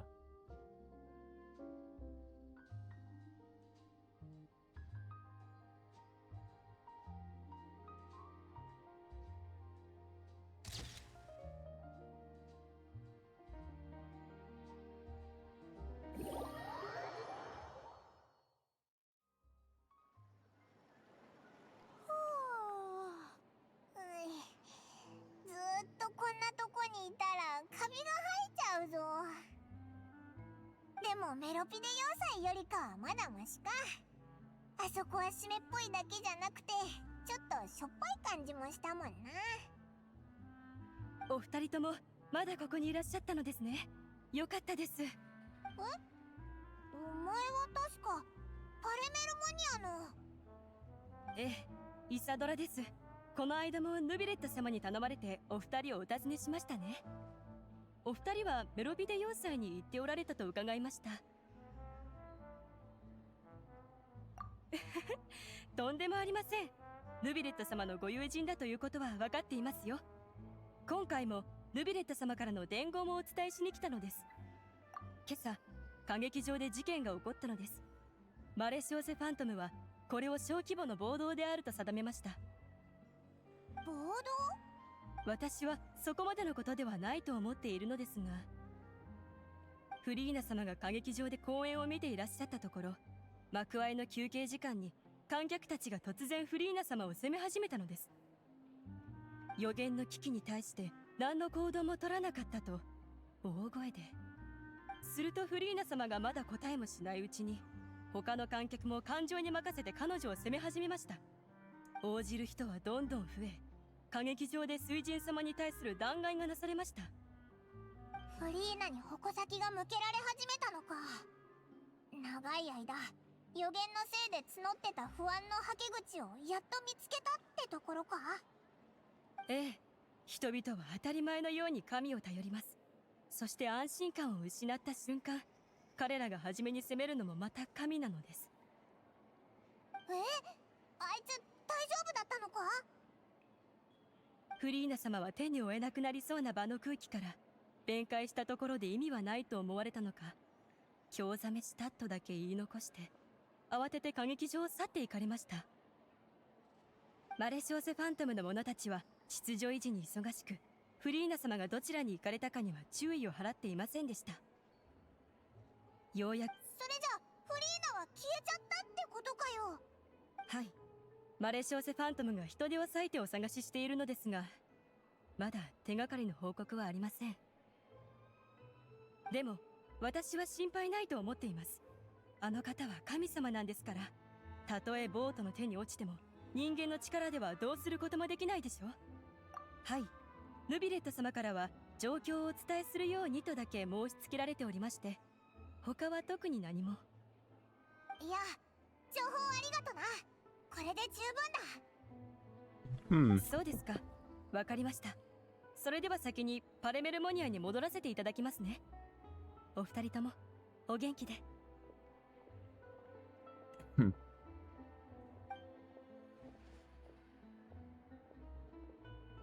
し、オイラたちは早速ポア村長に行こう。こういう時フリーナは解決に向けて動くでもなく、どっかに隠れるに違いないぜ。でもオイラたち、フリーナは大げさで大雑把だけど冷たいやつじゃないってことも知ってるだろ。 Finally, Nikkei reset. My boredom shall be satisfied for 30 minutes. No way. 前回ヌビレットがあいつをパレメルモニアまで呼んだ時だってそうだ。ポア村長の災害の状況を聞いたフリーナは悲しみと自責の気持ちを隠しきれてなかった。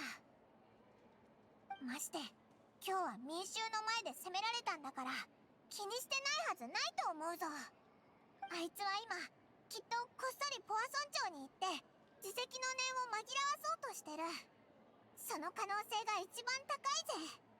どうだ、オイラ答えをひらめいただけじゃなくて自分の力でここまで分析できたぞ。すごいだろ。ひひ。じゃあこんなところでぐずぐず時間を無駄にしてないでポア村長に向かおうぜ。Poison, poison, poison.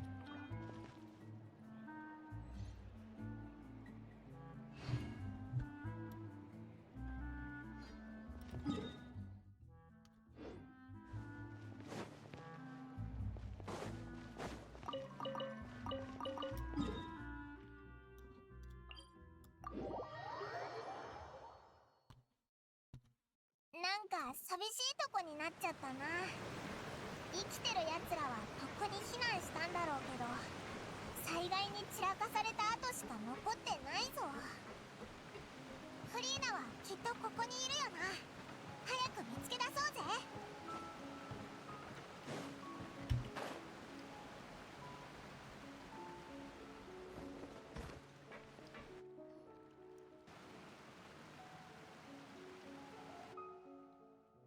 あ、フリーナだぞ。やっぱり一人であんなとこに。諦めよう。もう無意味だ。見るがいい。ことは起こってしまったし、みんな死んだ。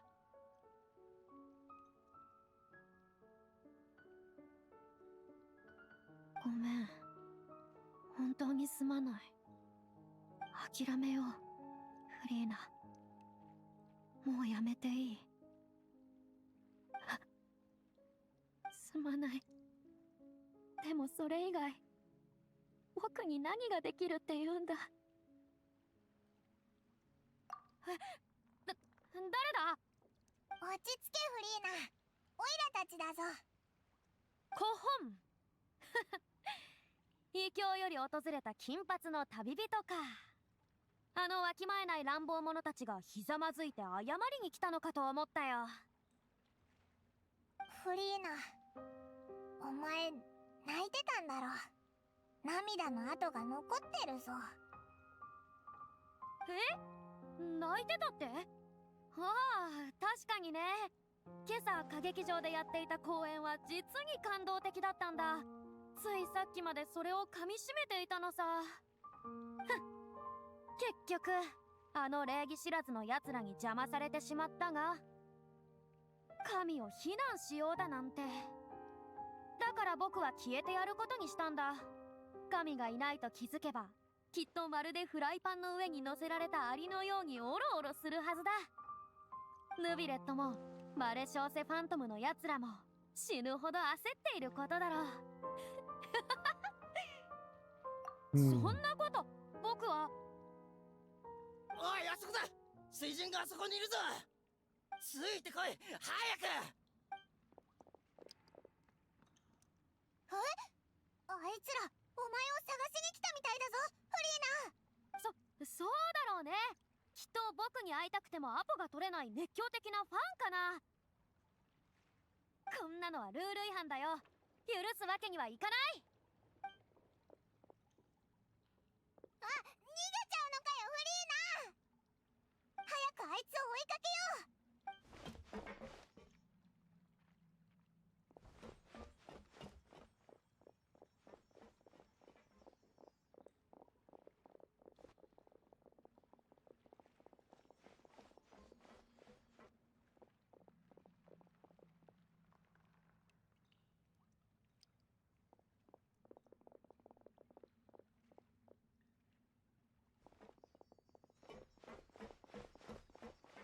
多分ここだよな。おい、フリーナー。ここに隠れるのにうってつけの部屋があるぞ。あいつ。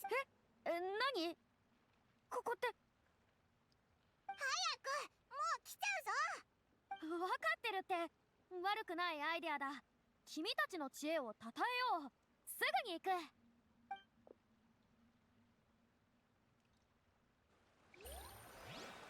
Woohoo.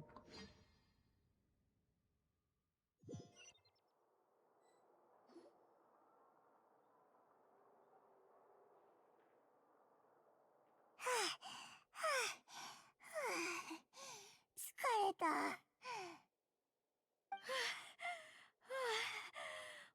当に疲れたよ。捕まるかと思う。いや、あいつらの情熱に負けるところだった。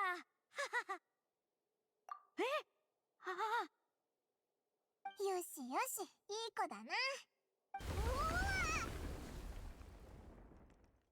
どうしたんだ？今の振動、地震か？ポワ村長の災害の時も似たような地震があったもんな。まさかまた。そう心配するなよ。ヌビレットが緊急対応策を講じたから今回は大丈夫なはずだぞ。そうだといいけど。でもポワ村長のみんなはもう。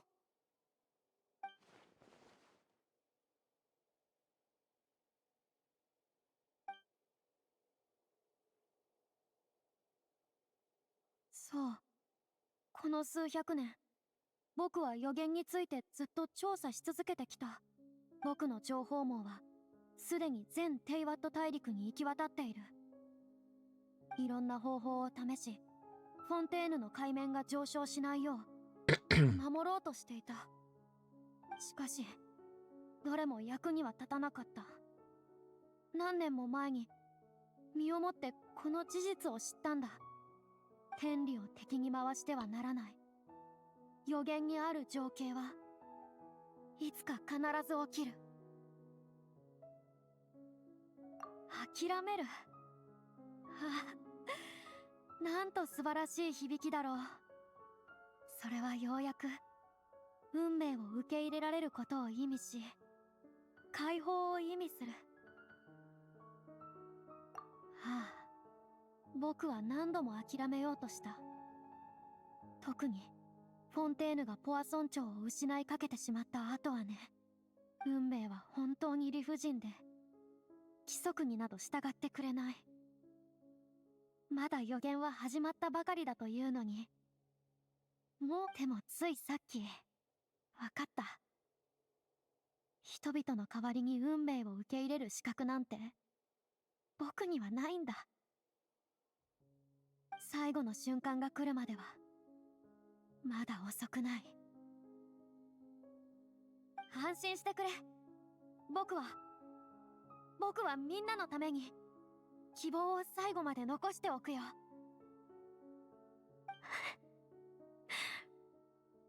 おやおや？僕はただたまには悲劇的なキャラクターを演じてみたいと思っただけだよ。やっぱり高貴な僕には似合わなかったかな。今言ったことはあまり気にしないでくれたまえ。僕にかかればフォンテーヌが予言ごときに左右されることなどないだろうからね。さっきのがお前の本心だったくせに。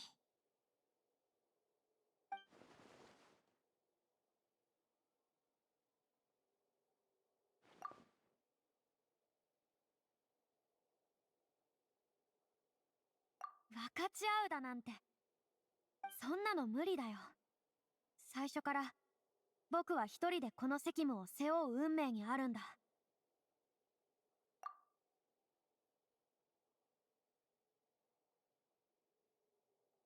見届けるもの。そうか。君はこの政界の外からテイワットに来たんだったね。つまり君は最初からここに属するものじゃない。もしテイワットの全てが舞台上の劇だとすれば、君は歌劇場にいるただの観客。そうだろ？あるいは君になら。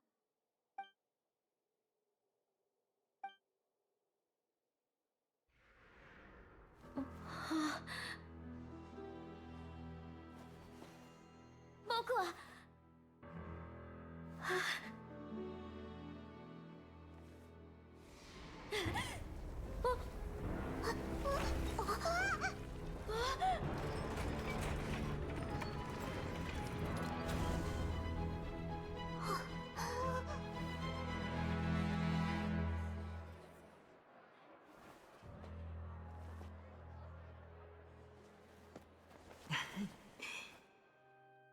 What? Dang, that's crazy. さあ皆さん、ウォーミングアップはこれでおしまい。 He was like, I can make the Archon appear in front of everyone. ここからは That's crazy. 神への審判のお時間です。なるほど、そういうことか。ふむ、ドラマのための努力を褒めてあげよう。でも僕は正義の神フォカロルス、すなわち正義の化身なんだよ。正義そのものを裁こうだなんて荒唐無稽に過ぎるとは思わないかい？その言葉、審判への拒絶と理解して構わないかね。 Out of curiosity, have you heard the English of Fontaine? Yeah, a little bit.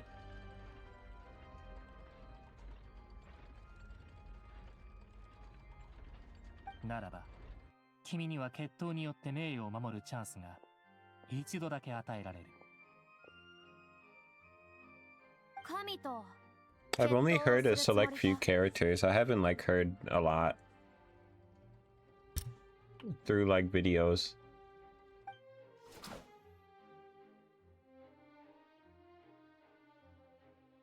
どうやら君の決意は固いらしい。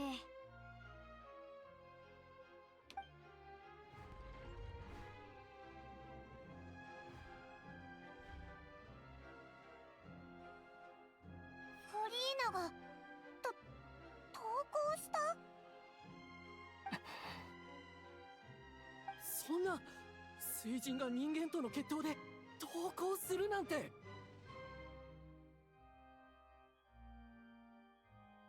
This is the only nation that I decided to go with Ian over JP4. The Ian raised did a really good job for this one nation in particular. なんだかちょっと情けなくない？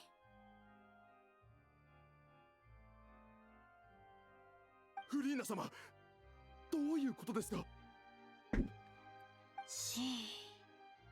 ささか誤解があるようだね。両手を上げるサインは必ずしも投稿を意味するわけじゃない。どうせまた言い訳じゃないのか？今回僕が手を挙げたのは決闘などもう必要ない、審判に向き合うと決めたからさ。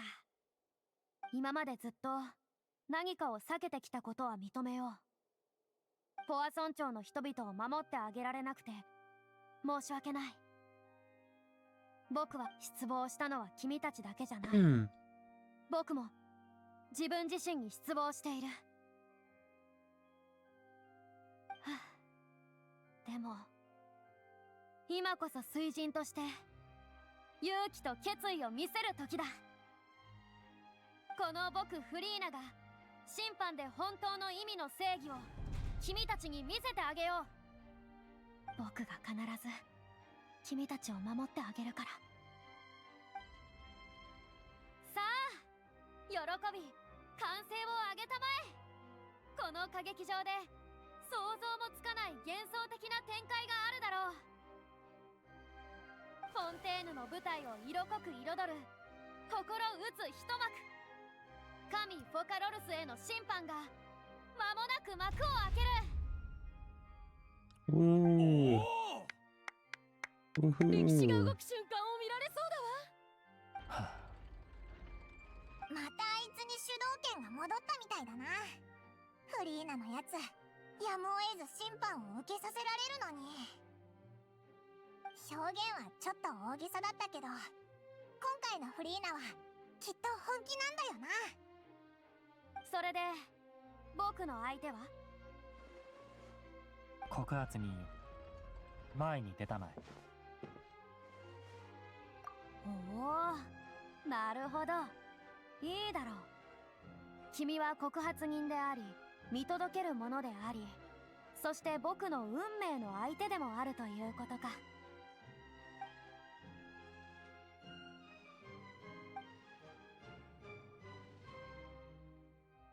Woohoo! To figure out the truth. 審判が始まる前に一つ聞かせてくれ。僕をここに送り込むために君たちは一体どれほどの準備をしたんだい？ Everything she witnessed was work. それはあの日会議をしてから確かにずっといろんな準備をしてきたな。私たちスピナディロースらの任務が一番簡単で、さほど大した準備もしなかった。先に言わせて。スピナディロースらのナビア。今朝歌劇場で騒ぎを起こしたのはほとんどスピナディロースらのメンバーだったのよ。彼らは変装して観客として会場に潜り込んだ。そして機を見計らってあんたを非難するよう民衆を扇動したの。予言の危機を前に民衆の神への不満はたまりにたまってた。導火線さえあれば爆発させるには十分だったよ。私たちが知る限り、ああいう状況に直面したあんたはきっと一人で逃げてこっそりポワソン町に行くはずだから、そこにも別のものを待機させた。あの時の追っ手もスピナディロースらのものだったというわけか。あっちにいたスピナディロースらのメンバーたちの目的は、あなたを巨大なマジックボックスに入れること、つまりフォンテーヌ史上最高のマジックショーにお招きすることでした。 You've heard of staging a coup, but you've never heard of staging. True. Staging.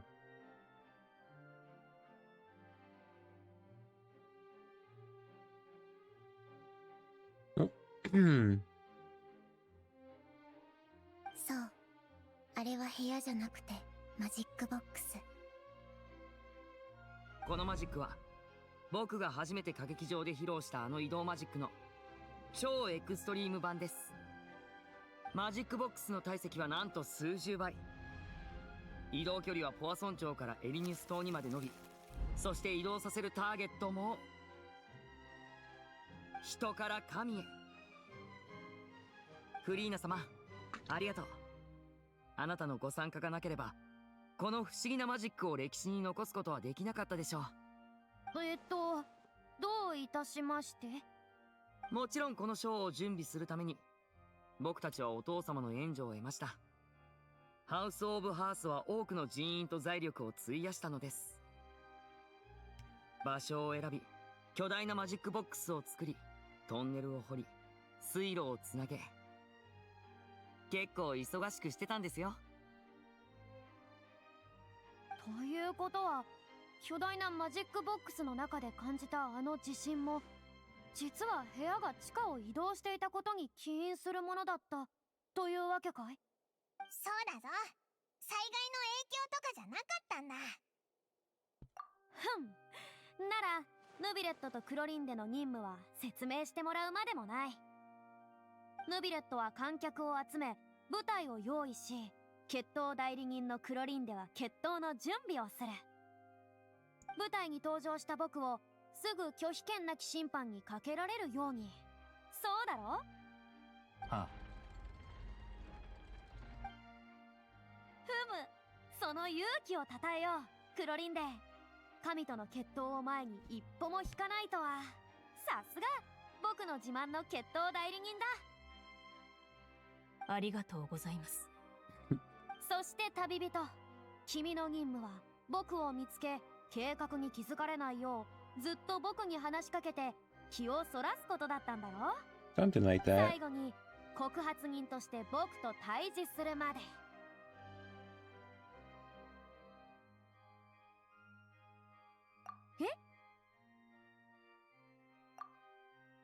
To give her one last chance to reveal information. Ooh. どうやら僕は最後のチャンスを逃してしまったようだね。ああ、まあいい。今さら言ってもせんないことだ。How about you tell us right now?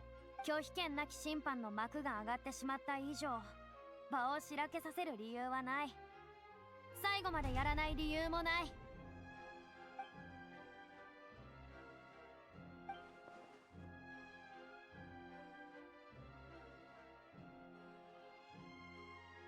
原告、ここにこんなものがあります。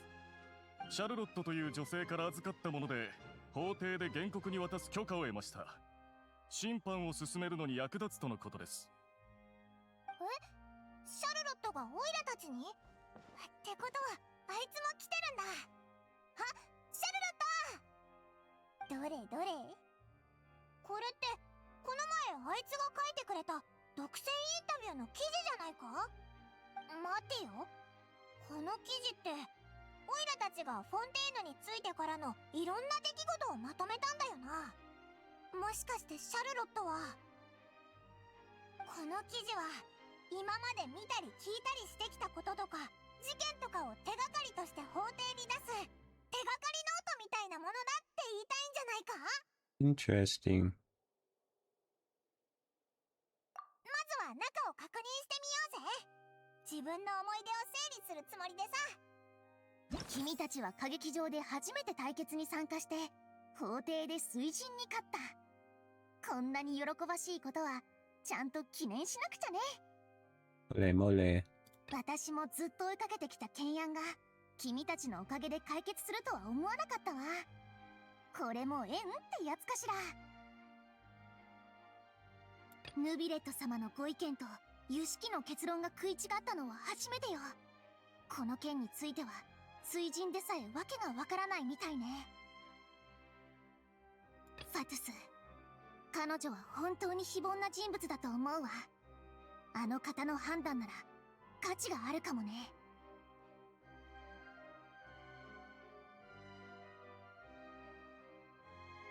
メロピデ要塞が危うく破壊されるところだったっていうのに、リアルタイムでその様子を記録できなかったことは私の記者人生で一番の心残りになるかも。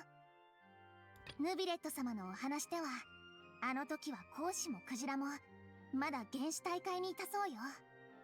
ナビア、私は大切な友達を失うところだったのね。今考えただけでも本当にゾッとする。魔女とかそういう存在の言葉ってきっと何かが起きた時に初めてその本当の意味がわかるんでしょうね。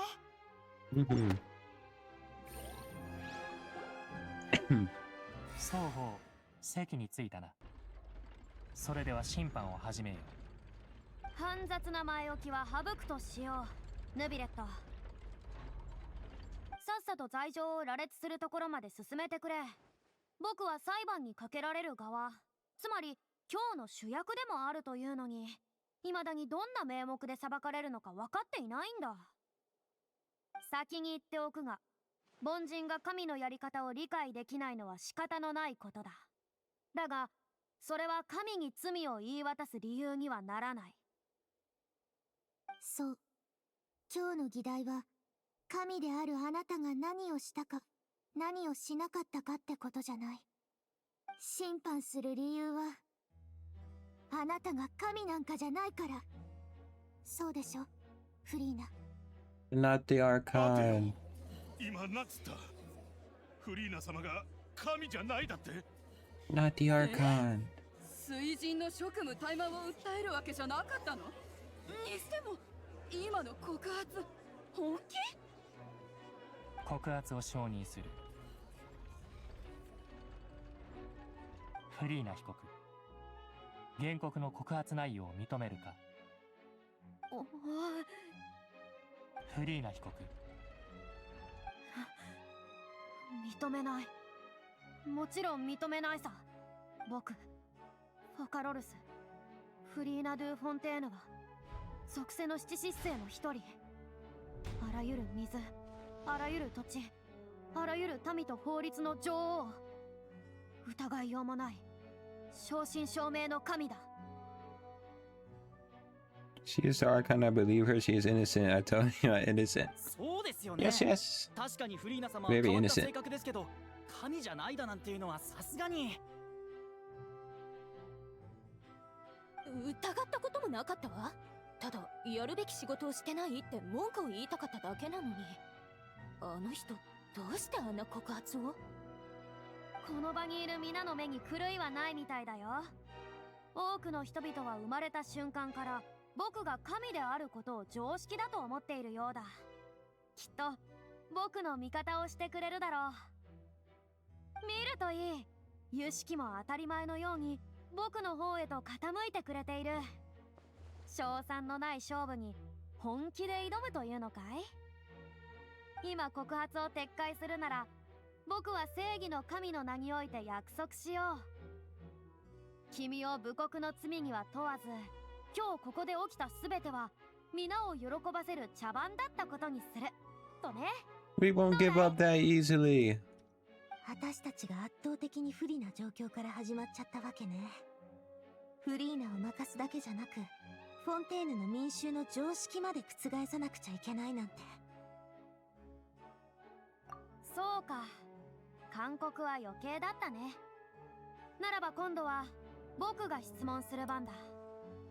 もし僕が神ではなかったら、僕は何者なのだろう。少なくとも500年もの間、カムクラに座っていたこの僕の命を支えてきたものは何だったというんだい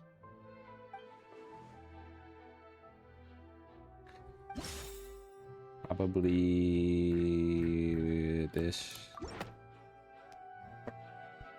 まず、お前は長命種で寿命がもともと長い種だって可能性がある。そうじゃなくたって他にも寿命を延ばす方法はあるはずだ。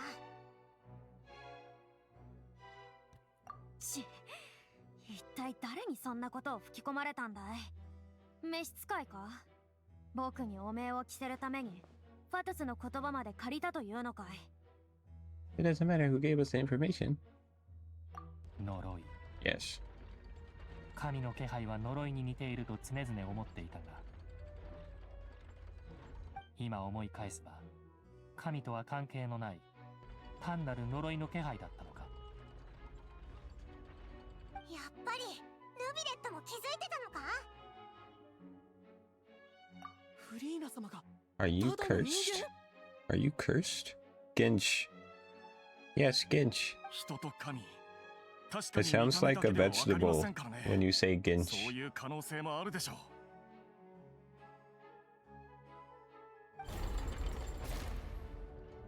う。Uh-oh, it's balanced. まだ喜ぶには早いよ。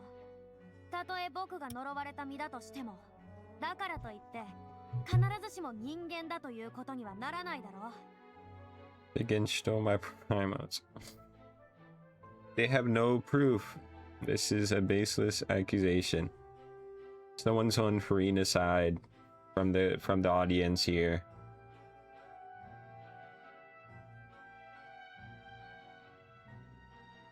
それに人と神の最大の差は権能にある。神は人間にはできないことができる。だから神と呼ばれているのさ。 She's speaking. このフォンテーヌの地には数百年の間に僕が成し遂げた神の技が数多く存在している。例えば今君たちが目にしているこの油脂最低カーディナルや I have C6 Farina, you know I stand for Farina is the best. C6. That's a lot of Farinas.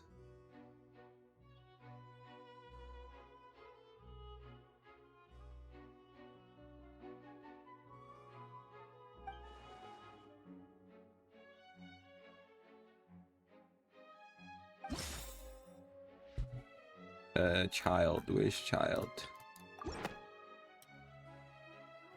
でもタルタリアが理由もなく有罪って判決を出されちゃったことについてはお前だって詳しく理解してないんだろ。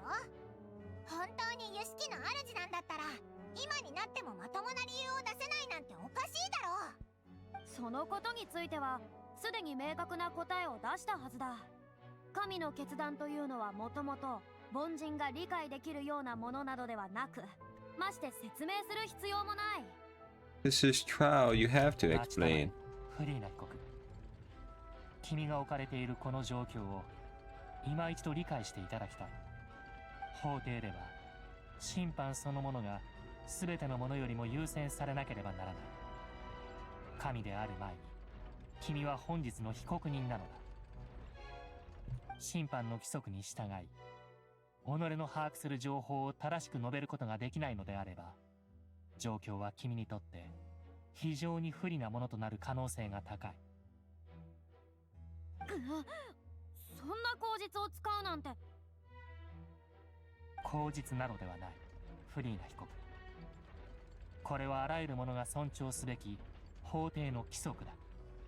つまりタルタリアが有罪判決を受けた理由も、さらに油脂最低カーディナルの構造と原理すら実際お前は分かってないってことだな。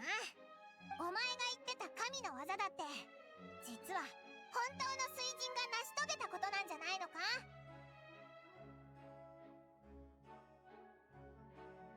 本当の水人？そんなものいるわけがないだろう。僕は確かに行使の件の理由を詳しくは把握していない。Yeah, the answer is simple. The righteous delivered a more just verdict that the heavens deemed to be true, more sanctioned than that of a mere judge. 行使の有罪判決は有識が一方 I'm 的 starting に to 下した believe you, もの Average. さ。 I think あれは生み出されて以来 I think you're right. 機能し続けてきたんだから。神の造物に欠陥があったからといって神までもまがいものだと言うなんて不合理にも程がある。まだ詭弁を言うのかよ。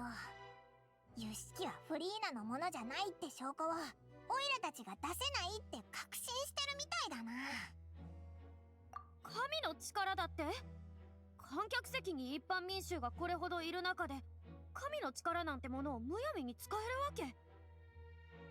必要ならば私が観客席に結界を張ろう。そこまでする必要が。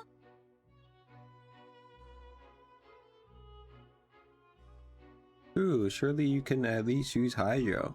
僕はその水人のくせに神の力どころか水元素力すら操れないのかよ。あ、立証混合エネルギーだ。そう、立証混合エネルギーのせいだ。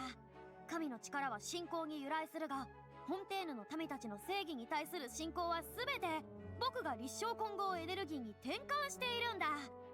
皆の暮らしにエネルギーを提供するため、僕は神の力を全て法的したんだ。さあ、僕よりも無視なる神など一体どこにいるというんだい？それはさすがに強引すぎない？そうだよ。どれほど民思いだとしても力が全部なくなるわけがないだろう。 You would never raise a hand against your 力を持たない people? 神なんて果たして本当に神と呼べるのか。 Never would she go against the laws of Fontaine. Even if they were to go against her, she's a kind and just ruler.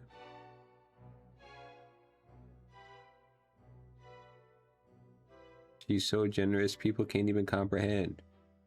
フリーナの説明じゃ民衆たちは認めてくれないみたいだぜ。そんな、みんな、そんな疑いの目で僕を見ないでくれ。僕のことが好きだっただろ。僕は変わらずあのフリーナのままだよ。君たちは僕の味方になってくれるはずだよね。僕の味方に。この告発が本当だとしたら確かに重大な事件だ。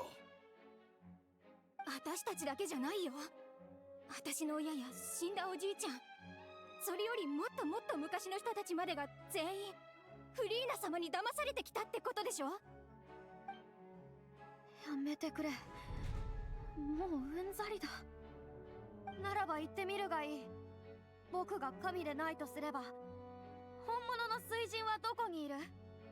本物の水神が存在する証拠もなく、僕以外に水神だと名乗り出る者もいない以上、僕じゃなければ誰が水神だと言うんだい？こんな理屈があるなんて。どう反論すればいいんだ？フリーナのやつ、本当に諦めが悪いな。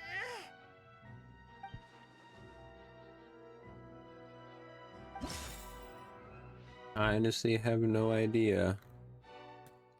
How can we prove it? The whale in a dream. True.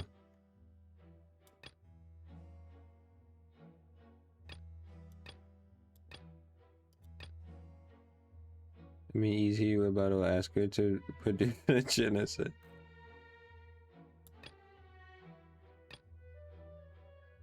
Maybe this?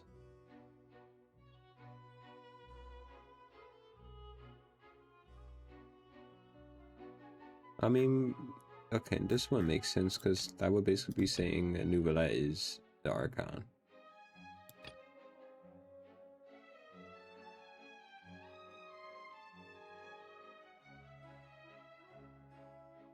The only thing I can think about is this, but this kind of doesn't really make any sense. But I'll try it. Oh, it worked. I'm flawless today. So far. この手がかりは有力な証拠にはならなさそうだ。 Never mind. I lied. They tricked me. I don't know. Okay, maybe it is this. Okay. This is the guessing game.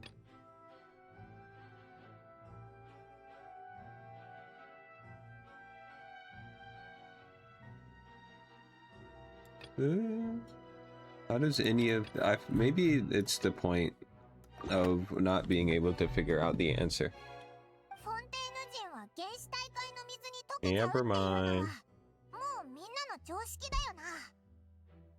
あくまで自分は人じゃなくて神だって言い張るんなら、少なくともあんたがフォンテーヌ人じゃないって証明できる方法が一つあるよ。以降、法廷での発言は申請をしてからにしたまえ。たとえ旅人の相棒でも、臨時代理人としての資格が不可欠だ。悪いね、審判官様。あんたの規則を破るのもこれで最後だって約束するからさ。実はボア村長から海水を少し持ってきたんだ。ボア村長で起きたあの災害のことはみんなも知ってると思う。たくさんの人がこの海水に溶けていってしまった。私の一番の親友たちもね。さてフリーナ様、ボア村長のこの海水に触れる勇気はあるかしら。理屈から言えば神であるあんたはこんな海水に触れたところで何の影響も受けないはず。それどころか身分を証明できる何よりの証拠を手に入れられるってわけ。Touch it, drink it. 逆に試す勇気もないなら、あんたの嘘は破綻する。でしょ？ただ、一つだけ忠告するよ。これ以上人が海水に溶けるのなんか、もう誰も見たくない。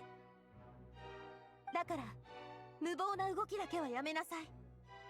自分の罪を認めた方が、ずっと楽だと思うよ。スピナディロースラのナビア。スピナディロースラはポア村長をずっと管理してきたんだから、彼女なら確かにその資格はあるかも。もしもフリーナ様が人間ならフォンテーヌ人の可能性が極めて高い。このまま罪を認めるのか？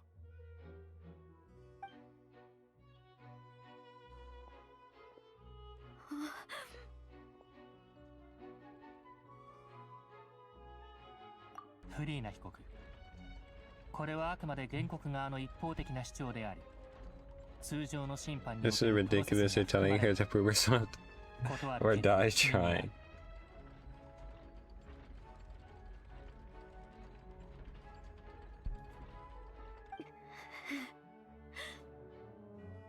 審判官様がそうおっしゃったところで、この実験を断れば自分は神じゃないって認めたも同然だろう。海水をじっと見つめるばかりで一言も発せられないとは、本当に怖がっていらっしゃるのだろうな。ならばやはりこの方は。どういうこと？フリーナってもしかして本当にこんな展開になるなんて想像してなかった。 Where's the justice? I don't know.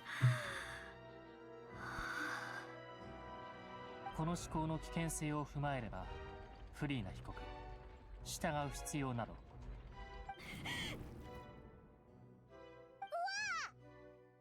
ょっと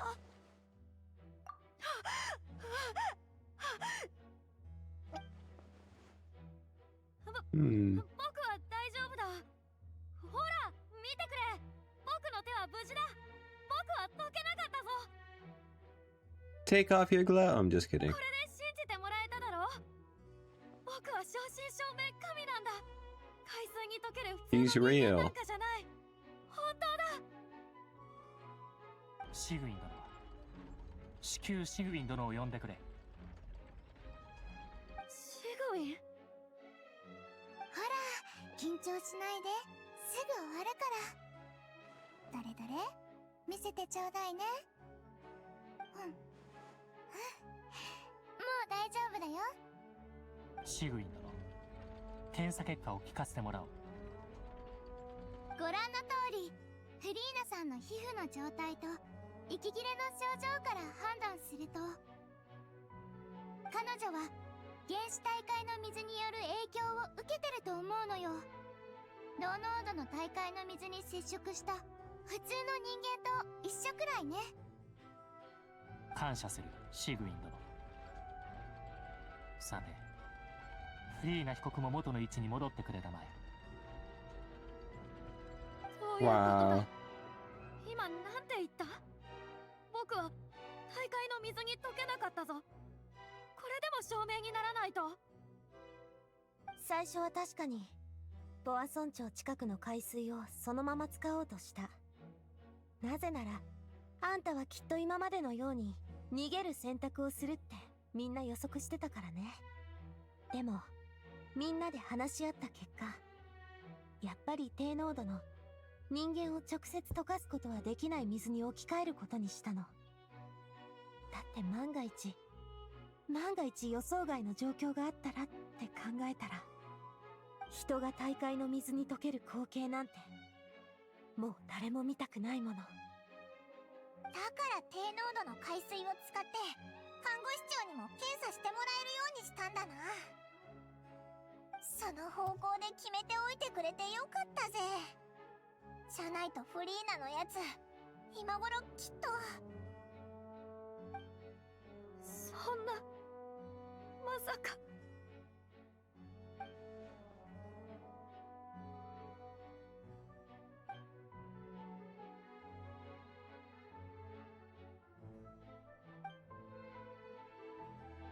聞いて、ねえ聞いてよ。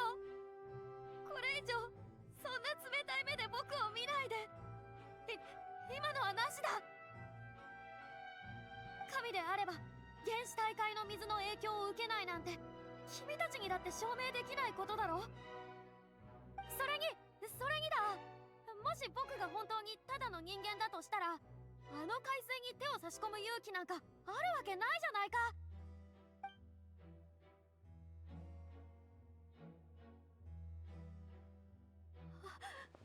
僕の話を聞いてくれ。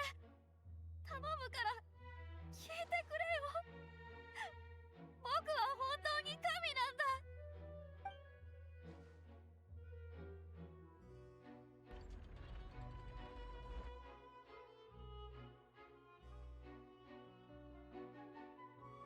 はあ、これ以上デタラメを言ったって誰も耳は傾けないでしょうね。もうこれだけの証拠が出揃っちゃったんだもの。この状況じゃフリーナが何を言っても無駄だよな。どうやら結論は出たようだ。異議がなければ判決に入る。Final judgment. これ以上デタラメを言ったって誰も耳は傾けないでしょうね。もうこれだけの証拠が出揃っちゃったんだもの。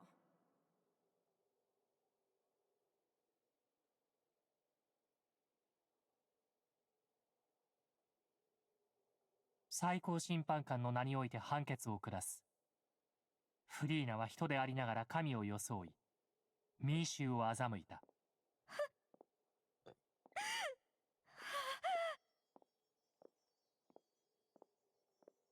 有罪だ。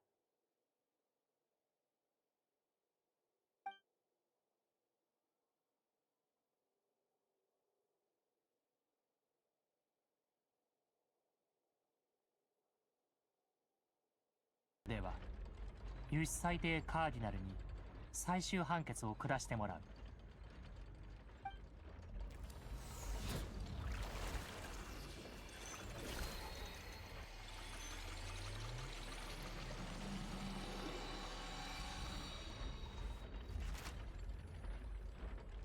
有志裁定カーディナルの審判結果によると、判決は、どうしたんだ？判決は？いや、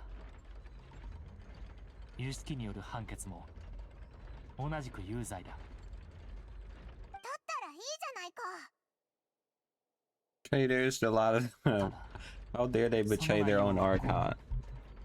水人、有罪、死刑。死刑だって。 The death sentence? 死刑なんて本当に存在してたの？ただの噂だとばかり。史上唯一の死刑判決が私たちがずっと神だと思ってきたものに下されるなんて、これ以上ドラマチックなことがあるか。ユシキがフリーナに死刑判決を出すなんて。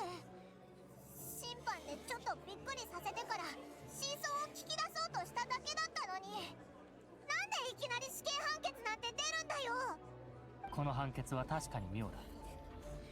今までのフォンテーヌの正義に対する定義や審判の基準から考えれば、彼女の罪は果たして死刑レベルに達するものだろうか。そうだぞ、連続少女失踪事件の黒幕だった馬車にさえ死刑の判決は出なかったんだ。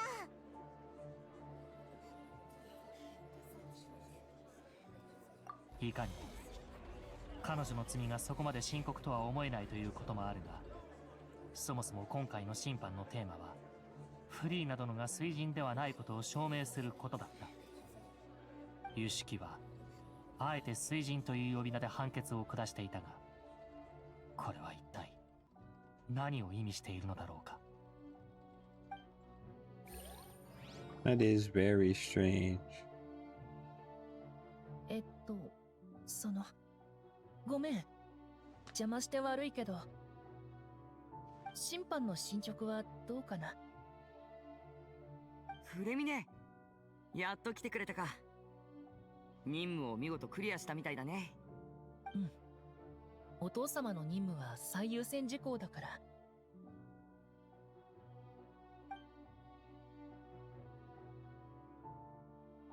れって予言の石板か？まさかこれが失われた一つ目の予言の石板なのか？召使いが裏でフレミネに石板を探させてたんだな。あちこちずっと探してようやく海底で見つけたんだ。危険な水域を避けるのにもだいぶ時間がかかって。あれ、ちょっと待って、あなたたちの方の審判はもう終わっちゃったの？じゃあ僕は遅かったってこと？いけない。ご苦労だったフレミネ殿。石板を見せてもらえるかな？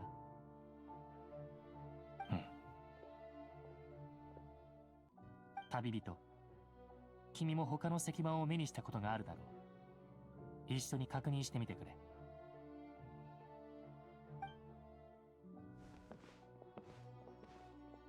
これって何が書かれてるんだ？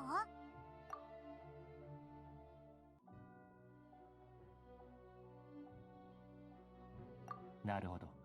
Oh. これで私も水神の罪について把握できたと思う。フォンテーヌの失われた歴史に関わってくることだ。あれ？水神の罪って民衆を騙して、いや違う、それはフリーナの罪だもんな。あいつが水神じゃないってことはすでにオイラたちが証明したし、つまりお前の言う水神ってまさかフォンテーヌの本当の水神のことか？実際この4つの石板に書かれている内容は君たちがフォンテーヌに来てから経験したことと、今の君にどこまで理解できるかはわからないが。そうだな。他の石板には何が書いてあったんだっけ？オイラも一緒に思い出すぜ。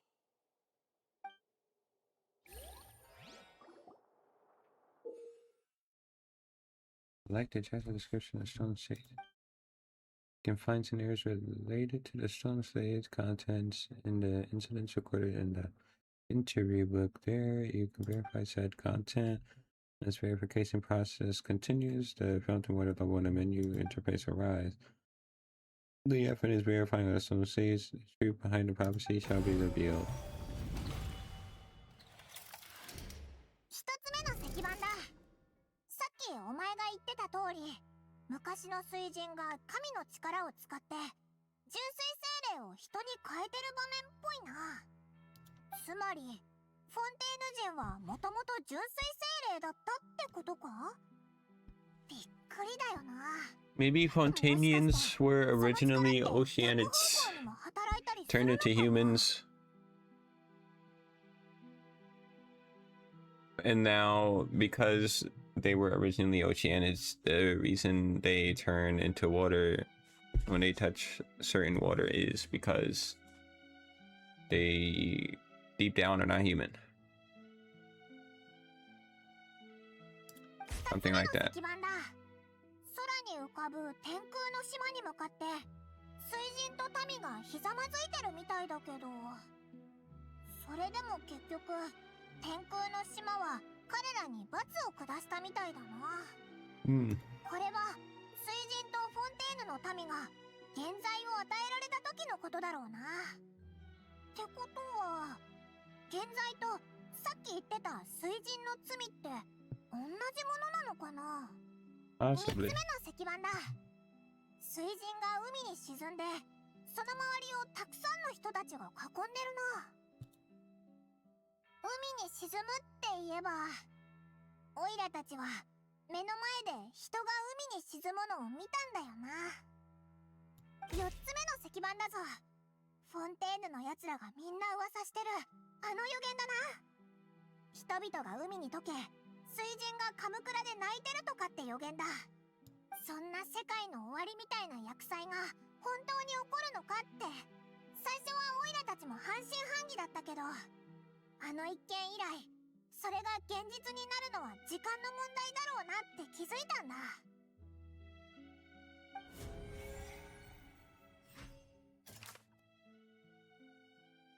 On slates and run, shining the prophecy of the sky. Oh yeah, that's the the truth behind and turning everyone into oceans.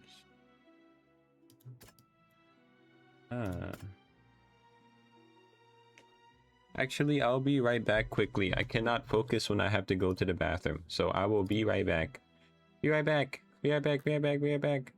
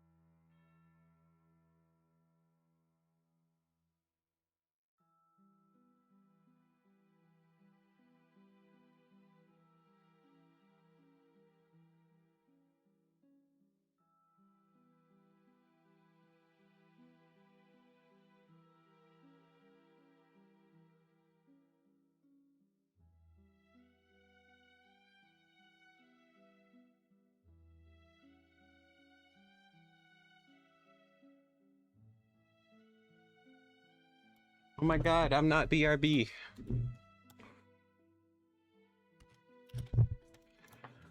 Okay. What was I doing again? The truth behind themes to show the former Hydro Archon using divine power to turn oceans into people.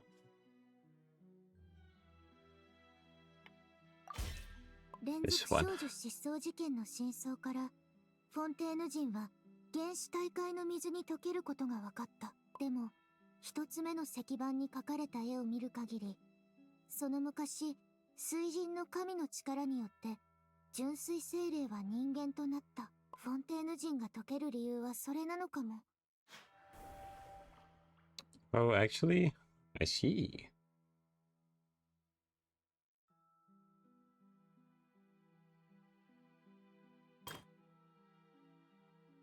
I see. Welcome back. Thank you. It shows Celestia floating in the sky and the Hydro Archon and their people worshiping together, but heaven still brought judgment down upon them. This one might be due to this. Never mind. Wait, wait, actually? Maybe it's this, actually. But I don't know. I kind of just clicked that because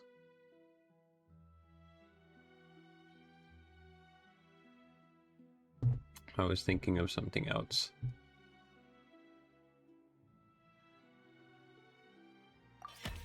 目の前の出来事は今までの歴史上でも起こったことがあることなのかも。ヌビレットが言ってた水神の本当の罪、そして石板の絵にある天空の島が水神とフォンテーヌ人に下した現在。 The sentence never before passed in the court of the judgment has been handed down to the Hydro Archon. Just what kind of sin merits such a verdict? There was a Hydro Archon sinking into the sea, surrounded by many people. Yes. 海に落ちるなんて簡単な話じゃない。ナビアが海に落ちた後、意識の中では審判が行われてた。石板の絵では海の中にいる水神を人々が囲ってた。それも似たような出来事を象徴してるのかな。Flags pointing to ruin, Navia found a water container from her seawater. There's a scene that basically identical to that described in the prophecy circulating throughout Fontaine. Fontainings will eventually be dissolved into the sea, and the Hydro Archon will sit alone on her throne and weep.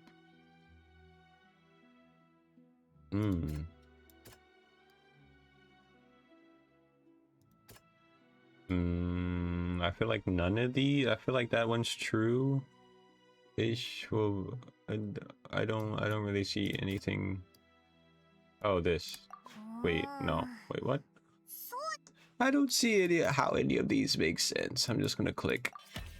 石板に書かれた予言はとっくに巷に広まってるけど、当初は信じる人も少なかった。メロピデ要塞の大海が噴出したことと、フォンテーヌ人が大海の水に溶けるっていう事実。Oh, that's all they were getting at. I was thinking about it too hard. もしあの時すぐに対処してなかったらどうなってたか。 True, true. Everyone would have been dissolved. 人は原始大海の水で溶けるけど、その後は消えるわけじゃなくて、大海の流れによって集まって純粋精霊に戻る。法廷では水神に死刑の判決が下されて、みんな驚いたよな。やっぱり水神の罪はフォンテーヌの原罪なのか？ナビアのやつは遺跡で足を踏み外して海に落ちた時、危うく溶けるところだったんだ。ナビアは意識の中の法廷でポワ村長の人たちに囲まれて、あそこに引き止めるための裁判にかけられちゃってたんだよな。メロピデ要塞の原始大海噴出災害は予言が間もなく本当になるってことの一番わかりやすい証拠だった。予言の石板に書かれてることは最近起きた一連のことでもう証明されちゃってるぞ。いろいろ結びつけて推理したら、いろんな真相がわかるかもな。Winner! I see, I see.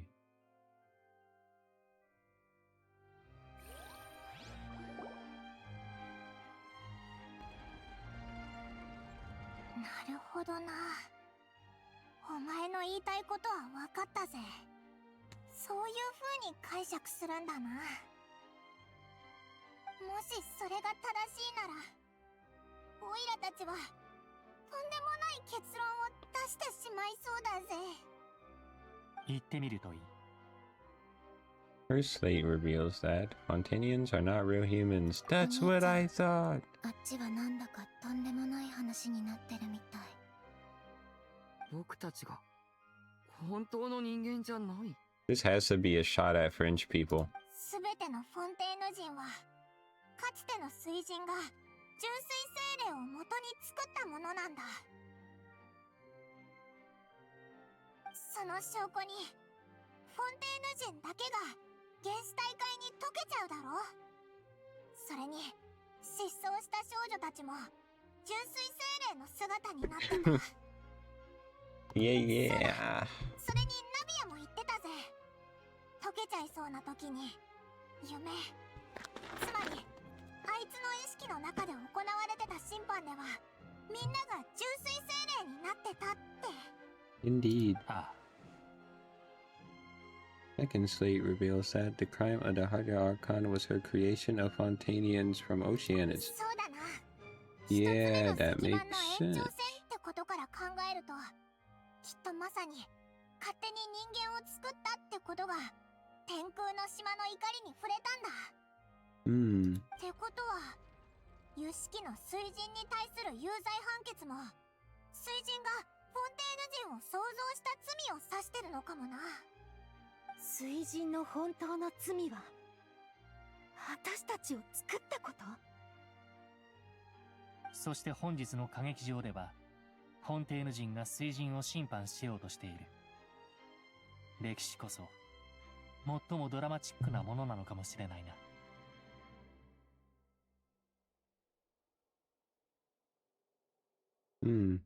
That's the third slate. I'm so convinced that it should come after the fourth slate. この絵はナビアが海に落ちた時の状況と結構似てるしな。多分だけど、4つ目の石板にある予言が起こった後に水人も海に沈んでいったって様子を描いてるんじゃないか。 The fourth slate depicts the fulfillment of the prophecy as it's already widely 人々 known. は皆海の中に溶け、水人は自らのカムクラで涙を流す。そうして初めてフォンテーヌ人の罪は洗い流される。おいら、ちゃんと暗記できてるよな。Pretty much. なかなかの推理力だ。現時点で把握できている情報からそれほどまでの推測を立てられるとは。 Let's say we have big brain. しかしこれらの石板には肉眼で見える情報以外にもとあるエネルギーによって刻まれている隠し情報がある。遺跡でもその情報を読み取れるかどうか試してみたのだが、一つ目の石板が欠けていたせいで完全な情報を解読することはできなかった。すべての石板が揃った今、もう一度読み取ってみることとしよう。うまくいけばじきに真相は明らかになるだろう。 Go, go, you got this.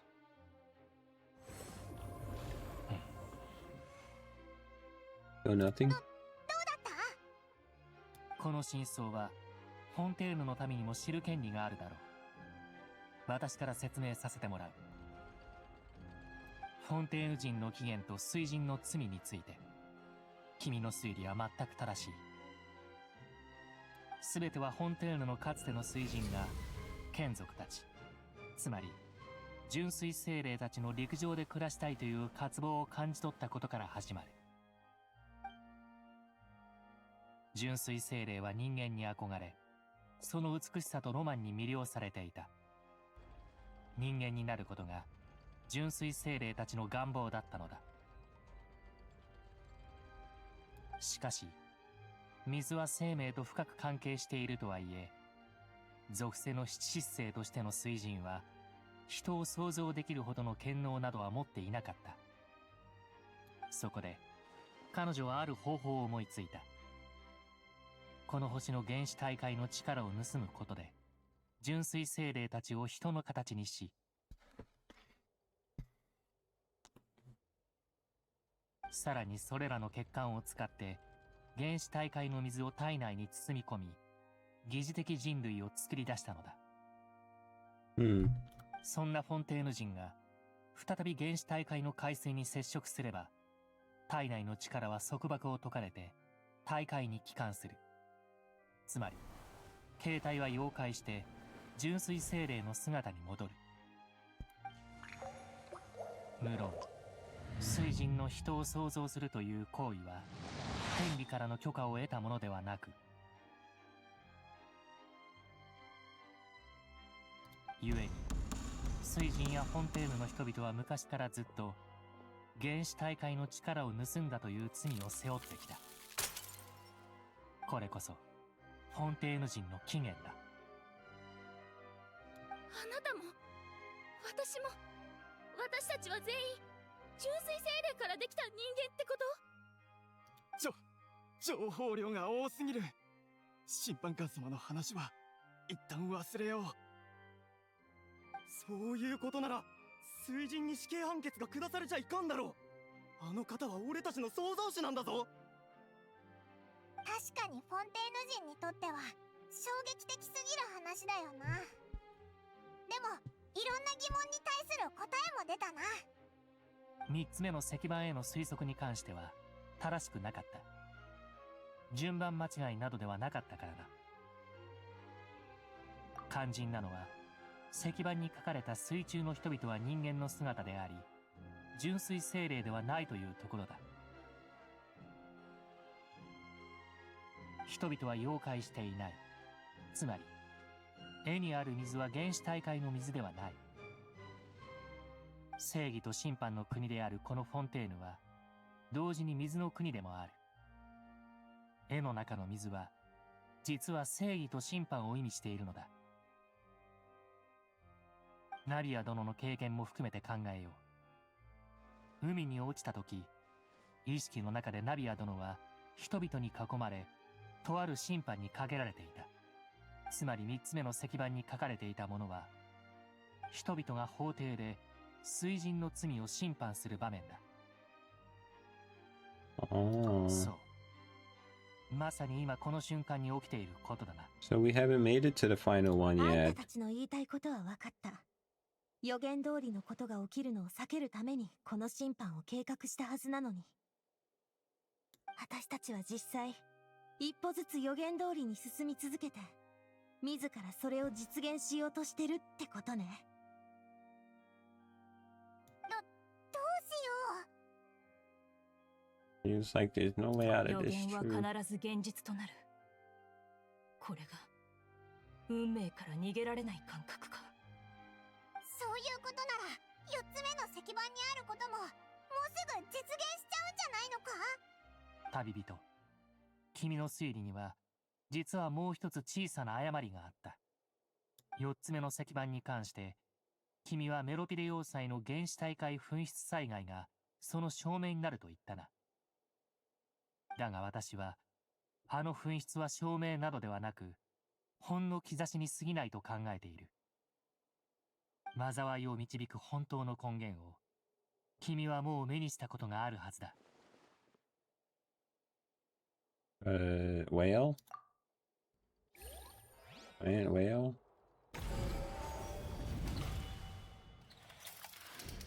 今回の噴出災害はかすかな兆候に過ぎない。 Who Spontaneans have put in they just believe in their archon.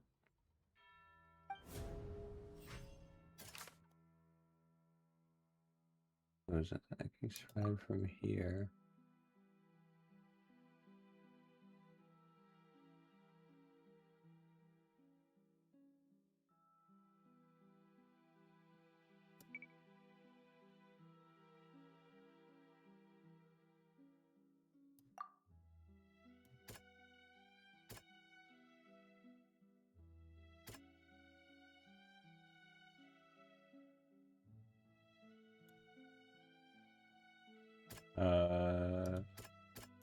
What?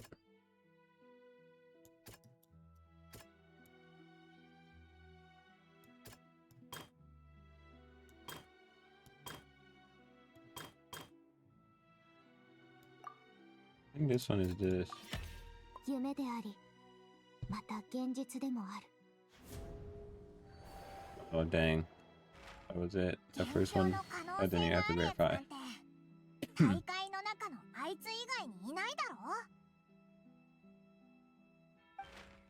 真相、現在、審判、それから災いの根源。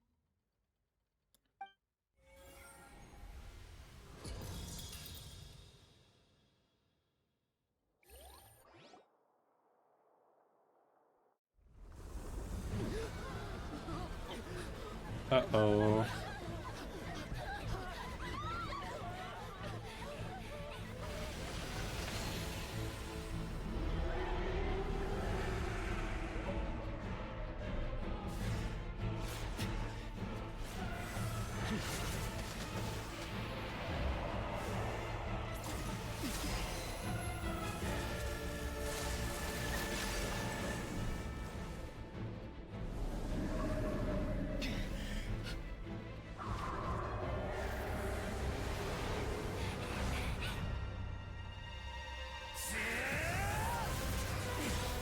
Child.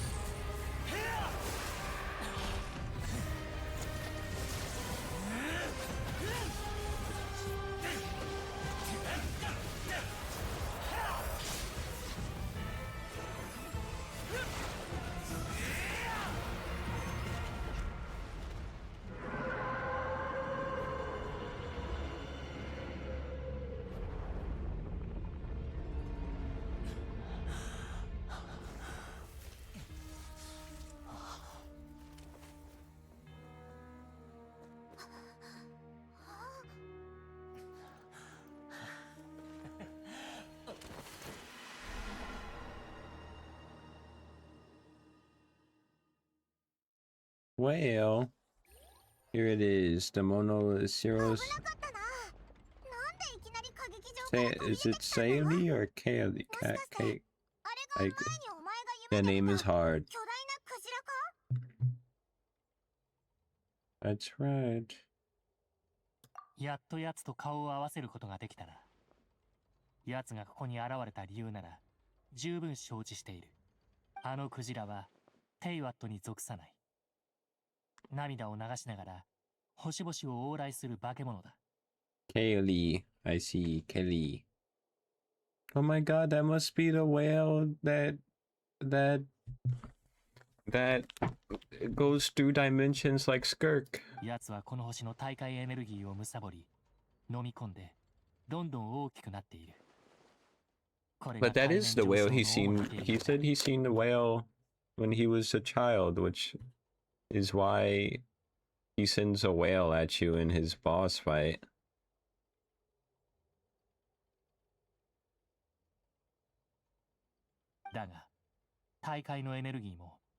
The child was always a child. その次の目標こそ。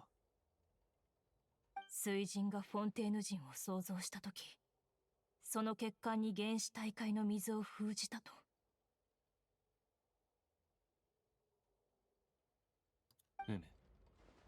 フォンテーヌ人の血液はあのクジラにとって大きな魅力を放つものなわけだ。だから奴が大海を離れた後は大勢の民衆が集まる歌劇場がおのずと最優先の目標になった。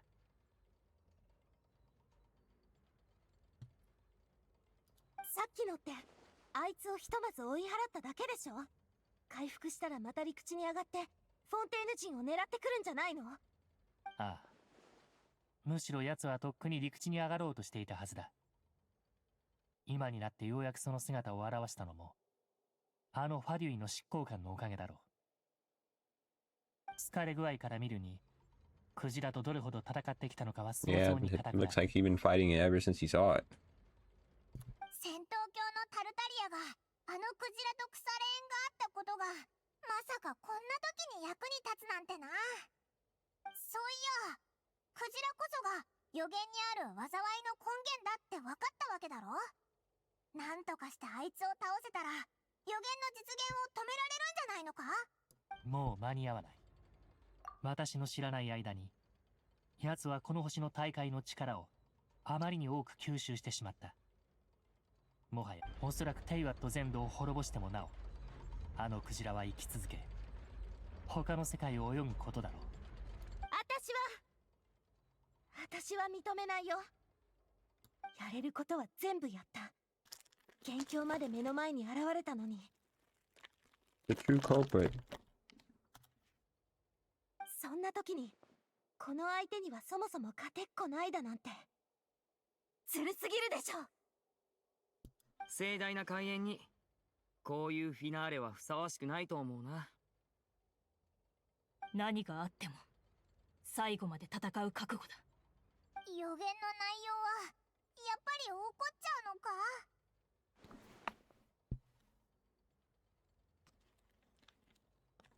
予言は当たるは必ず起こる。あれは未来の歴史と思ってもいいことよ。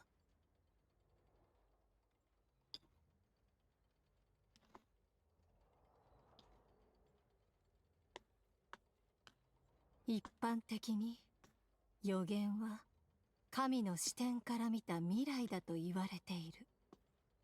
でも神の視線の視覚で Outside the テ world. イワットの未来がどうであれ、最終的にあなたを導くのは運命だけ。やるべきことをやればいいわ。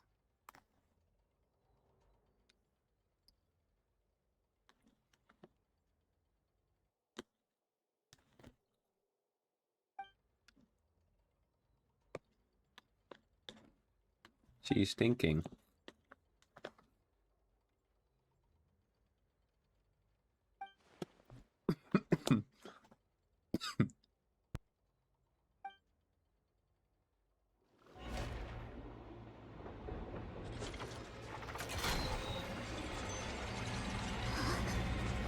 What?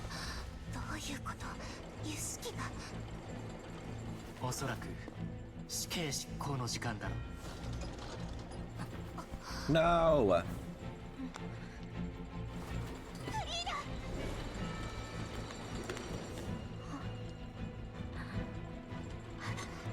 あなたに聞くことが。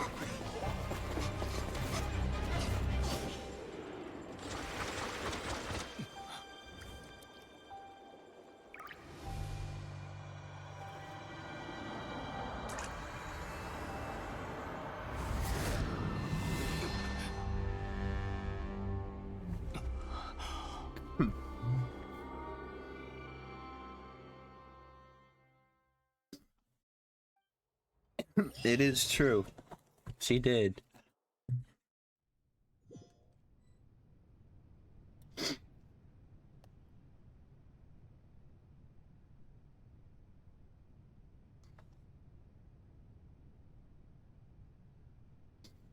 Who this be? 君は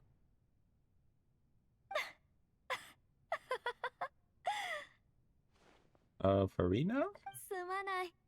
その驚愕の表情、すごく好きだよ。思わず吹き出してしまった。君はフリーナではないな。一体何者だ。ああ、そんなに驚いてくれるってことは、つまり僕は君たち全員を騙し通せたんだね。見ればわかるだろう。僕こそ魔人フォカロルスだよ。魔人フォカロルスがなぜ私たちを欺いた。ああ、無論僕の目的は君たちを騙すことなんかじゃない。本当に騙そうとしているのは天理さ。天理を欺く。あの予言のことだよ。面倒だろう。すべての人々は溶け、フォンテーヌは水に飲み込まれてしまう。Best girl, that's who this would be.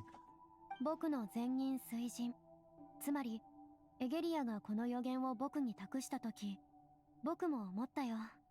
これはさすがに難しすぎないかってね。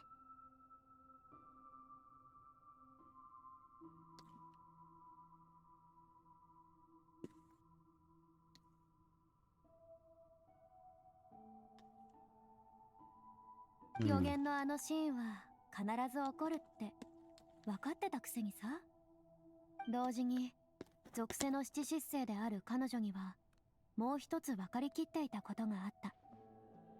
天理を敵に回してはならないと。こんなの解決策なんて全く存在しないじゃないか。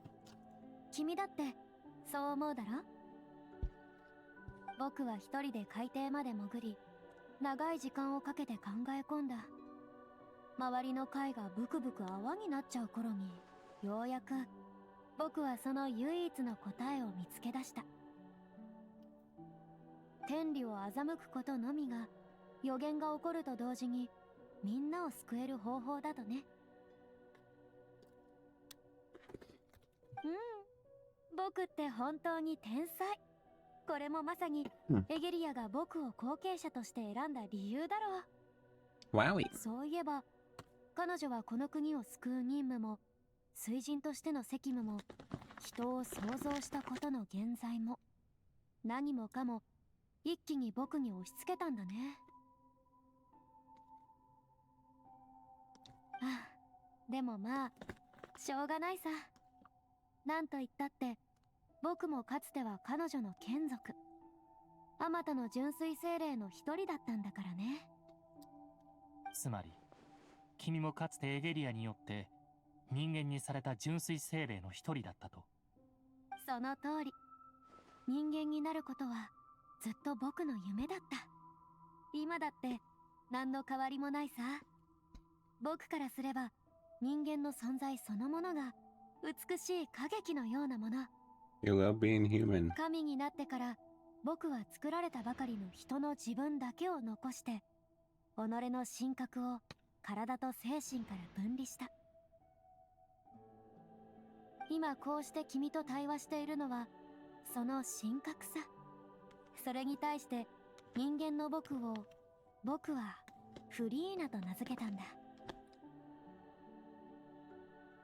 喜怒哀楽の感情を持つ彼女は思い上がりたい時は思い上がって逃げたい時は逃げる。彼女の長所は人間しか持たない長所。その短所も人間ならではの短所だ。僕の目に映るフリーナはまさに完璧な人間だ。なぜなら彼女は本当の人間と全く一緒で、それこそ僕の理想の自分だったからね。その後僕は彼女を呪った。天理を欺く計画を完成させるためにね。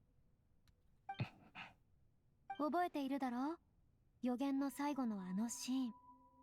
水人は自らの鎌倉において一人ぼっちで涙を流す。予言が実現した風に見えるように僕はフリーナという役者を招き、予言の中の水人を演じてもらった。呪いによって神格である僕が存在する限りフリーナは永遠に死ぬことはない。しかし同時に人間が持つべき幸せを享受することもできないのさ。例の予言が実現したと見せかけるため、彼女はこの歌劇場を舞台に正真正銘のヒロインとなり永遠に神の役を演じ続けるんだ。さあ、もう理解できただろ。君の法廷がなぜエピクレシス歌劇場という名前なのかを。だがあのフリーナは所詮人間のはず。尽きぬ命があったとしても精神の強さは人並みに過ぎない。彼女にとってこれはどれほどの苦痛だろうか。そうだよ。フリーナは人間の僕自身とはいえ、機会があれば僕はちゃんと僕に謝らないとね。An apology after all of that is crazy. この500年は彼女にとっては I'm sorry. I'm sorry you lived your life a lie. I'm この上 sorry. なく長くこの上なく孤独で I'm sorry, yes. 苦痛を伴う過激だった。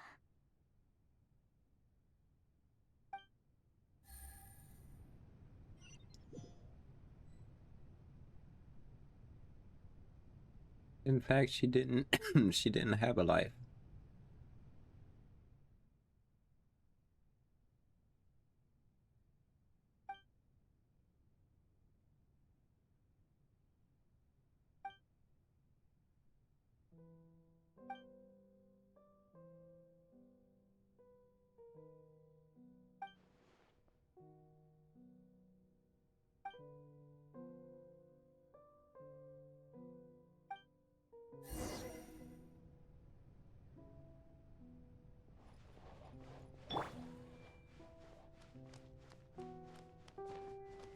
I don't know why I tried to jump up.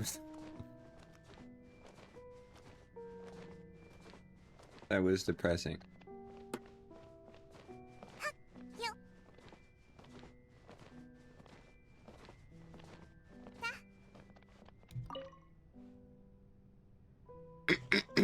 Oya? 誰が舞台に上がっていいと言った？神フォカロルスとして僕に対する崇拝は理解しよう。だが規則を破ってはならないんだぞ。Farina? よかろう。君を罰するつもりはない。故に名乗る必要もない。さあ、下がりたまえ。僕の演劇を邪魔してはいけない。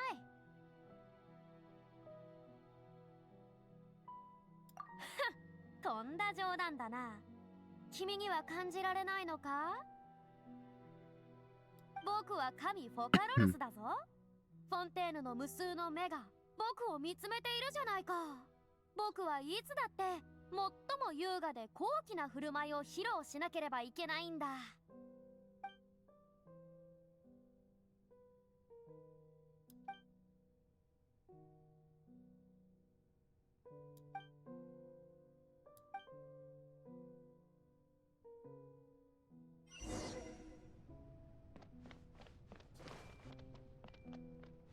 みんな、これはちょっとした舞台アクシデントだ。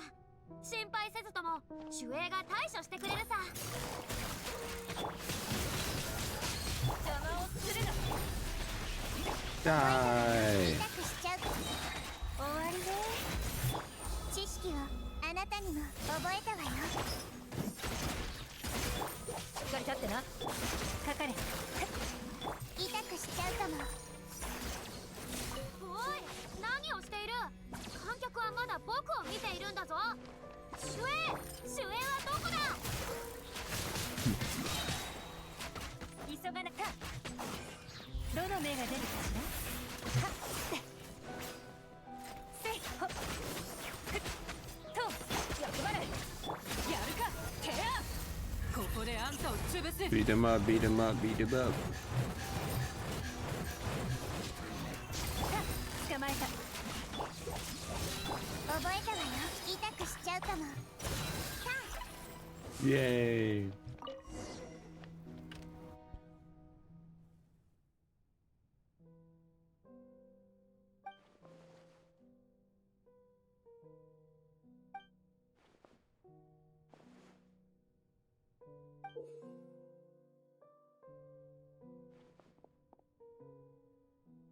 Speak from the audience.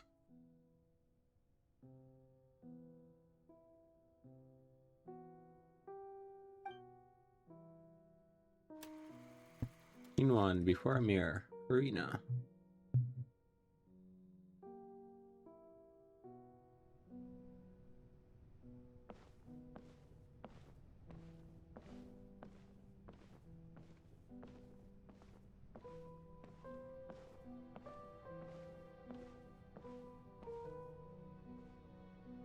Farina. Farina. 誰？僕を呼ぶのは誰だい？どこにいるんだ？焦らないで。怖がらないで。僕は君の目の前にいるよ。ちょっと待って。どういうことだい？君は鏡の中の僕？うん。その呼び方も悪くないね。では、これから僕は鏡の中の君だ。鏡の中の僕。君は僕に何か用？予言のことを聞いた？予言？あ、待って。僕は知ってるみたいだ。なぜかはわからないけど、それは僕の頭の中に存在しているかのようで、人々は皆海の中に溶け、水人は自らのカムクラで涙を流す。そうして初めてフォンテーヌ人の罪は洗い流される。そう、その通りだよ。よくわかってるじゃないか。どういうことだ？僕の記憶は何もかも曖昧なのに、唯一この予言のことだけははっきりと覚えている。そうだよ。これも僕が君を探しに来た理由だ。フォンテーヌの災いはいずれ訪れる。すべてが予言通りになってしまう。逃げたって無駄だよ。それってすごく大変なことなんじゃないか？みんな死ぬのか？フォンテーヌ人として僕も溶けてしまうのか？心配しないで。この世に奇遇なんてものが存在しているのは、まさに人々に天気をもたらすためなのさ。君が They 今 actually 日 mirrored 僕 the に出会 model え for たこ this. とだって I think まさに so. そうだよ。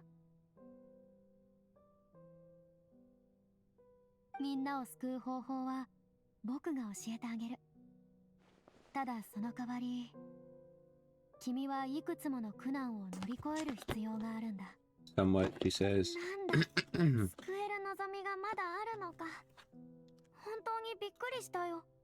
君があんなに怖そうに言うからだよ。苦痛については、僕の頭に最初に浮かんだのは確かに、なぜ僕がそんな苦痛を味わわないといけないのかってことだった。けど、どうせ予言が本当に実現してしまったら、僕も死ぬんだろ？それに、奇遇はこうして僕を訪れたわけだ。こういう天秤があると考えよう。片方は全てのフォンテーヌ人の命で、もう片方は僕自身の苦痛。天秤がどっちに傾くかなんて考える必要もないだろ。やっぱり君は最も完璧な人間だ。僕もしかしたらそれこそが君の正義なのかもね。いや、なんでもない。いいかい？フォンテーヌは今水人を失ったばかりだ。君には新しい水人を演じてもらう。神を演じる？ああ、ずっと演じ続けるんだ。誰にも疑われてはならない。もし君にそれができたなら、僕には予言に抗う術がある。けど万が一君の身分がバレてしまうと、最後の希望もそのまま消えてしまうだろう。Uh-oh. でもそんなのどうやればいいって言うんだ？人の身分で神を演じて全くバレずにいるなんて。安心して。君のやるべきことは自分を本当の神の姿にすることじゃない。ただ人間が想像するような神の姿になればいいだけさ。君も人間だから、それがどのような姿かについてはよく知っているはずだ。覚えておくんだぞ。これから君が直面するのは、神聖をどう模索するかということじゃなく、人生にどう抗うかということなんだ。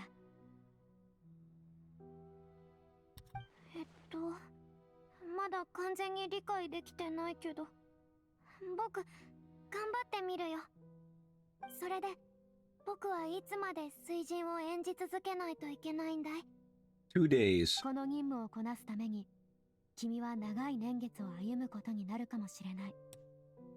終わりの日が訪れるまで君が年を取ることはない。しかし僕は約束しよう。ある盛大な歌劇のような審判によって一切に終止符が打たれ、すべて審判か。それは楽しみだね。すごくワクワクするよ。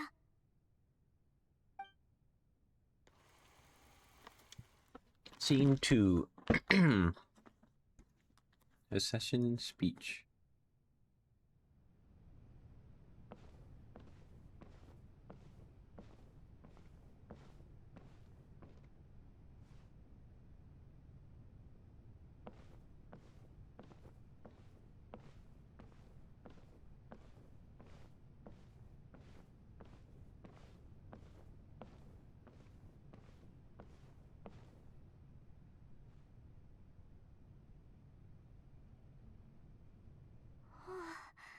すでに数律帝は僕が水神を引き継ぐことを宣言したけど、こうして民衆の前に立つのは初めてだ。就任演説どうやったら神に寄せられるんだろう。正直全然わからないけど、とりあえず自然な感じで演じてみよう。 Summon courage. 古本紳士淑女のみんな、ようこそ今宵のエピクレシス歌劇場へ。僕が水神を引き継ぐことはみんなもすでに知っていると思う。そう、この僕フリーナ・ドゥ・フォンテーヌが君たちの新たな水神だ。一国家の新たな神になる。これまでそういった経験はなかったけど、みんなを導けることを光栄に思うよ。Farina! 魔人フォカロルスとして、そして正義の神として、僕はできる限り力を尽くしてみんなに公平で公正な時代をもたらしたいと思っている。改めてここまで足を運んでくれてありがとう。今後疑問やアドバイスなどがあれば数律帝に提出してくれ。フォンテーヌの未来を築くにはみんなの協力が必要なんだ。これでいいかな。噛むかと思ったけど無事思っていた通りに話せてよかった。次はこれが新しい水神？数律帝が私たちをごまかしてるんじゃ。人間よりも上位なんだから神様ってもっと威圧感があるのかと思ってたわ。 Hey, not everyone's the same. You just got my vote for no other reason than she's cute. おい、聞いたか。最後俺たちに意見まで求めてたぞ。神様って何でもできるんだよな。なんであんなに謙虚なんだよ。あれじゃ一般人とどう違うんだ。もしかして新しい水神なんて最初からいないんじゃないの？数律帝が手配した操り人形だったりして。どういうことだい。どうしてみんな僕を疑うんだ。まずいぞ。もしバレたらみんなを予言から救えなくなる。そうだ、鏡の中の僕が言ってた。人間が思う神を演じればいいって。冷静になるんだフリーナ。人々が求める神、人々が思う神が一体どんなものかちゃんと考えろ。威圧感、存在感、すべての疑念を払拭してくれるようなイメージ。僕はそれを演じなきゃならない。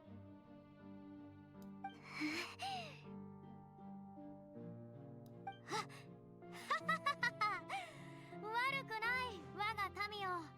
それでこそこのフリーナの統治にふさわしい。僕は以前こんな疑問を抱いたことがある。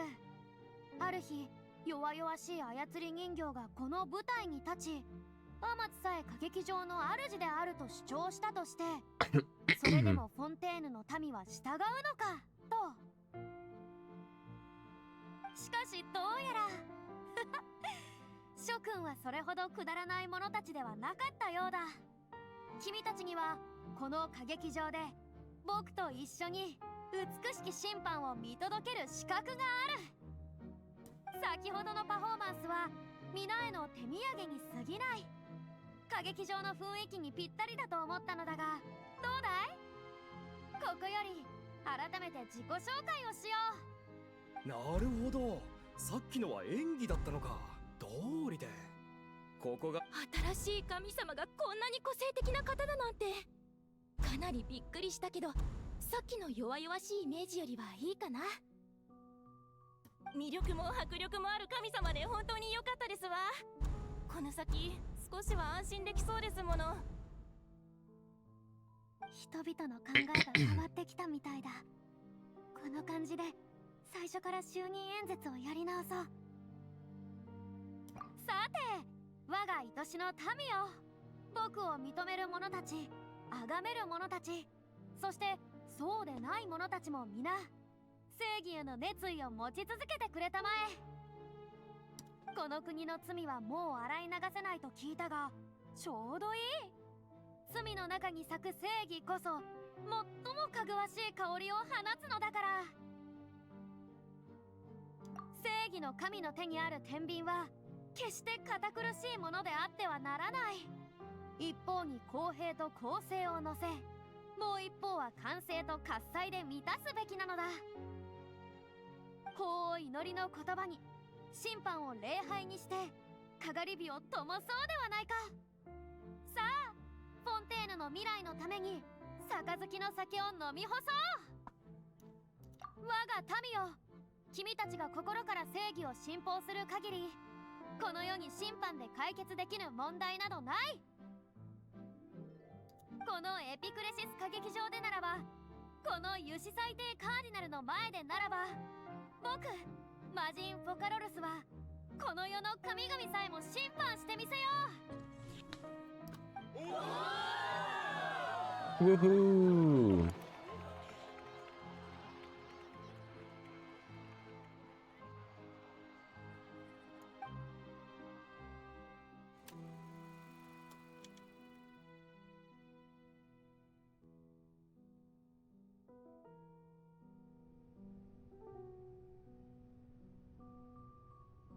Opera House.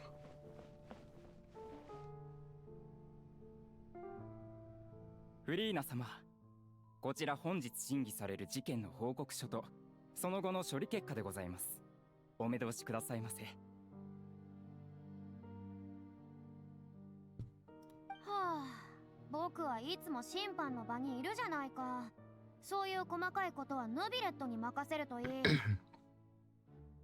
それにどれも僕の期待している審判じゃない。そのご期待の審判とはどのようなものなのですか？盛大で劇のような全てを終わらせる美しい審判さ。はあ、言ったところで君にはわからないだろう。はい、及ばずながらそのようなお考えを察する力はなく。別に恐縮する必要はないさ。僕の言ったことは気にせず職務に戻るといい。僕が期待する審判はいつか必ずやってくるんだからね。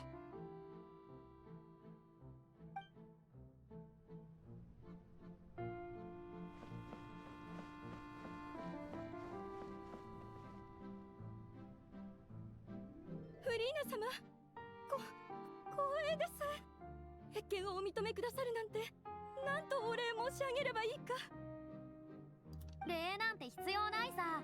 どうしてもというなら僕に会えるまで気長に待った君自身の根性に感謝するといい。どうやら神としての僕が放つ魅力は時に皆を困らせてしまうらしいね。さて、リオデーレだったね。息子さんの病気はどうだい？覚えてくださっていたなんて。それに私の家のことまで。息子はだいぶ良くなってきています。実を言うと、うちの子は私以上に忠実なあなた様の信徒で、謁見は息子が強く進めてきたことなんです。フリーナ様が何をおっしゃったか後で教えてくれと。そういいね、悪くない。今後はそういうことがあれば事前に言うといい。たまには気分転換として特別に民の家を回るというのも悪くない。あなたは本当にお優しく英明な神様であらせられます。息子の代わりに改めてお礼を申し上げます。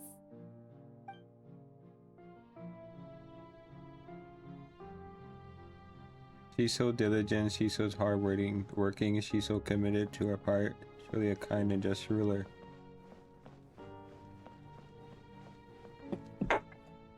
Truly. Truly. We love this Farina feller. フリーナ様、こちらが近頃の水門解析に Thank 関する you. ご報告です。 Thank you for the 重点 bless 的に注 you. 目するようお命じになっていたパラメータについてですが、未だに楽観視できない値です。やはりか。こうなることは神としてとっくに知っていたさ。ただ人間の知恵でどれほどの分析ができるものか確かめてみたかったんだ。予言にあることは必ず起こる。あらゆる予兆がそれを示している。まあいい。今の君たちが心配するようなことではないよ。 Do not worry. フォンテーヌ科学院が水面の上昇に対抗する方法を研究しているとの情報が入っております。本当かい？何か成果は？いえ、未だに実行可能な解決策はないようです。ほほん、そうか。神の領域に触れることだ。無理もない。とはいえ、彼らのその精神は称賛に値する。Nice cover up, miss.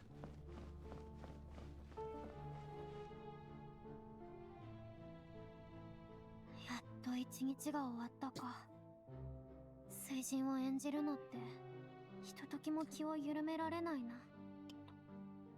でも幸いだんだん軌道に乗ってきてる。疑いの声はもうない。これでいいのかもしれない。このまま行けばみんな助かる。はあ、もう考えるな。明日もこれは続くんだ。早く休もう。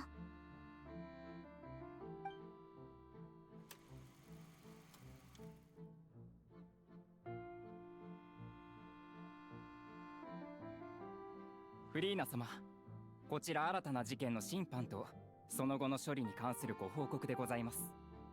いいよ、もう見たから。その場で見たものをもう一度説明する必要はないって言ってるだろ。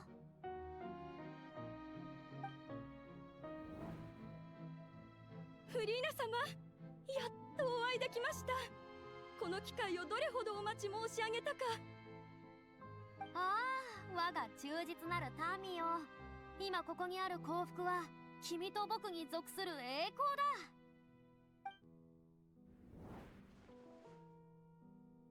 フリーナ様、ポアソン町の付近で明らかに異常な水門現象を観測しました。引き続き観測を続けてくれたまえ。科学院の方についても動きがあったら知らせるんだ。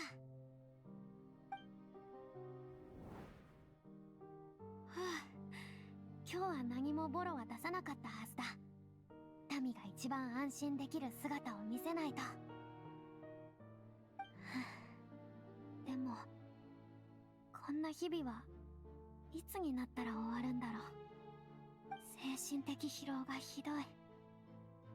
今日もさっさと休もう。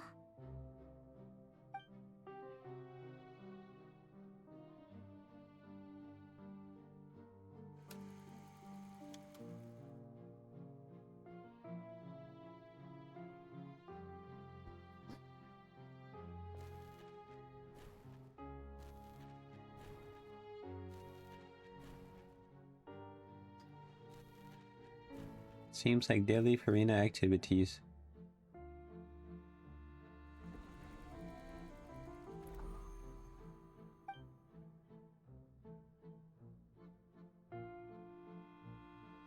様、こんなに近くでお話できるなんて本当に夢みたい。我々の一族で初めてこのような栄光を授かったものをたどると、20代ほども前のディオデール夫人まで遡るそうです。それはいい。優秀な一族じゃないか。君のように敬虔な信徒、もとい敬虔な信徒の子孫に会えるのは僕にとっても最高に嬉しいことさ。そんな、恐れ入ります、フリーナ様。あれ、どうしたんだい、我が忠実なる民よ。泣いておられるのですか？あれなんということだろう。気づかなかったよ。はあ、もしかすると僕の中の水元素が満ち溢れてしまったせいかもね。まあ僕は水元素を司る神だからこれも仕方ない。なるほど。神であるフリーナ様のお力の表れだったのですね。それを直に拝見できるなんて身に余る光栄です。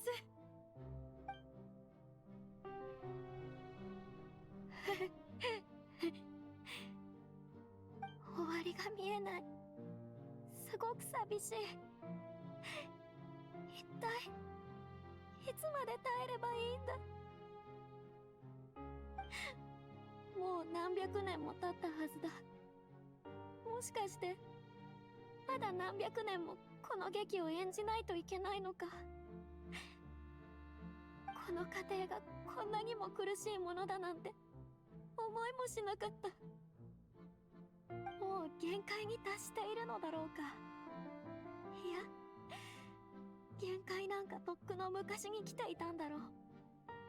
今日なんて涙を流している自覚さえなかった。誰かに打ち明けたい。たとえ一人だけでもいい。でもそれじゃ全部無駄になってしまう。何百年もの間いろんな調査をした。だけど予言を突破できる希望は何も見つからなかった。もはや信じることしかできない。聖人を演じ続けることだけがフォンテーヌを救う唯一の方法なんだと。頼む、お願いだから絶対に成功してくれ。鏡の中の僕。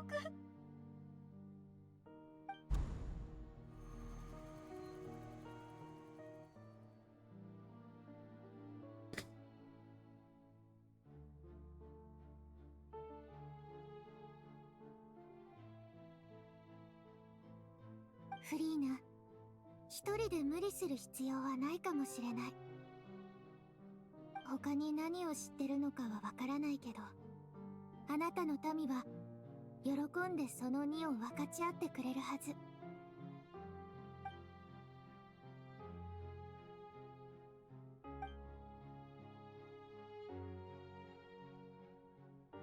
分かち合うだなんて、そんなの無理だよ。最初から僕は一人でこの責務を背負う運命にあるんだ。分かち合う必要がないとしても、せめて誰かに相談することはできるはず。私は見届けるもの。私に相談してくれればいい。見届けるもの。そうか。君はこの正解の外からテイワットに来たんだったね。つまり君は最初からここに属するものじゃない。もしテイワットの全てが舞台上の劇だとすれば、君は歌劇場にいるただの観客。あるいは君になら、旅人の言う通りだ。彼女になら打ち明けてもいいんじゃないか。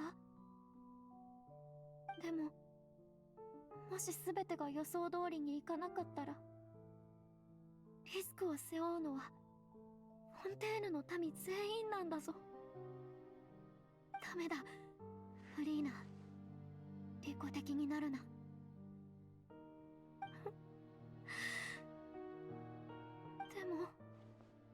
も、もし本当に平気だったら。フリーナ、君はもうこんなに頑張ってきたんだから、ちょっとくらい自分勝手になってもいいよね。別にそんなにひどいことをするわけじゃない。ただ単にふさわしい人に自分の悩みと苦痛を少し伝えるだけだ。大丈夫だよね。この機会を逃したらもう二度とないかもしれないよ。いや、ちゃんと、もう少しちゃんと考えよう。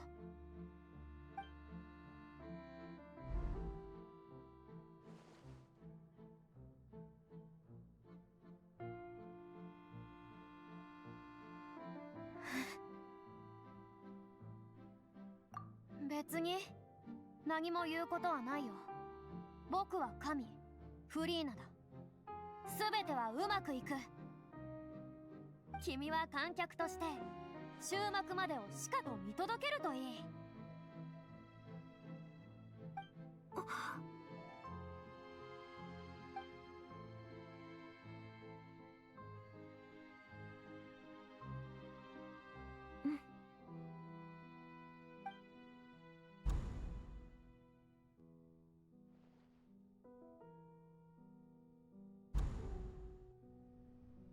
わあ。つまりフリーナでさえ真実は知らないと。計画の全貌を彼女には言っていないのか。ああ、天理を騙すにはまず己を騙さなくちゃ。彼女は本当に大したものだった。この500年、彼女の意志が少しでも揺らいでいたら、フォンテーヌは最悪の結末をたどっていただろうね。人間を信じる。やっぱり正しい選択だった。君がいかにして天理を欺いたかは分かった。だがこれは真実の半分程度に過ぎないのだろう。重要なのはこの状況でどうやって予言からフォンテーヌ人を救うかだ。うん、さすがフォンテーヌの最高審判官だ。実に明快なロジックだね。君もとうに気づいているはずだろ。油脂最低カーディナルがそんなに単純なものじゃないってことに。確かに私は油脂に自我が存在することを疑っていた。リネ君もあれのコアがある部屋から人の声を聞いたことがあるらしい。今にして思えば君が自分の意識を油脂に隠していたのだ。そうだな。うん、外から見ればそうだよ。僕はフォンテーヌの神の心を持ったまま油脂と一つになったんだ。でも君の油脂に対する理解はまだちょっと浅いかもね。実を言うと油脂は正義を執行するための機械なんかじゃないんだよ。その本当の役目は正義の神を殺すことさ。なんだと。いや、正確には正義の神を鎌倉もろとも破壊する機械と言った方が正しいかな。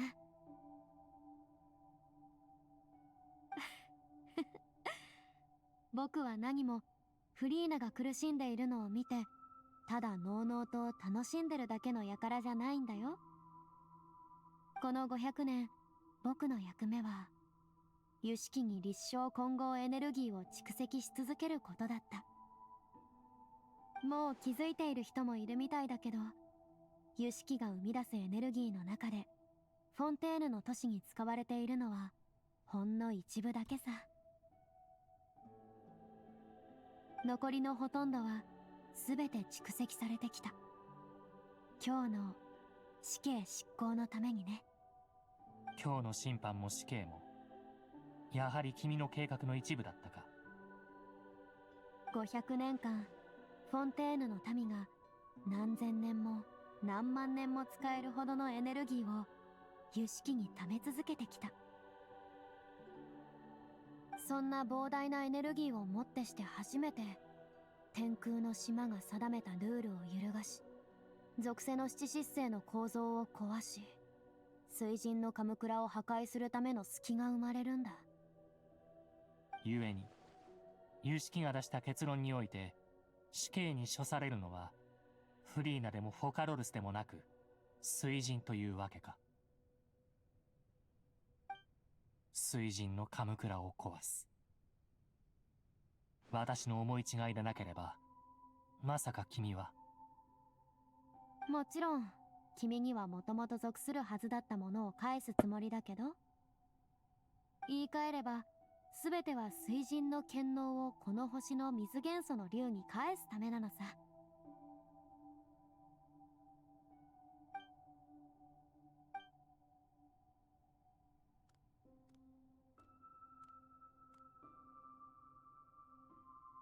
なんだい、また悲しんでいるの？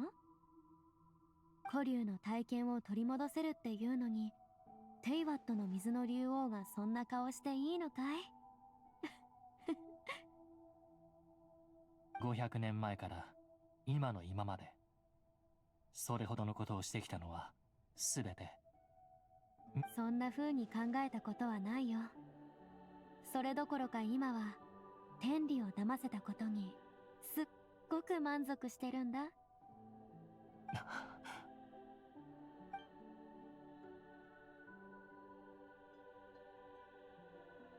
水流、水流、泣かないで。できることなら僕が天理を審判したい。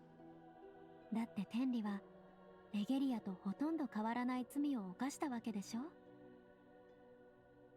エゲリアが奪ったのは原始大海の力、天理が奪ったのは君たち古竜の力だ。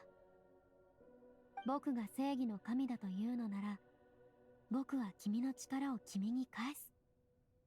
それこそ正義を貫く正義の名に恥じぬやり方さ。正義といえば僕はこんな風に考えている。正義とは人類の存在そのものを遡る過程だと。原始大海の力を奪ったのがフォンテーヌの原初の罪だというなら、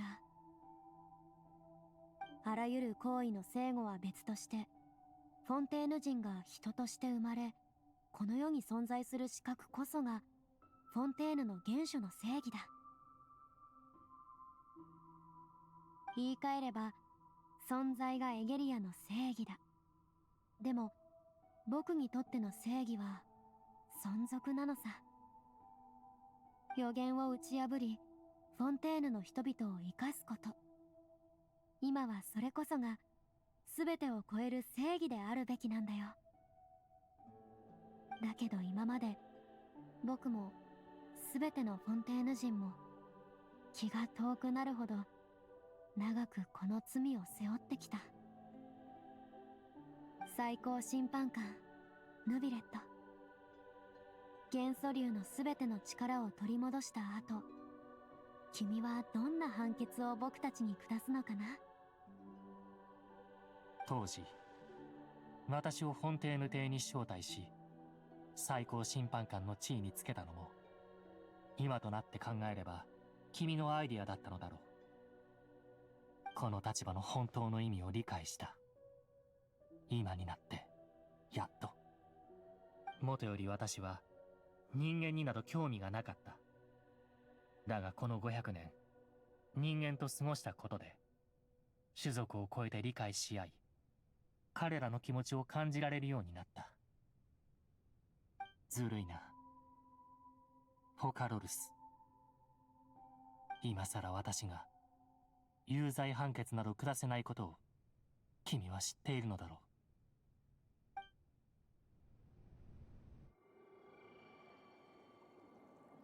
おや、そろそろ処刑の時間が来たようだ。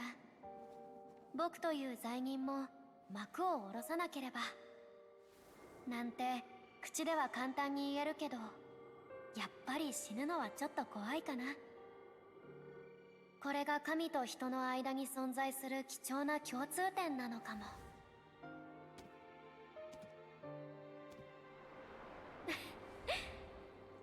じゃあね、ナビレット。500年に及ぶ君の役、気に入ってくれると嬉しいな。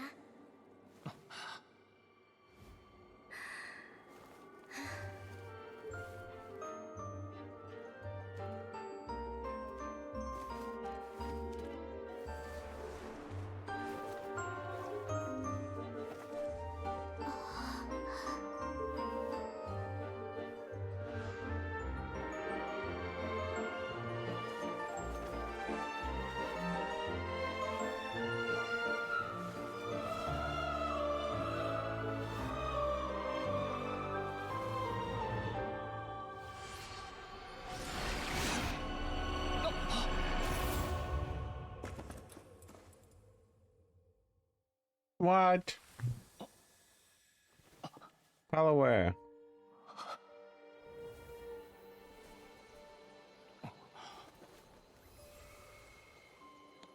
Thank you, Average, for follow.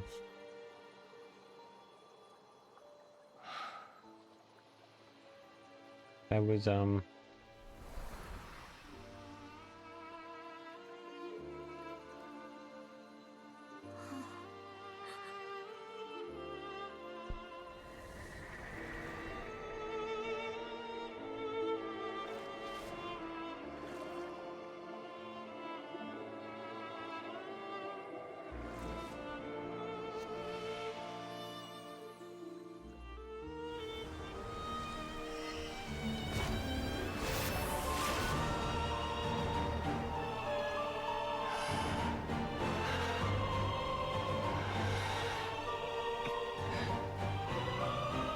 最高審判官ヌビレットはここに宣告する。君たちフォンテーヌ人の罪を許そう。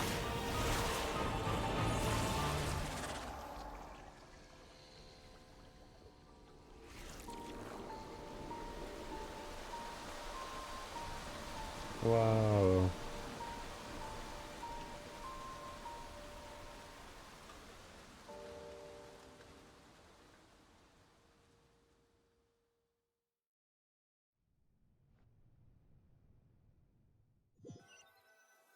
Man, this nation's lore is deep. 今、何が起こったの？まさか、死刑の執行が終わったの？この激しい光は何かの目くらましかい？なんだか今、とんでもないことが起こったような気がするよ。みんな無事で海にも溶けてないんだから、きっといいことかも。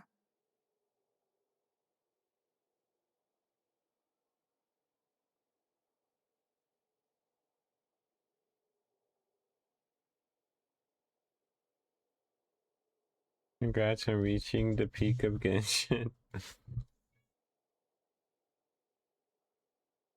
That was a very silly follow timing though. Right as the sword came down.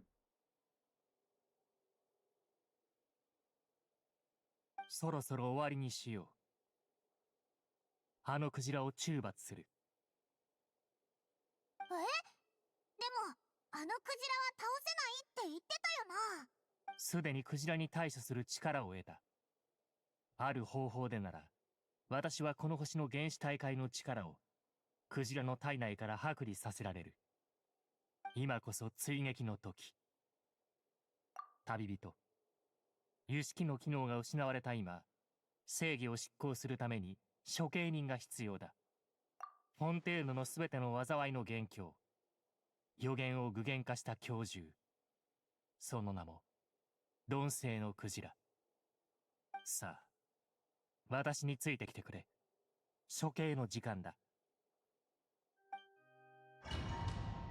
My timing is the best, what can I say?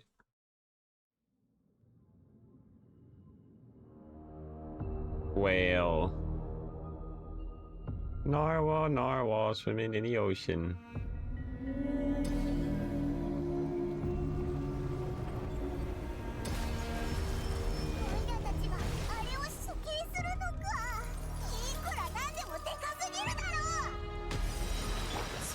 きる限り Why am I using water against it? しかし奴の体はあまりに巨大で Oh, その根 it 源に触れ works, ることはできな I かっ guess.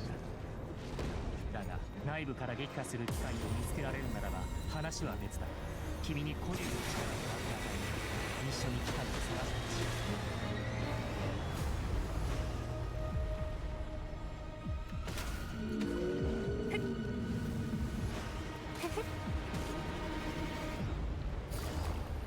How? 敵意に変わっていくのを死と感じる。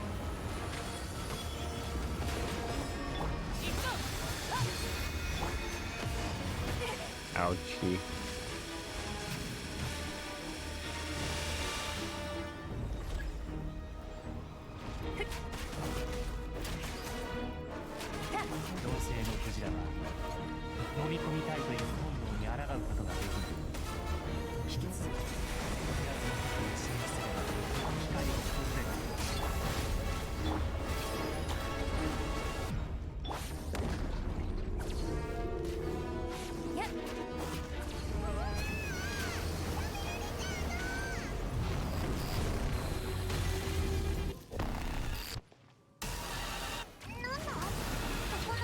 What in the world?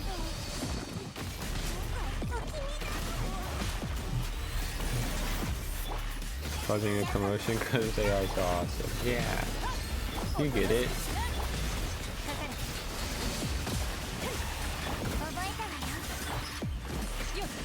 でに加護を与えたよう心配する。機械を貫いて私の力を使って内部から奴の根源を制圧してくれたまえ。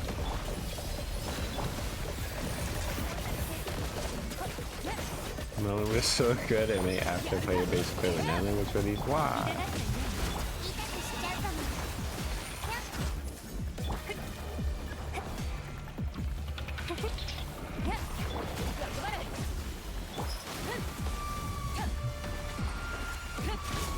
Man, who does this guy think he is?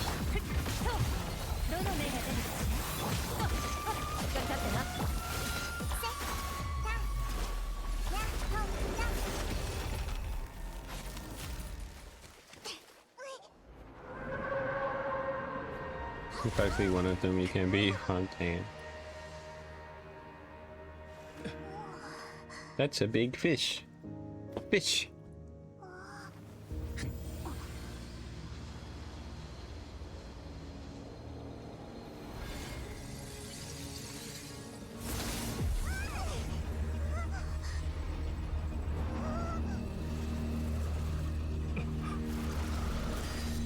Are we serious? Oh, hey, Skirk. Did she just eat it?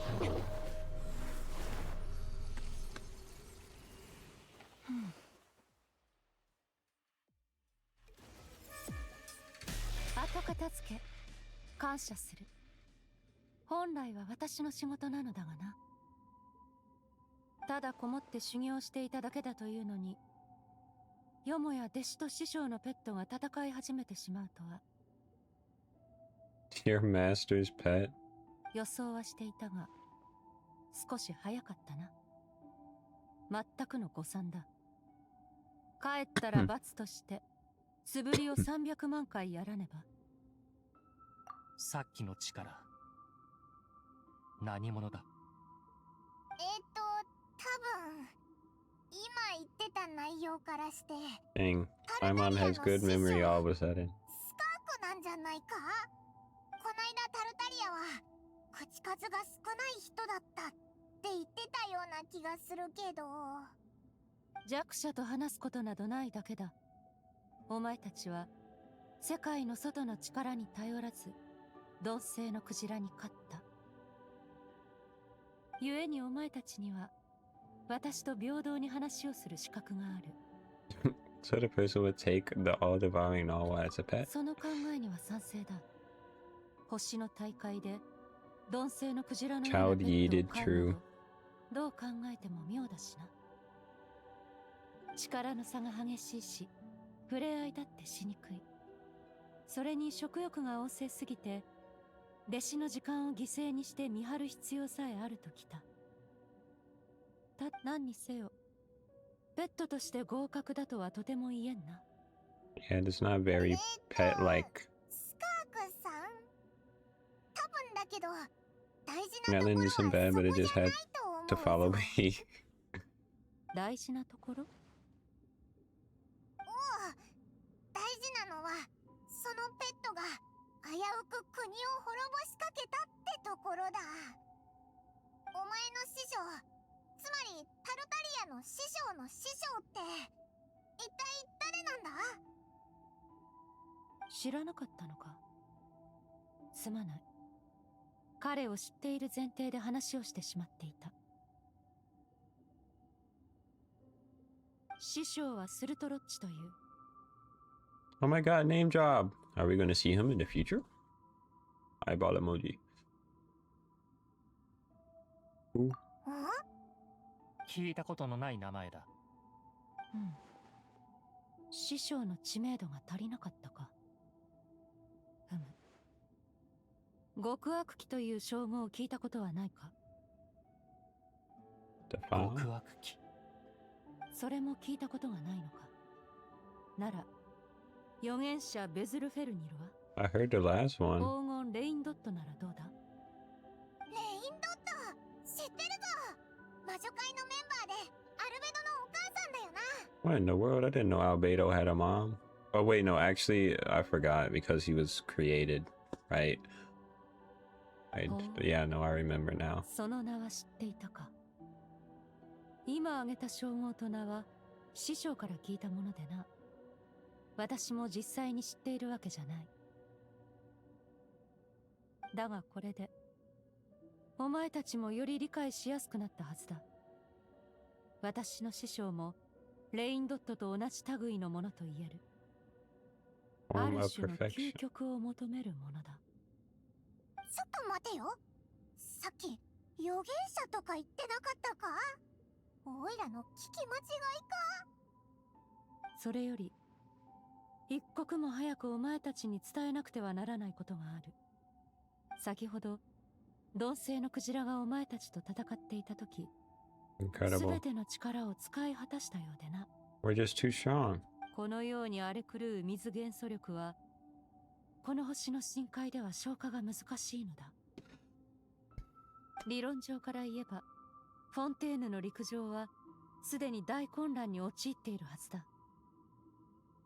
つまりお前たちがずっと恐れていた予言はすでに上演真っ只中ということだ。なんだって？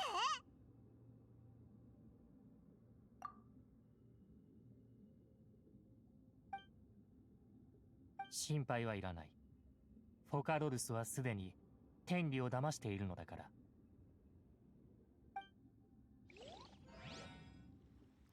人々は皆海の中に溶け、フリーナは自らのカムクラで涙を流す。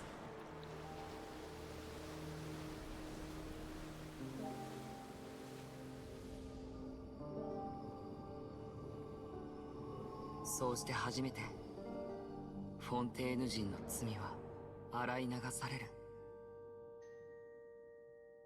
We have a Natlan hater.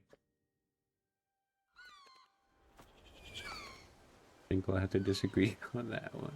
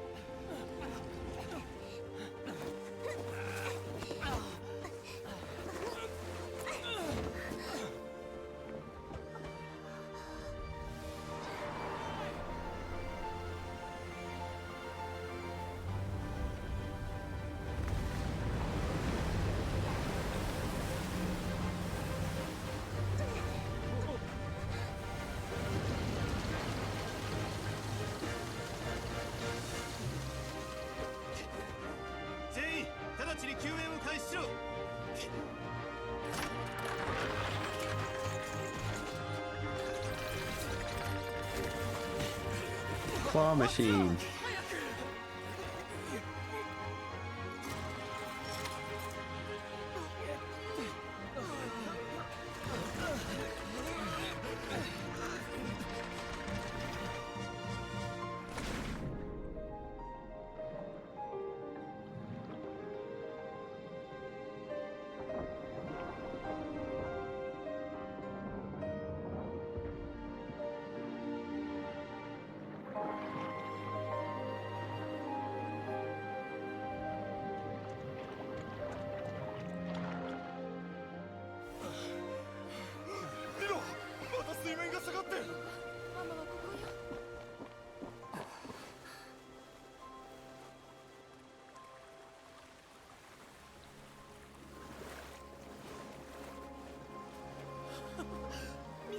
俺たち解けてない。予言は嘘だ。デマだったんだ。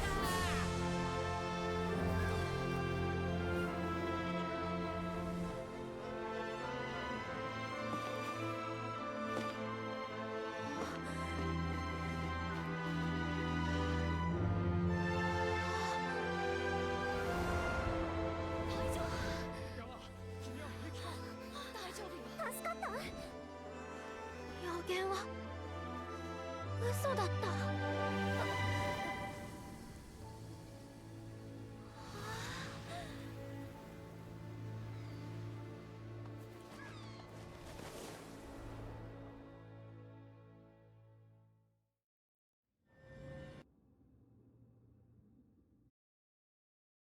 Incredible. 新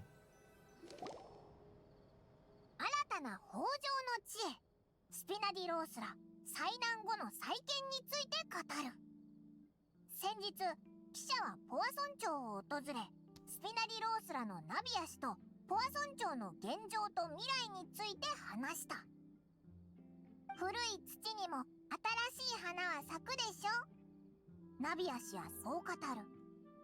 人々にとっての希望っていうのは、夜中に小腹が空いた時に見かけるクッキーと同じで少しあればいいの。飛行船ウィンガレット号、フォンテーヌ科学院の災いか、はたまた幸運か。エドウィン氏にまつわる葬儀はあまたあったが、結果としてそれらの葬儀はフォンテーヌ科学院を覆うバリアとなった。一方ジュリエ氏は隠されし神秘の宝玉であった。人々は一番初めの研究者を狂人と呼ぶが、二人目のことはどう呼ぶのだろうか。たとえ二人目が奇跡を成し遂げたとしても、その者自身とチームをまとめて指す言葉を見つけるのは難しい。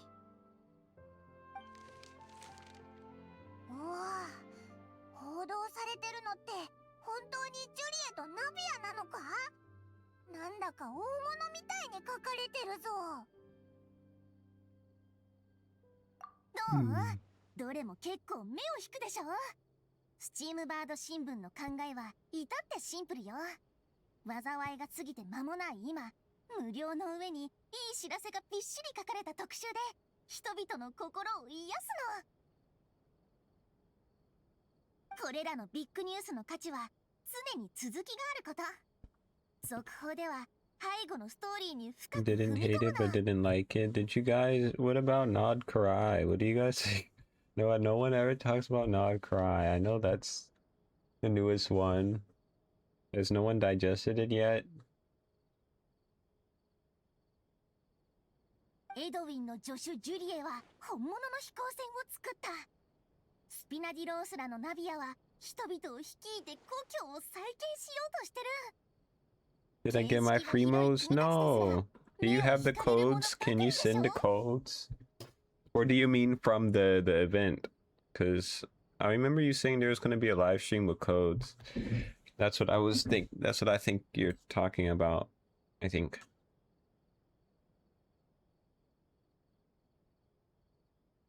おいらも気になるって一瞬思ったけど、よく考えたらどれもきっ Nod かけ Karai は is still おいら coming が out, and there's our Lord and Savior, Dottori. I don't know who that is yet.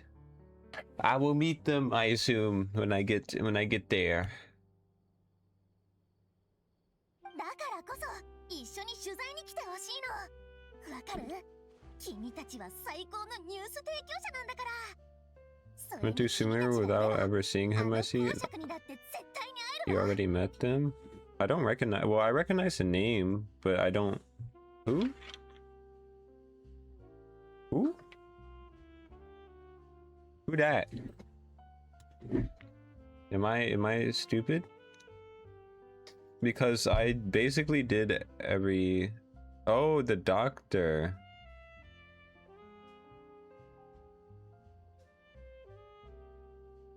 I see, I see.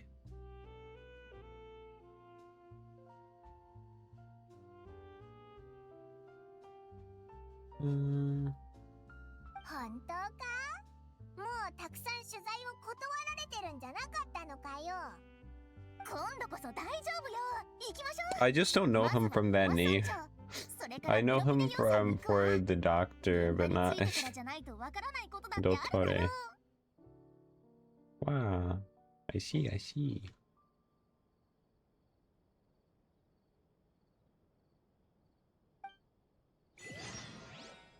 Whee!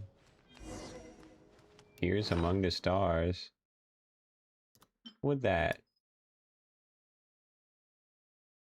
Oh, I see, I see.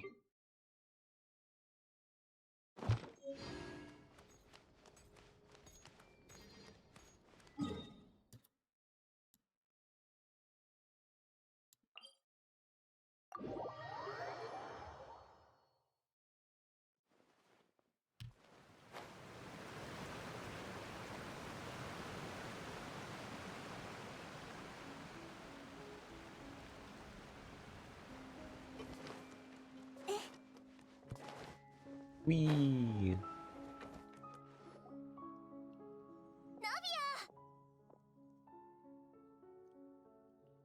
あれ、あんたたちみんな揃ってどうしたの？散歩がてら寄ってみたんだ。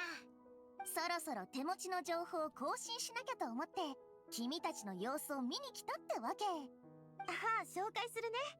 こちらはグルントスネージ I like how we went from like, oh no, why is the Fatui here? To, wow, the Fatui's here.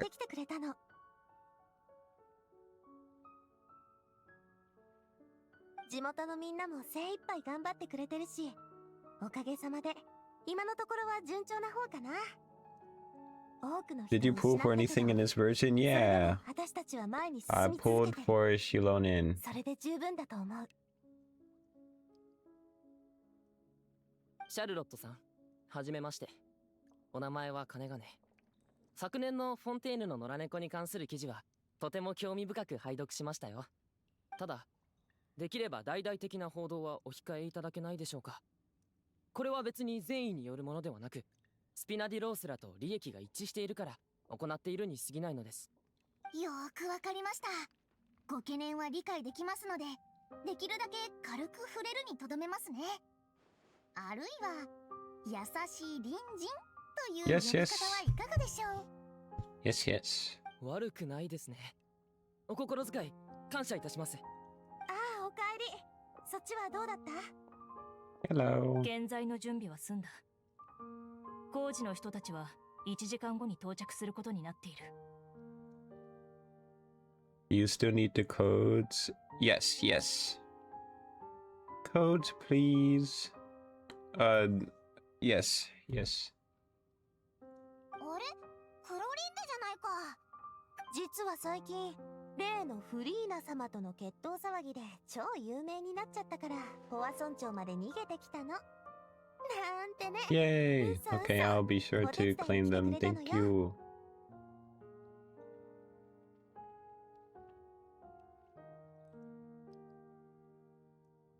ボア村長を再建するためにやらねばならないことは山ほどある。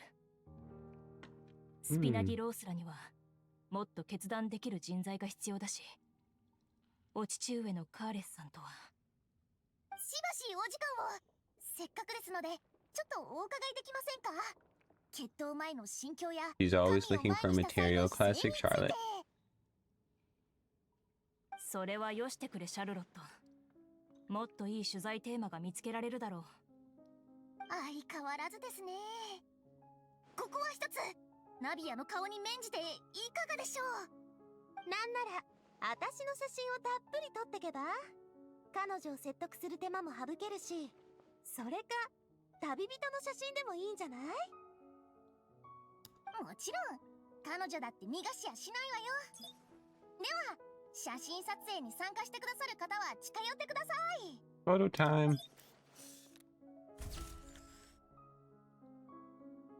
どうだ、いい感じに撮れたか？おいらちゃんと可愛いか？悪くないわよ。構図的に君はまるで魚たちの頭のそばにふわふわ浮かぶ雲みたいね。Classic. ちょっと待ってて、もう何枚か撮らせてもらうわ。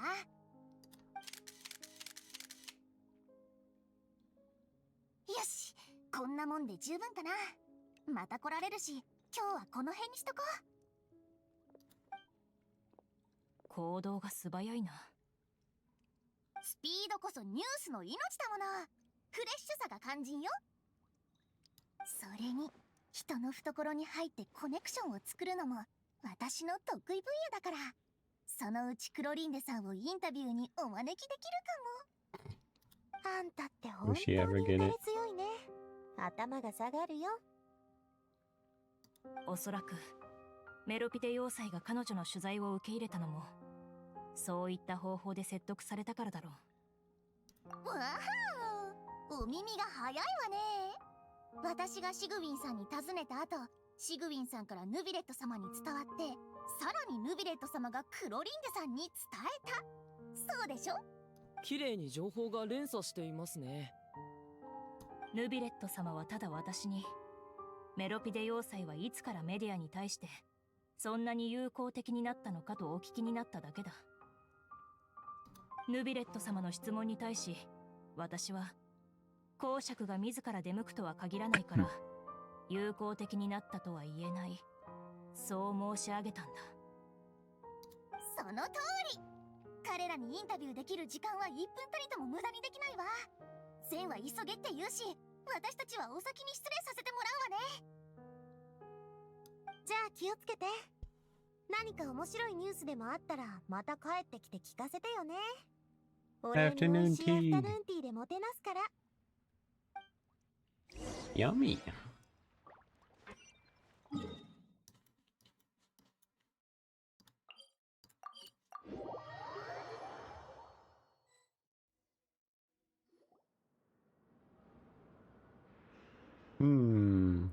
What are you going for?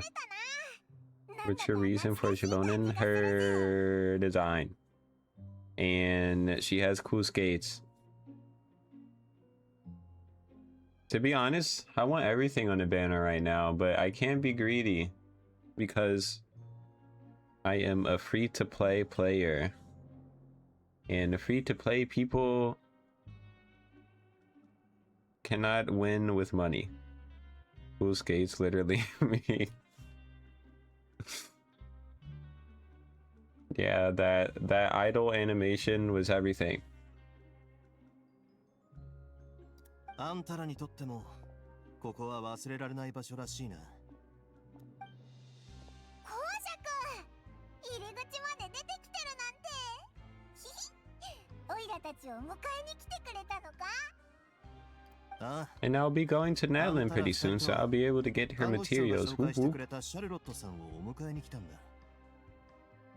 フォンテーヌの噂に聞くばかりのあの公爵様にやっとお目にかかれるなんて。メロピデ要塞を訪問しての I was told Nubilet is coming to the banner next banner, maybe. I don't know if it was confirmed, but I think that was suspicions about that. I don't know if there's any professional banner watchers. Is that true? It was on the stream. Oh, I see. Who else? Who else? I must make my decision before the banner comes. Next banner after this. The next banner after this is gosh, they're all names I don't know, or whatever her name is. I see. どういたしまして。ただし、インタビューの主な対象は俺じゃない。Well, I guess the only name I know is Columbina, but because everyone keeps asking me if I'm hype about them, I don't know anything about them. I just know that they're a new character coming. And that it's very hyped. それはもちろんです。さあ、こちらへ。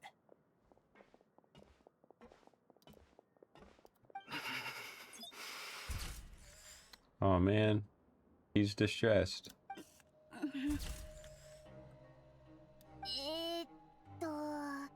写真撮影は終わりましたから、そんなに緊張しなくていいですよ。Zibai has only appeared in the lore. I see. Like very recent, I assume? シャルロットさん、今の写真が本当にスチームバード新聞の一面に載るのですか？あるいは、ルールビーさんはジュリエ君と並んで新聞に載せられるのが嫌なのかも。そんなわけがないでしょ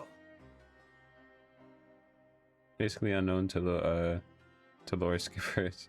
I see. So that won't be me because I don't skip anything, small or big. It can be those small little commissions you do around a nation. I read all of those. The only thing I don't read a lot. The only thing I don't read a lot is the random like papers, notes around the world that you like interact with. If they're like too long, I won't read it. Because sometimes it's just a bunch of information that I just don't understand. Most of the time. Like, boy, did I see a lot of those in Sumeru. That was just some stuff that was, it didn't make any sense to me. And I'd rather not just try to understand something if I know I'm not going to understand it. Use the white horse adepti? I do not know the white horse adepti. わざわざ僕にインタビューしに来てくれたスチームバード新聞にありがたい気持ちで。そうは見えないかもしれませんが、私はエドウィンさんにも一度お会いしたことがあるんですよ。でもここだけの話、あなたとおしゃべりする方が私は好きです。あなたは彼よりもさらに素晴らしい天賦の才能を持ち I てい think らっ most しゃ of the ると lore 思い came ま in す。 like the last night, right? Oh, I see. So it's like a character you would only get, you will only see in like an event. Or like mostly in an event.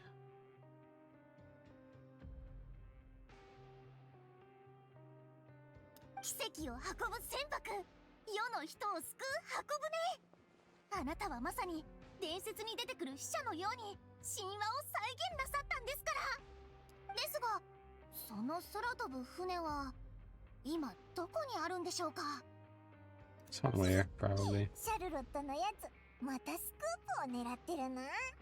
大変申し訳ないが、あの船は今工場の奥にあるんだ。撮影のご案内はちょっと難しそうだな。そうなのですか。ではその穴埋めといってはなんですが、あなたにインタビューしても。 Time for the millionth decline. 答えはあんたもよくご存知だろう。俺なんかより看護師長をインタビューするか、あるいはこちらの天才研究員コンビの写真をもっと。 Who do you think you'll pull? I'll have to put more thought into that. You said the next banner is Columbina and... Ooh, what's the other one? Inefa. She's the one with the flying fist, right? The robot. Okay, yeah. I remember she had, I used her in a test run in someone's banner. I don't remember who it was. I think it might have been the same one that green, the black-haired girl with the green was in. I don't remember. But I just remember seeing her little Fist burst. Rocket fist. どうしてコンビの写真って強調なさるんですか？ They're still denying it. 一人ずつ2回撮らせていただくということで。僕の髪がおかしくないか、ちょっと見てくれないか。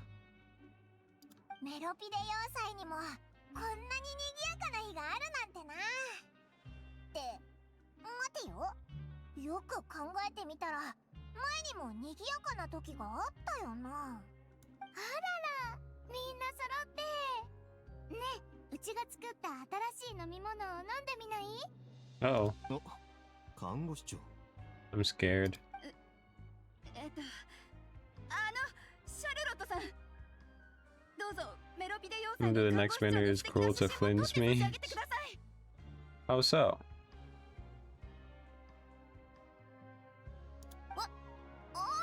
もちろん。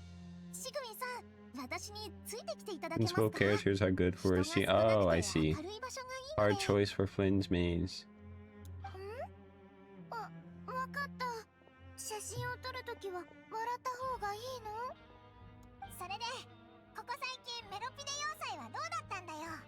見ての通り相変わらずさ。フォンテーヌで起きた変動はここにまでは大した影響は与えなかった。 More or less the あの空 same. 飛ぶ船以外はですけどね。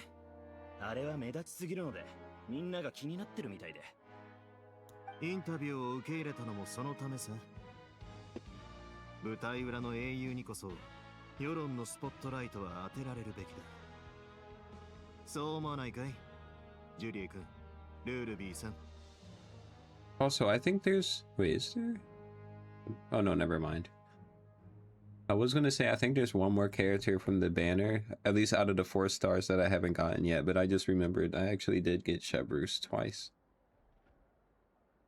I got her recently that I forgot. 身に余るお言葉です。公爵も適度に表に出られた方がいいと思いますが、あなたはそれを嫌がりますから。 Columbina has a fun run animation, I think. Intriguing. スポットライトはやっぱりあんたらとこの2人の功労者に譲るよ。 To us.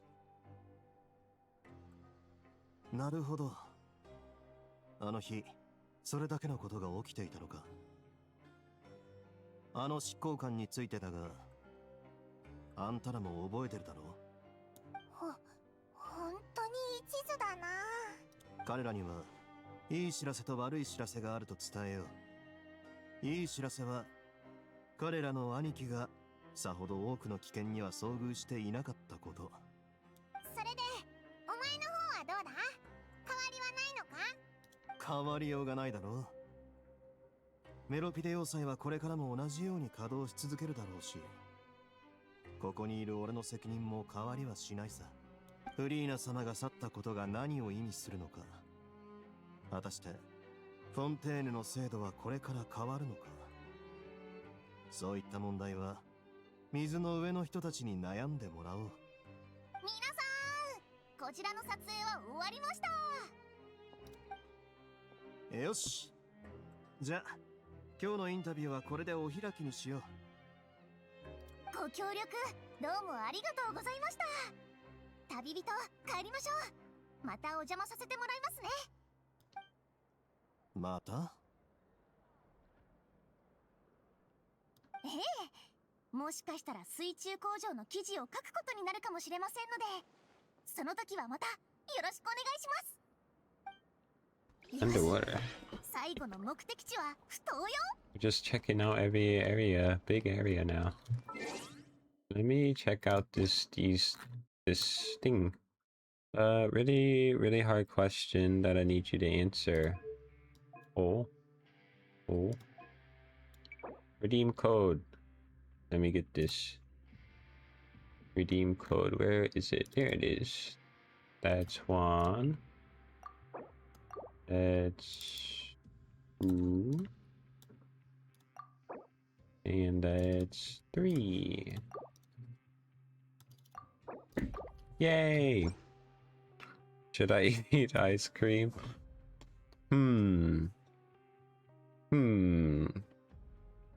Yes.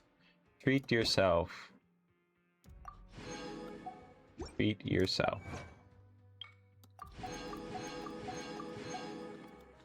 Treat yourself very well. Have some vanilla. Häagen-Dazs in the fridge. Häagen-Dazs. Unique name. At least to me. I don't know what language that would be.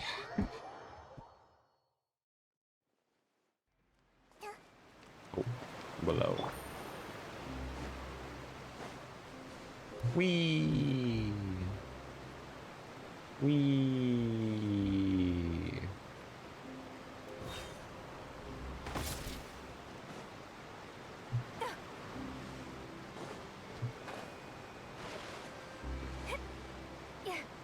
Why, you never heard of that name? Nope. I have not. Ooh, German? Wait, no, not German. Swedish. Swedish, right? Swedish? I think Swedish.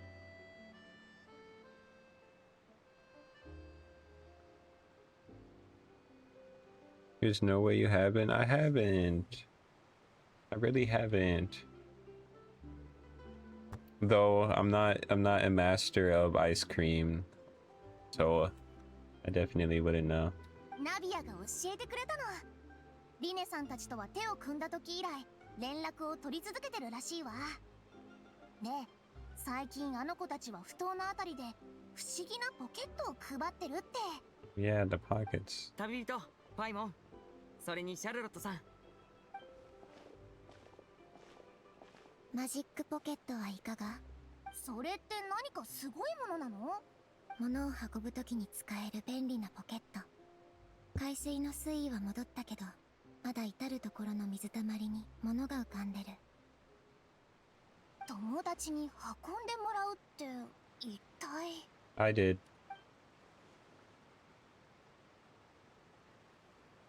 フレミネみたいな友達がいれば力を貸してもらえる。そうでしょ、フレミネ。友達を作るのを手伝ってくれるってこういうことだったのか。なかなかいいアイデアね。もしよかったら連絡先を教えて How もらえ long る？ have you been playing the game, Rennie? I do wonder. You seem really well versed. 僕の住所を For a short time, you seem really well versed in the game. リネット、フレミネに人と交流してもらうために頑張ってるんだな。フレミネの方からもっと友達を作って人と交流したいって言い出したのよ。それにマジックショーのアシスタントもやってみたいって。ああ、まずはショーのアシスタントとしてペールスにも出てもらって、その後フレミネにも加わってもらおうと思ってるんだ。今後水中脱出は大方フレミネに任せられそうかな。潜水士の水中脱出を見たいと思う人はいるかしら。ま、きっとうまくいくさ。何事もまずは初めの一歩から。そのうちフレミネも僕たちのマジックショーの一員になるだろう。リネット、ちょっといい？シャルロットさんが僕たちの写真を撮ってくれるって。Casual Charlotte. シャルロットさんは本当によく気がつく人だね。僕が話したいことがあるのを読んで場を用意してくれるなんて。それで旅人、お父様から聞いたけど、ここ最近君たちには大いに世話になったそうだね。大したことじゃないぜ。フォンテーヌにはオイラたちの知り合いもいっぱいいるしな。ああ、まだ知らなかったんだね。実はそう、フリーナ様が去った後、お父様とヌビレットさんとの間で話し合いが行われてね。結局フォンテーヌの神の心は外交的贈与としてお父様に授けられたんだ。That's crazy. 外交的贈与？な。僕も最初はすごく驚いたけど、よく考えてみたら叱るべき理由がいろいろあるってことに気づいたのさ。例の皇子様の一件で誤った判決を下したことへのお詫び、それから皇子様が原始大会の中で鈍性のクジラを阻止してくれたことへのお礼。それだけじゃなくて、以前からお父様はフォンテーヌの機関やポア村長のことをいろいろと手伝ってたからね。それにしたっていくらなんでも、だって神の心なんだぞ。それもそうかもね。ただヌビレットさんはこの件に対して明らかな態度の変化があったって噂だよ。So Signora stole Venti's Genesis.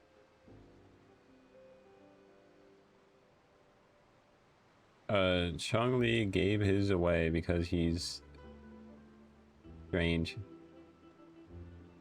Yai Miko gave it away as a trade. Same with Nahida. And now as a gift they gave. This is awesome. Every nation that I played through has had their Genesis not even taken. Everyone gave their Genesis away except Venti. Venti was the only one who's got his stolen from him. So much for being the weakest Archon.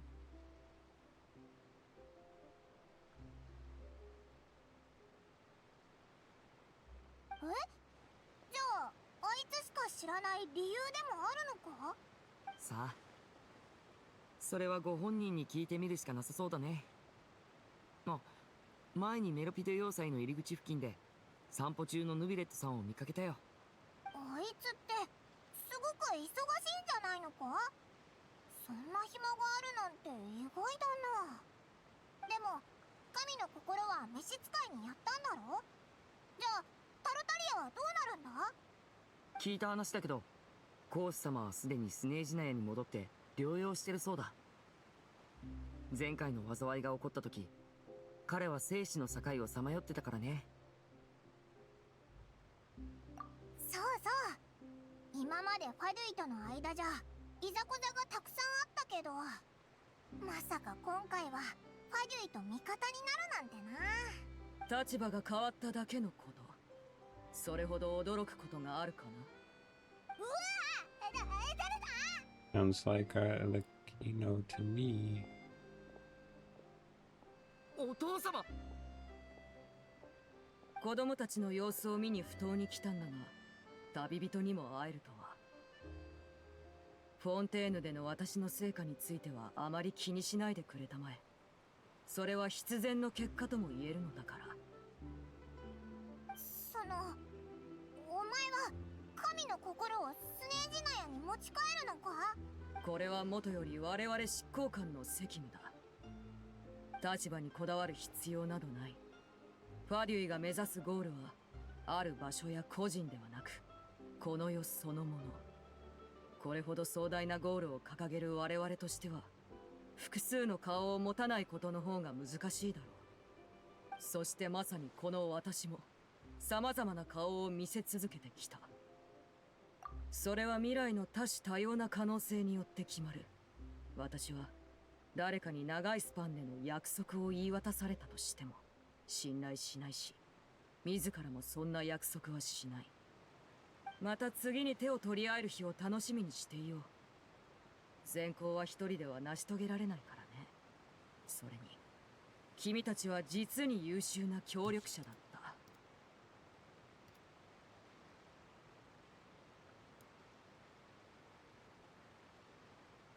神の目？了解した。講師のため大切に預かってくれていたんだね。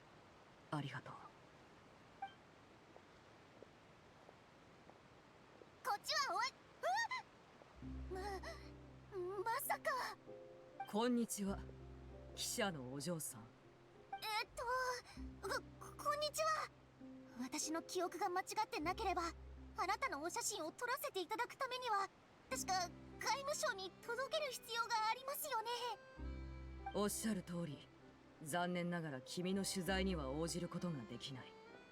代わりと言ってはなんだが、この子たちの魔術師としての、そして未来の神聖魔術師としての一面を Whose visions did you たっぷり書いていただ steal? ければ嬉しい限りだ。 It was Tartaglia, Mr. Child. お任せください。実に気持ちいい海風だ。天気がいいうちに散歩の続きでもするとしよう。では失礼する。お父様、それではまた。あの方、すごい威圧感だったね。シャッターを押す勇気すら出なかった。まあ、幸い取材はほぼ終わったし、これだけの材料があれば記事を書くには十分かな。本当に。そう固くならないで。そうだ、お別れの前にマジックポケットをもらってくれ Don't る I かな。 already have one? 旅人とパイモンも一つずつどうぞ。物を運ぶためのポケットだっけか。そうだよ。確か君たちに初めて会った時も僕たちはマジックポケットを配ってたね。そして今偶然にも同じことをやってる。これこそが人生ってやつなのかな。人生の道で遭遇するすべての出会いは縁に導かれた結果なんだね。Shadow that his vision is just delusional, couldn't be me. Yeah, tell him to use his delusion. よし、また他のエリアでもポケットを配らないとだから、お先に失礼するね。旅人パイモン、いい一日を。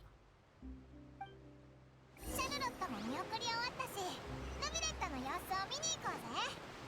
あいつオイラたちと話をする暇がないくらい忙しかったりしないといいんだけど。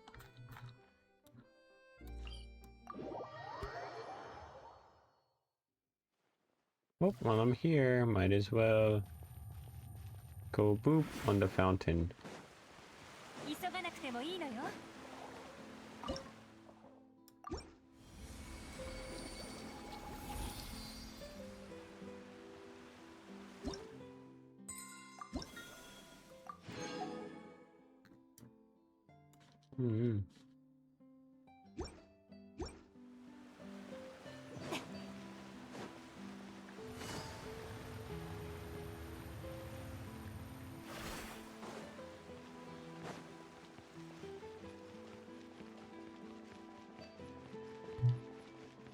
メロピデ要塞の入り口。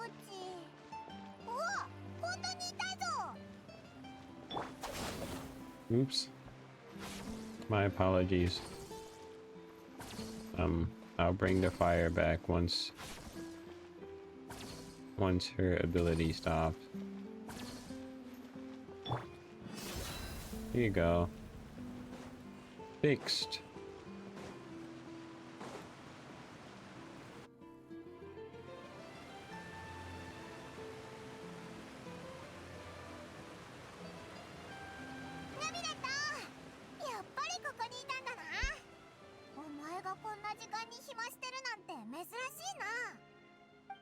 Yappari. やっぱり。ああ。君たちはリネ君に会ってきたのか。Well, I'll go to the theater stuff now. I'll be back. Okay, enjoy the theater. Enjoy. ちょうどよかった。君たちに説明が間に合わなかった部分について、きちんと答えると約束していただろう。いいタイミングを探っていたところだ。覚えてくれてたのか。事後処理で忙しいはずなのに、オイラたちにまで気を回してくれてたなんて。じゃあ早速だけど、フォンテーヌが一体どうやって救われたのか教えてくれよ。オイラにとっちゃ未だに謎だらけだぞ。多くの物事は語ろうとすると、かえって戸惑いを感じてしまうものだな。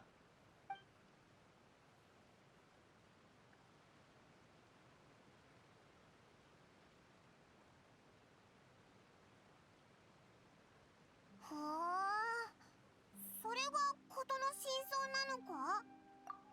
ルルスが水神のカムクラを壊したことで力を返してもらったお前が完全な状態の水元素の竜王になった。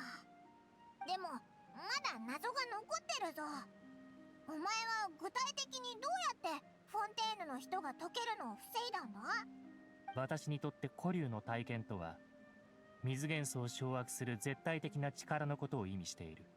フォンテーヌの人類は最初、エゲリアが大海の力を利用して作った不完全な人類であり、しかしフォンテーヌ人の体内に大海のエネルギーが存在する限り、私は古竜の権能を駆使し、この星で最初の命が育まれた時の過程を真似て、彼らに真の血液を与えることができる。つまり、私が判決を下したその瞬間、フォンテーヌ人は真の人類となり、二度と原始大海の水に溶けることはなくなったのだ。フォカルルスはそこまで計算してたのかよ。それこそが予言が実現したと見せかけると同時に全ての人を救える鍵だったんだろうな。だな。ある意味フォカルルスはこの方法で純粋精霊を人類に変えてあげたいっていう初代水神の願いも叶えてやったってことか。その表情から察するに、どうやら他にも聞きたいことがあるようだ。遠慮なく聞いてくれたまえ。私の知っていることならば全て答えよう。タルタリア殿の一件について多方面から調べていたのだが、その結果、ある事実に行き当たった。彼は幼い頃、未知なる深淵に落ちたことがあり、しかし、だからといって、タルタリア殿を災難の根源だと断定するのは理にかなっていないし、情に欠けた判断だ。せいぜい、責任の一端はあるという程度だろう。あの審判でユシキが下した判決についてだが、一部の責任に基づく判決だったのか、あるいは彼が論性のクジラと牽制し合えると予測したホカロルスは、彼にフォンテーヌの身代わりとなって時間を稼いでもらう算段だったのか。なんだかんだ言ってフォカロルスはフォンテーヌ人のことを思ってたんだな。最終的にフォンテーヌ人が本当の人類になれたのもあいつのおかげだし。ふと思ったんだけど、フォンテーヌ人が本当の人類になる前って、あいつらから生まれた子供も純粋精霊が変わったやつだったのか？命はもとより水のように絶えず循環するもの。フォンテーヌ人がよくここルキナの泉を訪れ、子宝祈願をすることは覚えているか？覚えてるぜ。ここはフォンテーヌの全ての水が交わる場所だってリネットが言ってたぞ。その子宝祈願が実は単なる風習ではなく、ある種の儀式であったことは当の夫婦たちも知らなかった。祝福を受けた泉の中の純粋精霊たちが数ヶ月後、本当に新たなフォンテーヌ人として生まれてくることをね。大体分かった気がするぞ。今となってはもういらなくなったけど、あれは風習として受け継がれてきた儀式だったってことだな。遠慮なく聞いてくれたまえ。私の知っていることならば全て答えよう。そういえばリオセスリからフリーナがどっか行っちゃったって聞いたけど、どういうことなんだ？フリーナについては民衆に知られているのは、彼女の処刑が実際には執行されなかったことのみ。水神の位を降りた彼女は、その肩書きに関わる事務的な仕事を私に引き継ぎ、歌劇場を離れた。私はホカロルスの最後の言葉を忠実かつ完全に彼女に伝えた。それを聞いたフリーナは悲しい表情もほっとした表情も見せなかった。彼女はただ疲れたから休む、そして荷物をまとめ引っ越しをする一般人のように歌劇場を去ったのだ。フリーナ、それであいつが住める場所はあるのか？そこは安心していい。彼女の衣食住についてはこちらでしっかり手配する予定だ。正直なところ、私は心の片隅では彼女のために喜んでいる。だが彼女はもう水神フォカロルスを演じる必要がなくなった。これからは全ての荷を下ろし、普通の暮らしをしていけるだろう。お前は水流の全ての力を手に入れたわけだろ。フォカロルスの逝去とともにユシサイ帝カーディナルも止まった。これは審判に直接的な影響を与えることだ。慎重に考えた結果、審判におけるその役割は私が代わりに担うことにした。やっぱりお前は完全に最高審判官の立場から物事を考えてるんだな。元素流として私にはまだ成し遂げられていないことが数多くある。しかしこの力、そしてこの責任はある意味では与えられたものだ。だから他の責任を果たす以前に、私はまず最高審判官として引き続きフォンテーヌに貢献していかなければならない。それから水神が去ったことによって生じるもう一つの問題は、歌劇場から立証混合エネルギーが発生しなくなってしまったことだ。そっか、確かそのエネルギーって水神に対する人々の信仰心から作られるんだったよな。でも街にある機械はみんなちゃんと動いてるぞ。一体どこからエネルギーをもらってるんだ？今の私はプネウムシアを完全にコントロールできるようになった。このエネルギーは代替エネルギーとして何ら遜色がない。これはおお、古竜の力ってめちゃくちゃ便利だな。遠慮なく聞いてくれたまえ。私の知っていることならば全て答えよう。 The more you know. あ、そうだ。神の心を外交的な贈与として召使いにやったって聞いたぞ。あの二人の執行官は今回の災難で確かに大いに貢献してくれた。彼ら自身がそうしたかったからという個人的な部分は置いておくとして、パデュイがフォンテーヌにいる目的は表向きにはただ一つ、神の心のためだ。ユシサイ帝カーディナルが止まり、水神のカムクラさえなくなった今、私も神の心の力を必要としなくなった。フォンテーヌにとって神の心は完全に意味を失ったものだ。もしファデュイの目的がそう単純なものでないなら、これを機に彼らの要求に応えてしまえば、諸々の無駄な手間が省けるだろう。なんだか複雑な考え方だな。おいらはてっきり単に召使いへのお礼とタルタリアへの謝罪ってことであげたんだと思ってたぜ。遠慮なく聞いてくれたまえ。私の知っていることな。君たちはもうじきナタへ行くのか？ガイドの才能は全くないが、私の知っている範囲のことならば知恵を授けよう。私の知る限りナタは竜の国だ。竜の国？お前みたいな竜のことか？いや、私がナタで歓迎されるようなことはないと思うがね。私のような古竜とは違って、おそらくナタの竜は長い変遷と進化を経て、今やその大勢が人類と共存している。そこは戦争の国でもあり、大地には終わりなき戦火が永遠と広がっている。それからもう一つ、君たちにとって役に立ちそうな情報がある。召使いとの談判で思いもよらず知ったことだが、隊長という名のファトゥスがすでにその終わりなき戦争に加わっているとのことだ。隊長。The captain. なんだか手強そうな響きだぜ。本当にどこに行ってもあいつらファトゥスの活躍が見られるんだな。万全の準備をした上でナタに行くことをお勧めする。それまでは心ゆくまでフォンテーヌに滞在してくれていい。遠慮なく聞いてくれたまえ。私の知っていることならば。ちょっと待ってくれ。神の心についてもう一つ聞きたいことがあるんだ。この前リネはお前が神の心を渡すことについて明らかな態度の変化があったって言ってたんだけどお前しか知らない理由でもあるんじゃないかってオイラたちは推測してたんだぞ。ふむ。ハウス・オブ・ハースがファデュイの情報機関を務めているのもうなずける。実に鋭い観察だ。その質問についてはちょうど君たちに共有しておきたいことがある。まだあるのか？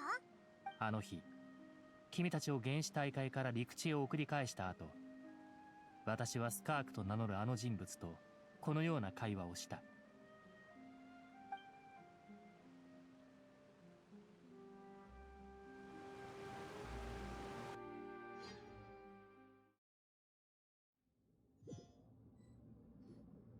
じゃあオイラたちは先に上がってるから、お前も早く上がってこいよ。うわあ！さて、よし。同性のクジラはもういない。邪魔はなくなったな。お前の力に含まれた成分もやっと嗅ぎ分けられるようになったぞ。この星の最初の古竜の権能、そこに神の呪いにも似たものが加わっている。とても新鮮だ。一体何だったか記憶にはあるはずなんだが。何を言っているか全く理解できないのだが。ああ、思い出した。なんだ、さてはお前、第三降臨者の遺骨を持っているな。遺骨？お前たちのよく使う言葉で言うなら、確か神の心と言ったか。確かにホカロルスの神格が消え去った後、神の心は私に預けられた。しかし君が今言ったことについては間違いなく初耳だ。私は幼い頃から師匠について武術を学び、地上に戻ったことがなくてな。触れる情報はほとんどが極悪鬼によるものだった。もとより人類の上位にある存在だから、彼の常識も当然人とは異なる。そのせいか、私たちと人類との交流にはいつも多くのズレが生じるんだ。そのことはともかく、不吉なものは災いが起こる前に消した方がいい。人が生きることは本来であれば祝福されるべきことだ。しかし死んでしまえば、本人とこの世の間にあった無数の関わりはやがて呪いとなり果てる。何が言いたい？そう身構えないでくれ。ただ個人的な感想を言ったまでだ。これは私が地上に戻りたくなかった理由でもあるがな。君の言う第三降臨者とは一体誰のことだ？またそれはいつ死んだのだ？師匠は私に何も教えてくれなかった。おそらく私にとって大して重要なことではなかったからだろう。だが興味があるというなら、今度師匠に聞いてこよう。今度また会えるのか？ああ、そういえば私には弟子が一人いてな。何かあればあいつに伝えさせよう。That's third.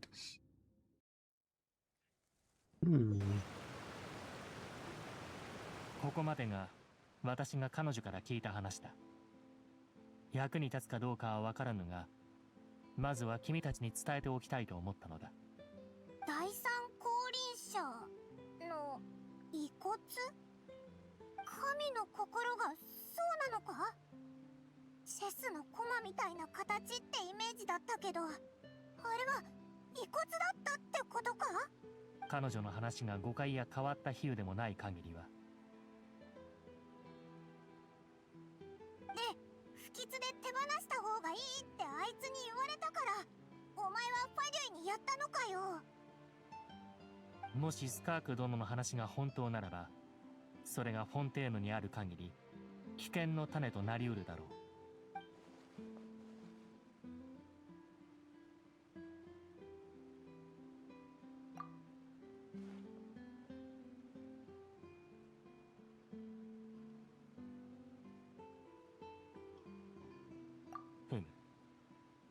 降臨者という概念を認識しているだろうとは思っていたが、君自身が降臨者であるとは予想だにしなかった。となると、元素に対する極めて高い適応力を持ち、ひいては元素力を増幅することさえできる神の心の力は、第三降臨者に由来するわけか。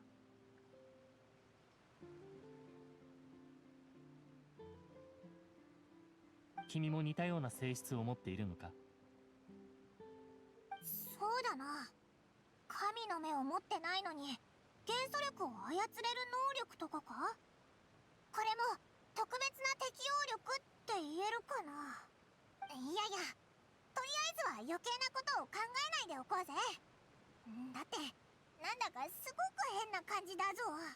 死んだ第三降臨者と旅人を比べるだなんて。そりゃそうだけど、やっぱりすごく不吉だぞ。タルタリアが回復してきたらあいつを問い詰めようぜ。一体どういうことなのか、あいつから師匠にちゃんと聞いてもらわないとな。同感だ。情報が揃っていない状況で根拠のない推測をするのはあまり賢明なやり方ではない。法的。これで予言にあったフォンテーヌの危機もやっと一段落ってとこだな。そうだな。フォカロルスの努力も全てはこの時のためだった。だけど神として自分を犠牲にして人間としては500年も辛い思いをしながら生きてきて、それって本当にあいつが望んだことだったのかな。神の願いというのはそもそも不思議な謎なのかもしれない。私には無理だ。ただ時々こんな想像をしてみることがある。もし願いが空の雲だとすれば、それはいつの日か雨となって大地に降り注ぐのだろう。命は水のように絶えず循環し、雨は最終的な答えを与える。水は傾くことがあるが、雨はどこまでも平等に降るのだ。君や私、あの人が浴びる雨に果たして何の違いがあろうか。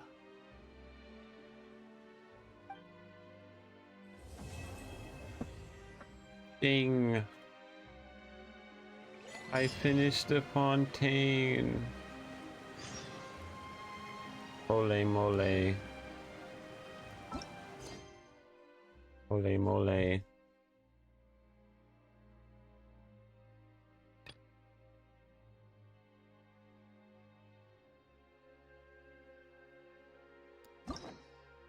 And I have the 5 story quests. Oh, I actually unlocked more.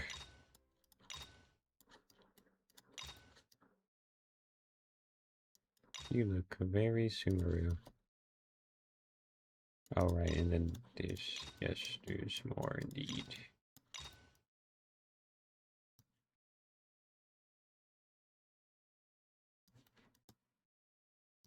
All of these story quests.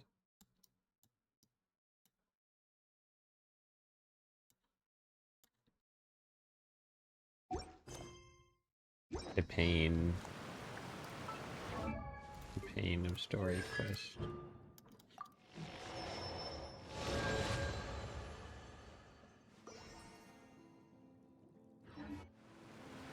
Ooh, oh god. I almost died in game.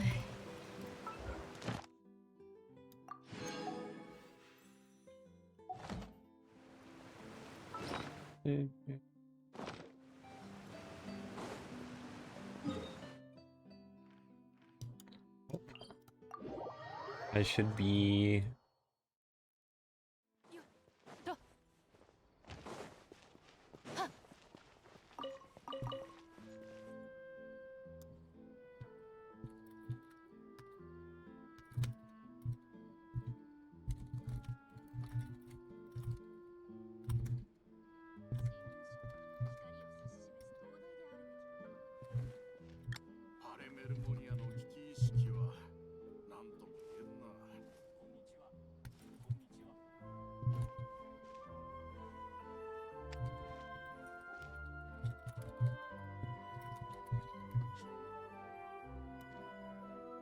Okay.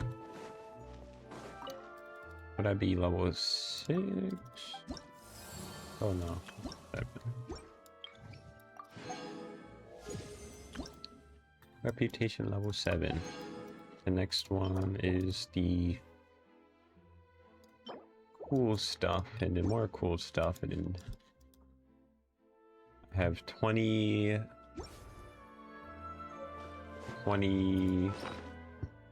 little quests to do.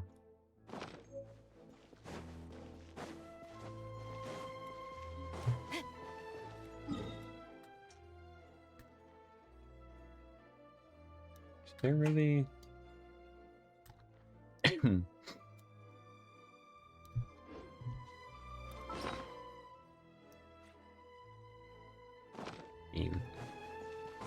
Need 24, right? So at least 6.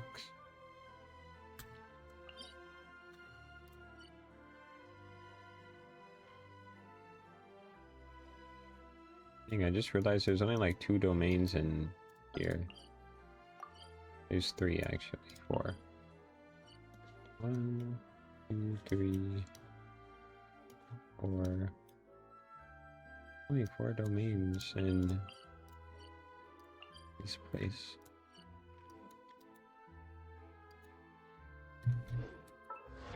How many things I need? I need 8, so that would be. I see.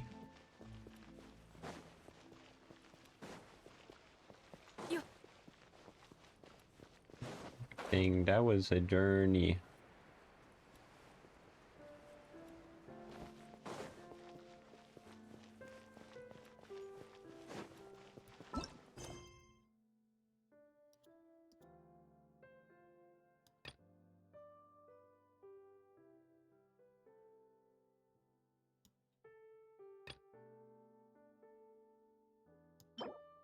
Pretty trio. This seems like a long quest. What is this? Oh, that's an event. I see.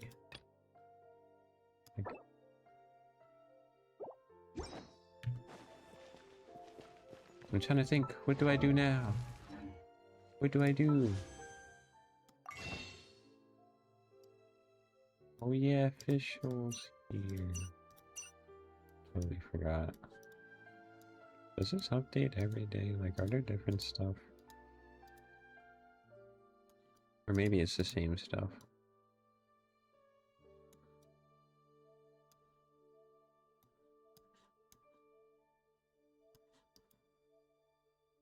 Left this month 100. That's actually pretty useful. I didn't know we had those.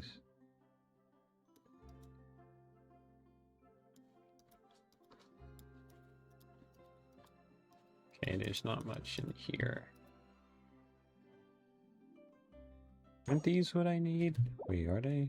I don't think so, actually.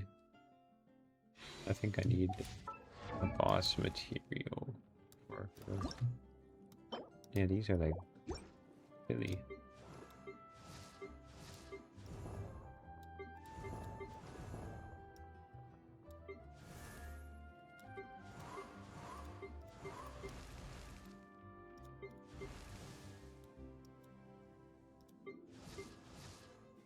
Gosh, how many? 50, that is a lot.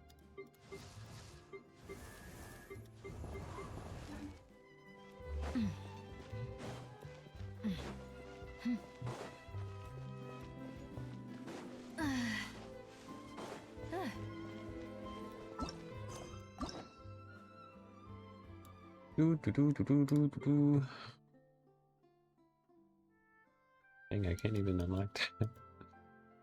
Ooh. This is going to be a journey of quests next.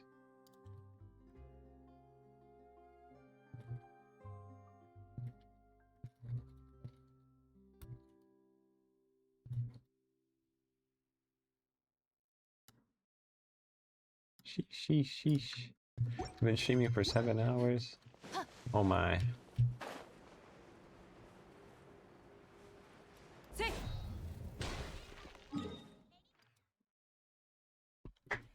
What do I do? I think I'll save the story quest for other days, or maybe I could do one now. Oop.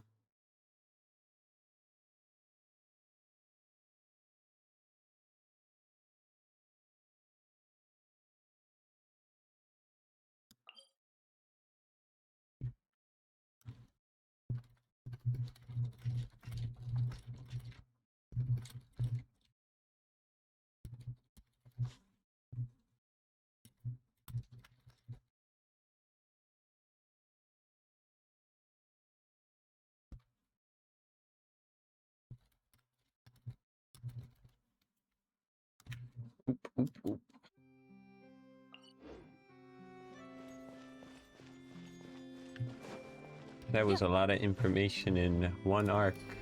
Oops, wrong thing. Not arc. One act.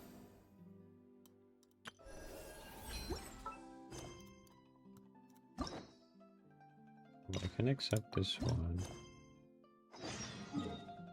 Because that's the one I'll do next. Where is it located? Okay, noted.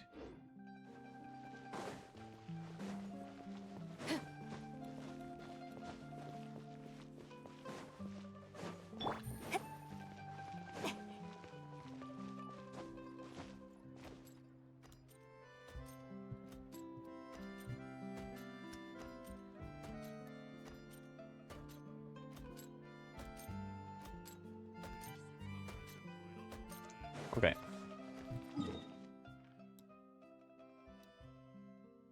So there's thing in there. 1, 2, 3. I have accepted.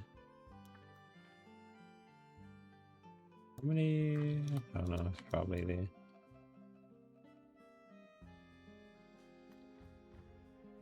Stay there. 3 there. Can't believe there's 2.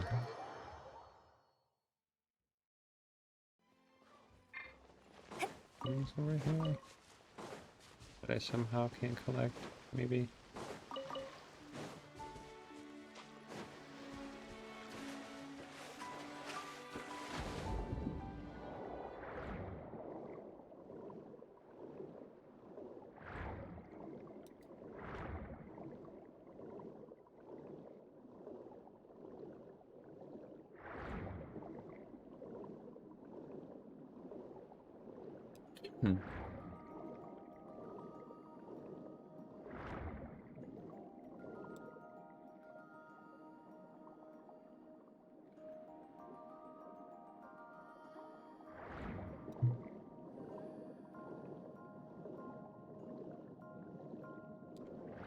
Probably under here. Oh yeah, because it was the weird place that I don't know how to navigate.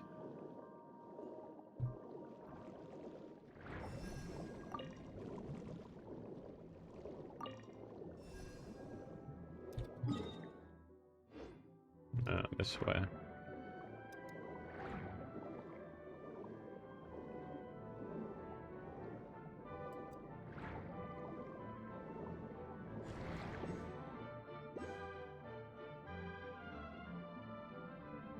Yeah, there was one in here.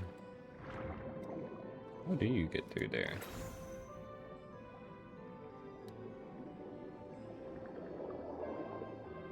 Mechanism, maybe?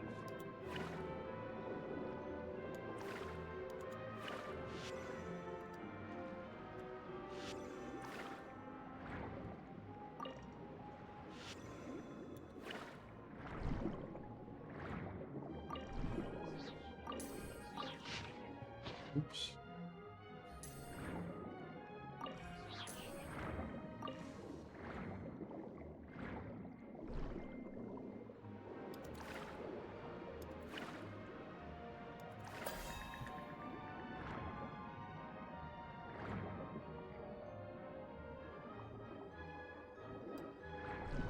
Hmm.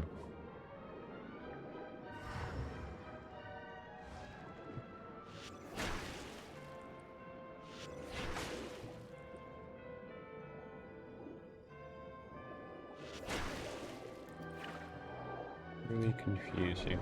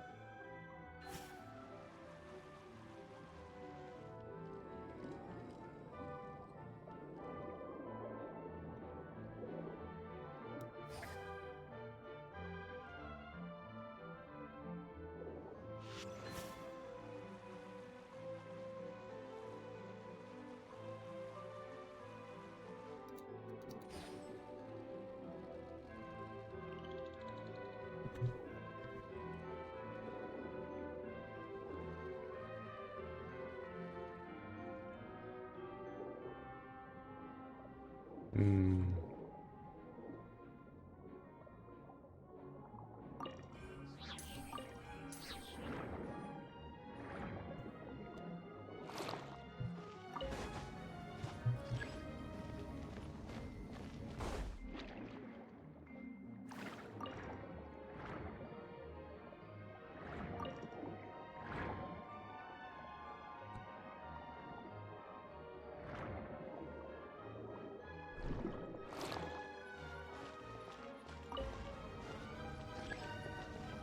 Guess I really don't know how to get in there. 急がなくてもいいのよ。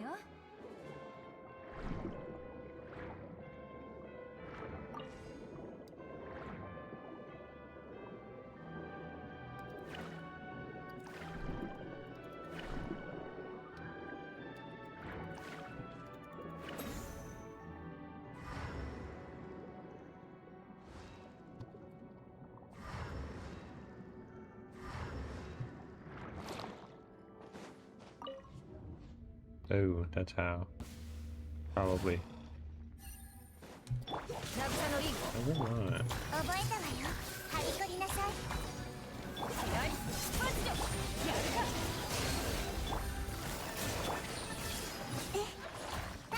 やしっかり立ってな。 Yeah, I see.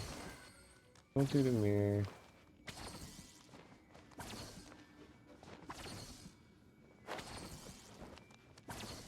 Can't go through that one.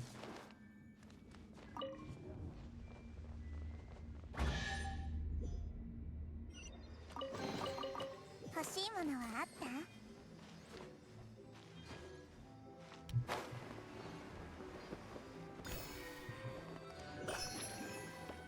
Oh, you can't go through from there. Oh, that one is collected. Now I just need to figure out how to collect the other one over here. Wherever it is. Either behind the wall or in here. Oh, it's up there. Easy peasy.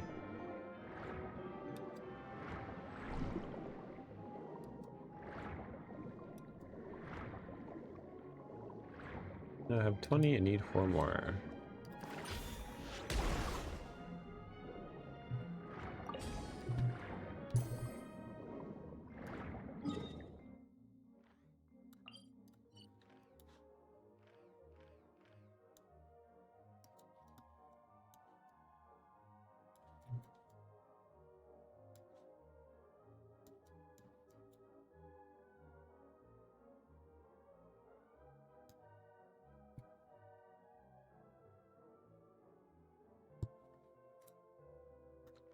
And there's one under here somewhere.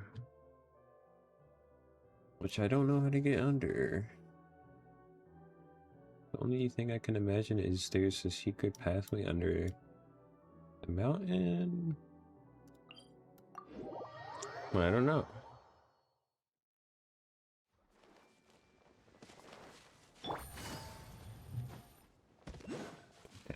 Under. Oh yeah, there's a hole here that I don't know how to get through. I think down here was like... Probably has something to do with story? No, or maybe... Only way is to activate that. Somehow turn that on. Which I don't see how it's possible.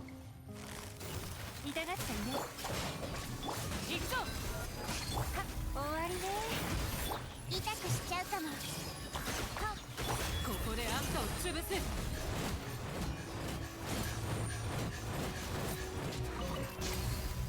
覚えたわよ。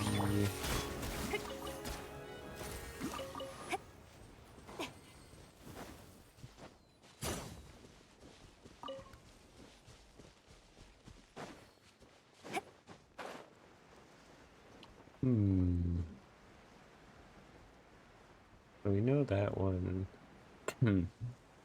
I need to get through with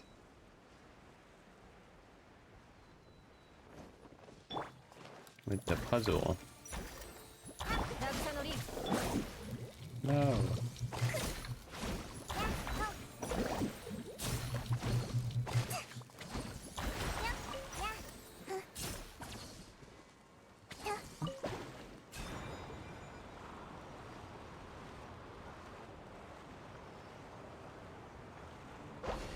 Well, that didn't take me anywhere.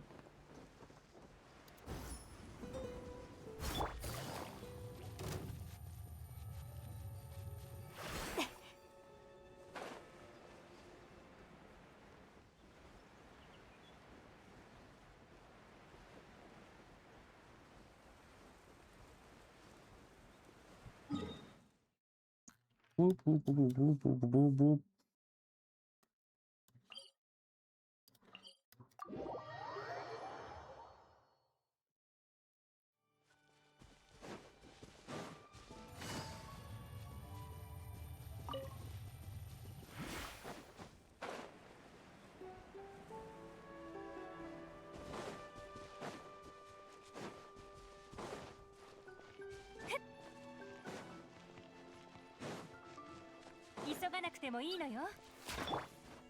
Oops.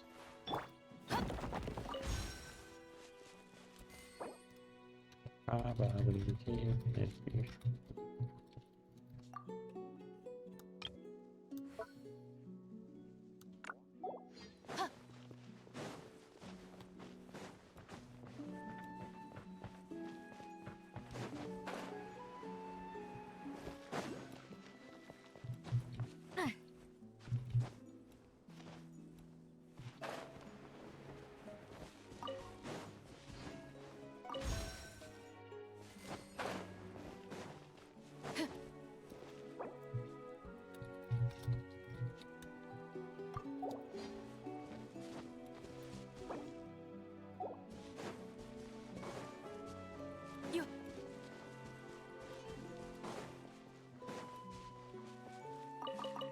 My pine cone.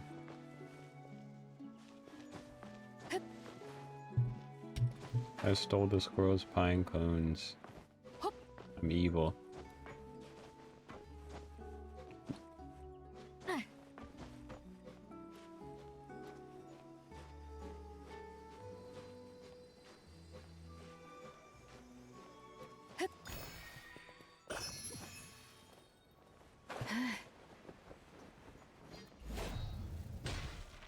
How do I get in here?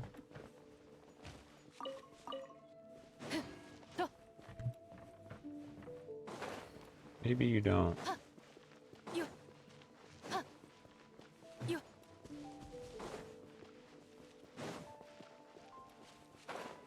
It doesn't say I need a key or anything.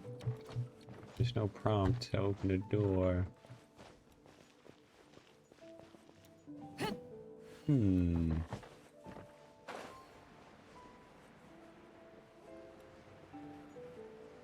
Maybe another world quest?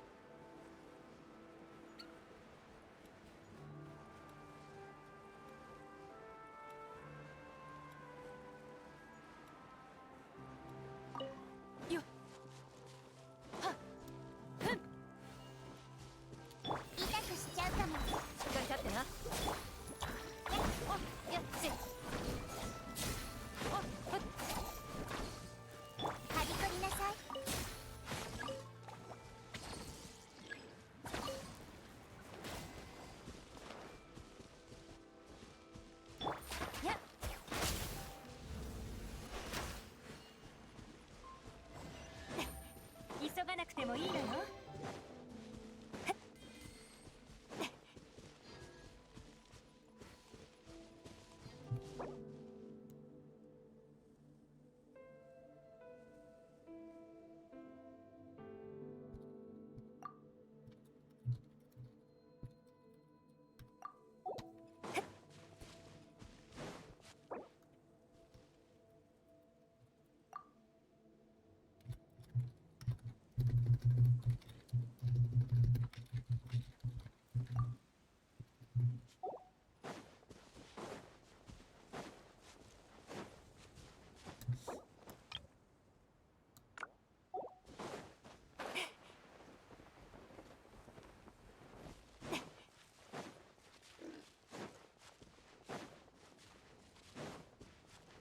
急がなくてもいいのよ。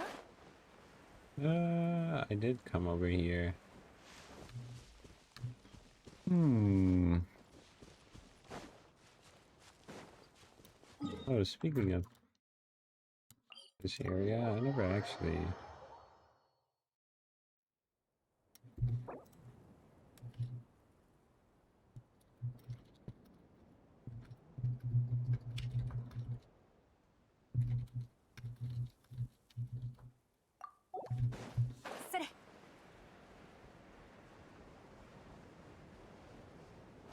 Well, yeah, there was the thing up here that I have no idea how to get to. Maybe there's a thing I enter.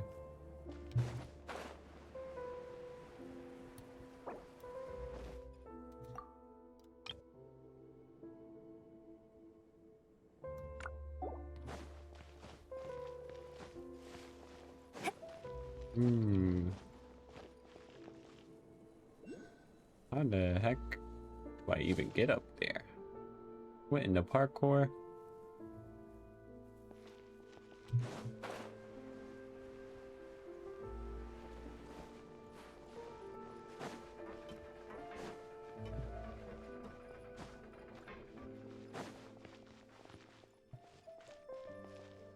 How does one get up there? I don't see a high space to jump from.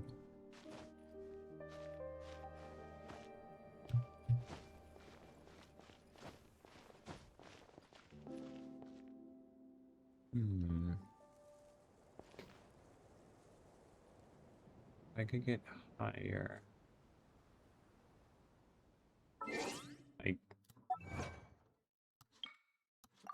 I guess this is where Auroron comes in. My only way of getting up.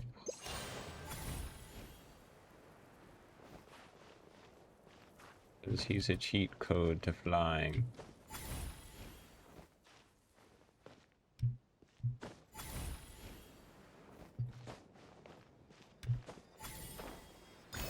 GG, I win. Oops. Oh, there you go.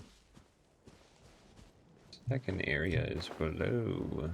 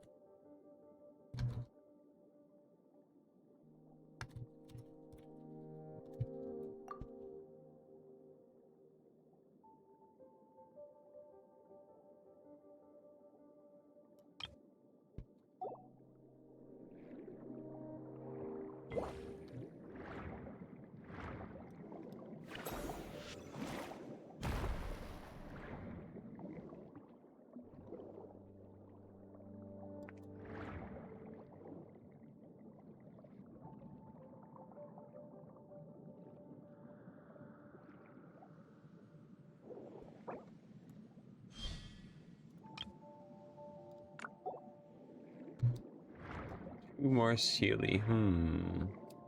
That one needs to be hit with purple. And one I can't even enter because the game's so mean. Why does the game work like that? One's in there. That's probably from...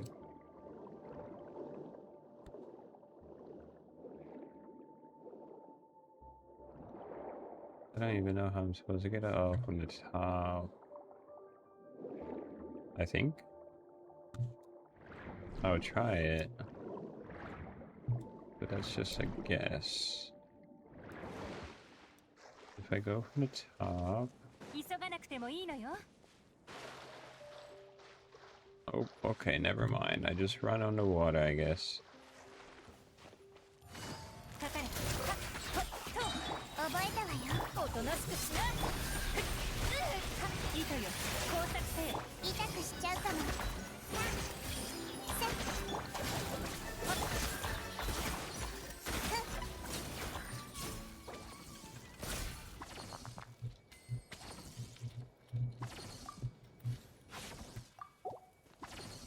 Yalan skin isn't free to play.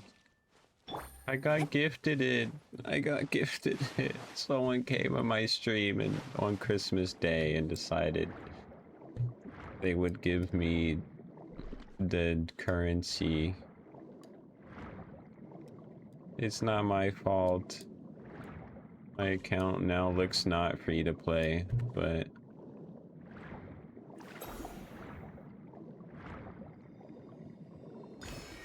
oh, that's where it was.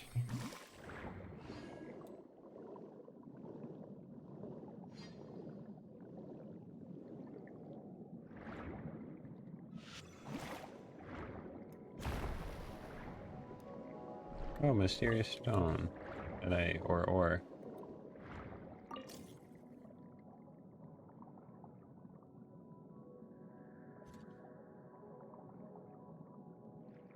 Where?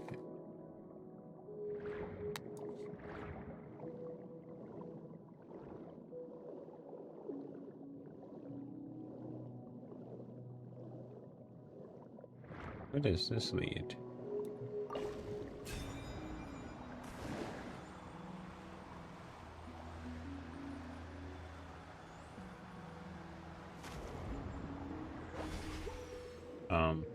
I just went in a circle, I guess.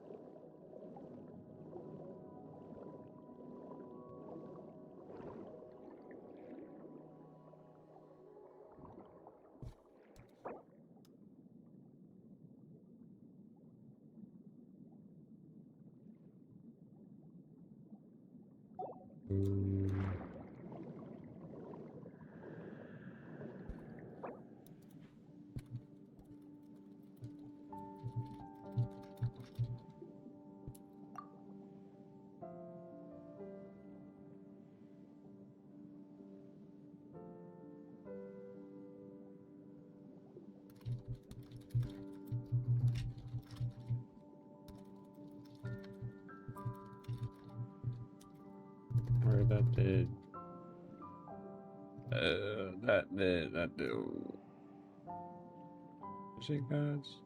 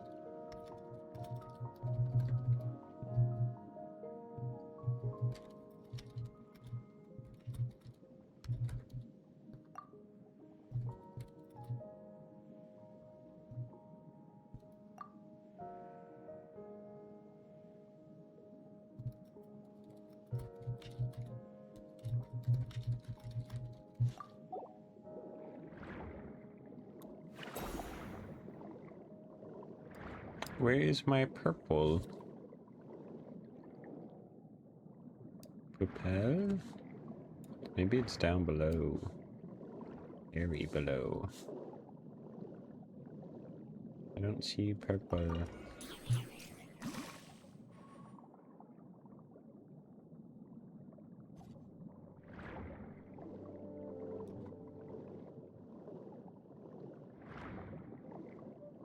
Wait, was it?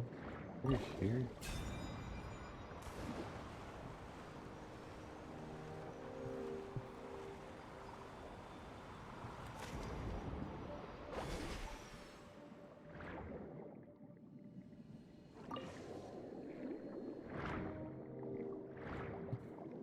Hey, that's where the purple is. Where was the thing again? Oh, it's right here.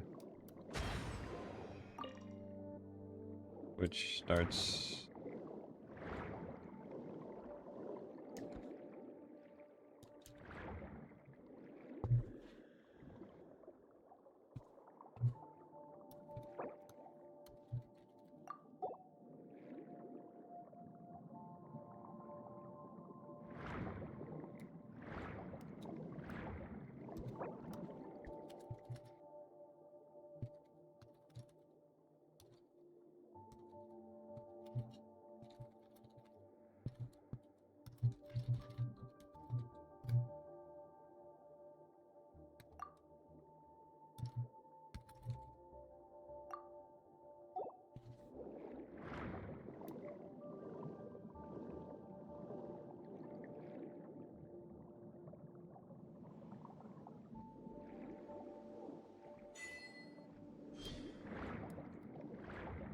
Now can I get to this? How do I get here? Tell me, let me know. What do I do?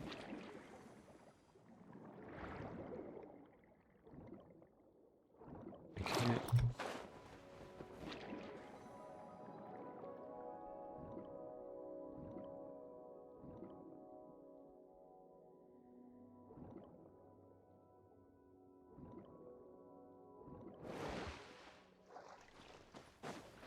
Would it be like...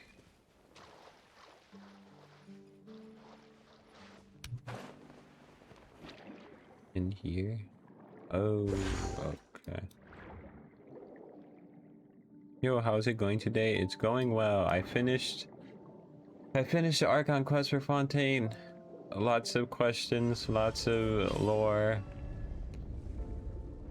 lots of excitement, lots of sadness, lots of everything.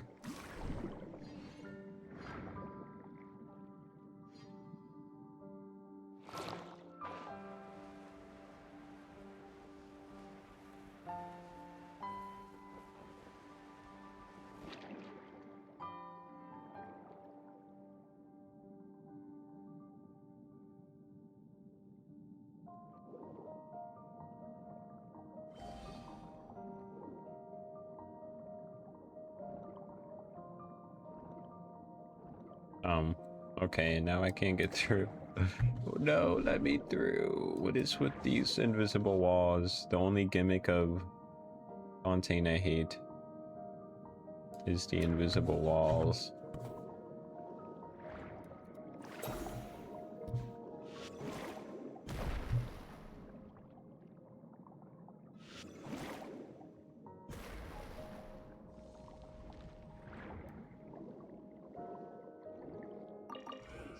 So where the city goes.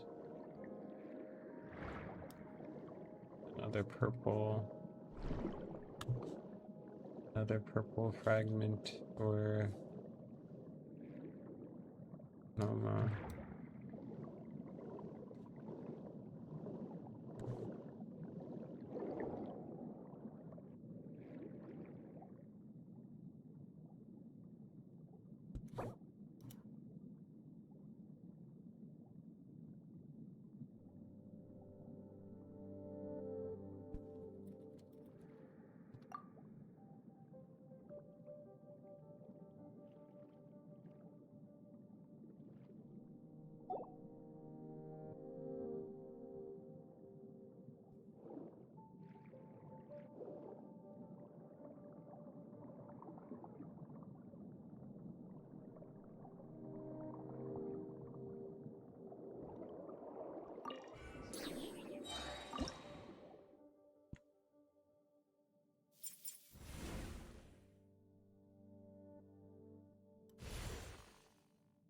no, I can't even do that because I need to give it the purple.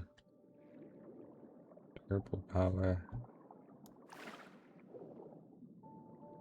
Purple power that I need to find.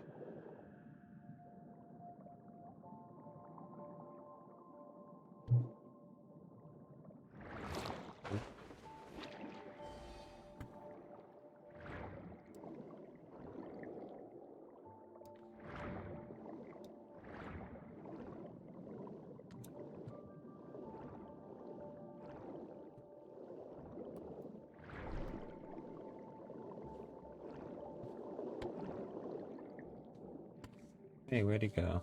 Oh.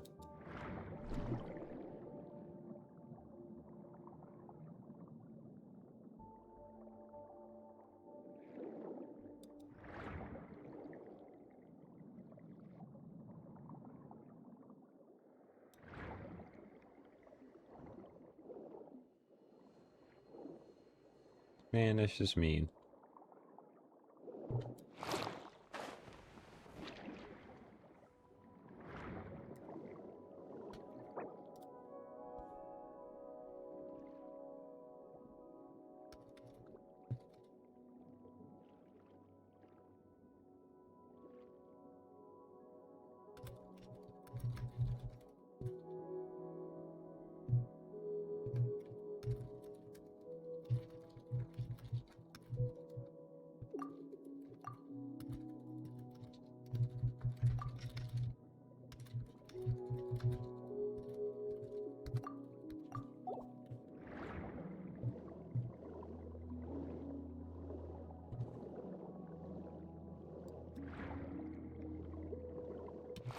No, let me up, please. I guess I can't really get up.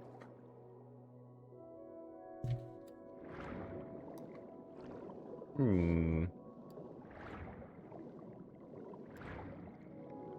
mean, where else would the purple mess be? If not up.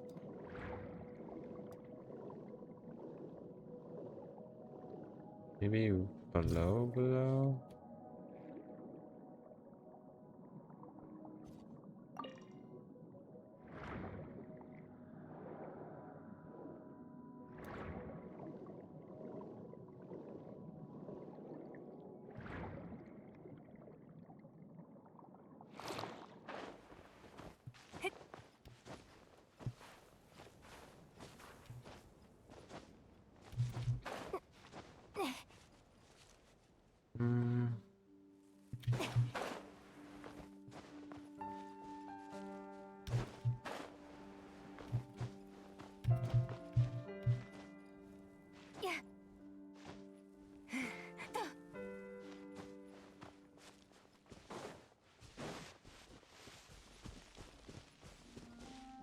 What is 急がなくてもいいのよ。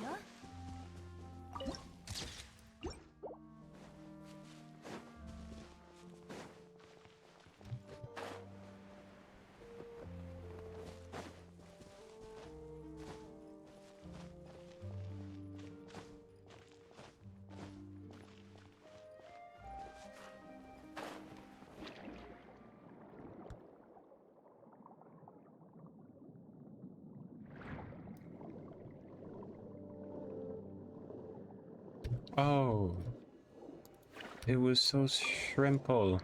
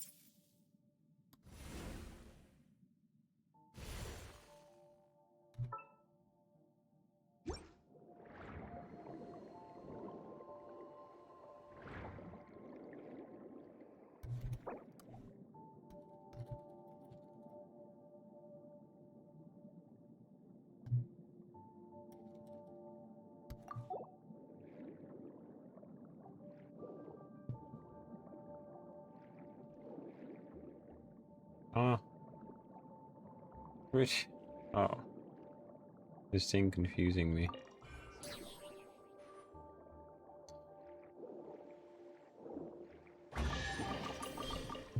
Ooh.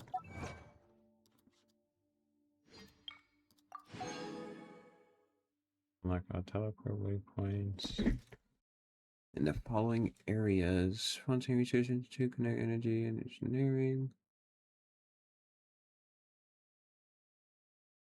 And then break someone out of prison. Awesome.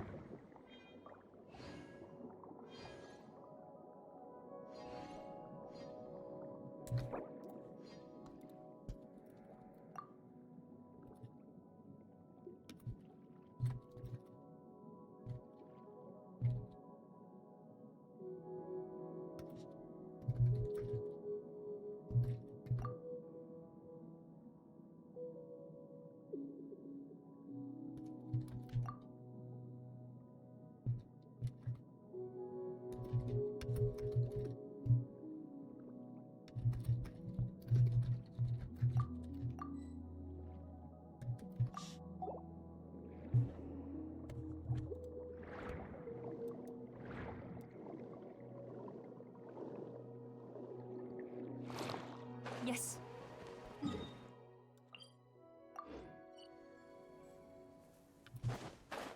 And the rest are like kind of empty, are they now? I think they kind of are. How much? 23. Wow. One off.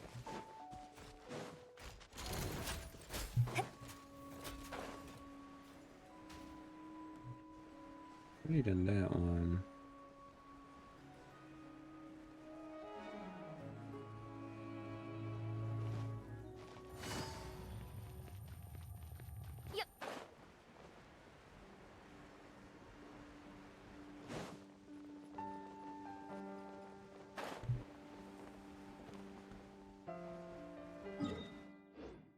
Not bad. What is this? A little robot.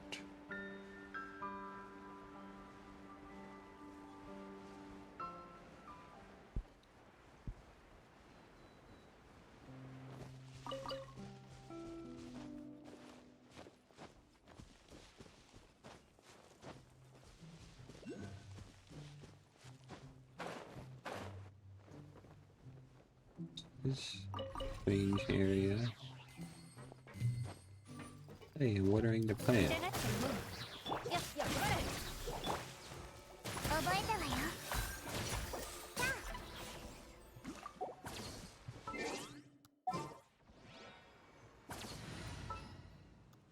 あんたにした。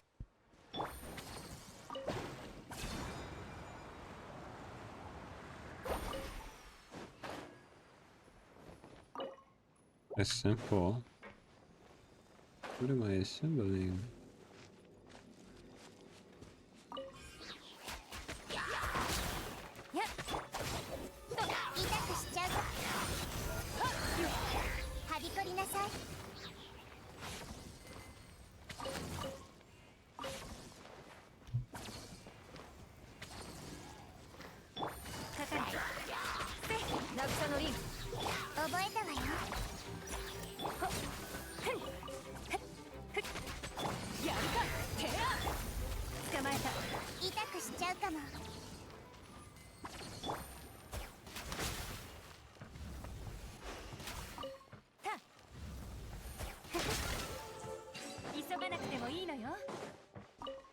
Super Gear C.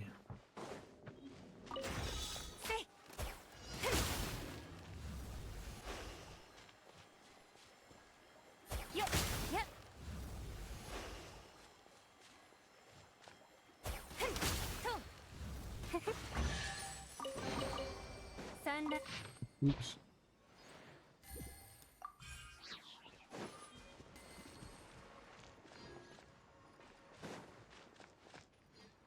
Gross. Yeah. How do I get this thing?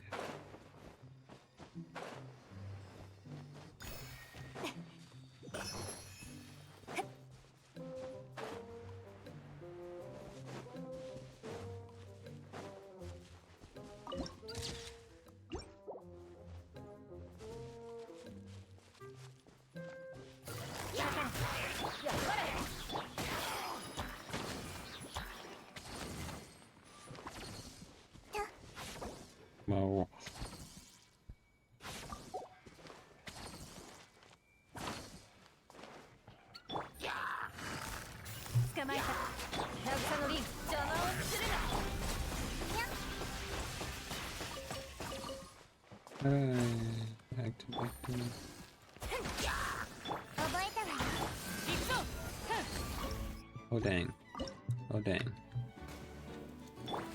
どの目が出るかしら。役払い。 Oh dang. Oh, I have to use that, okay.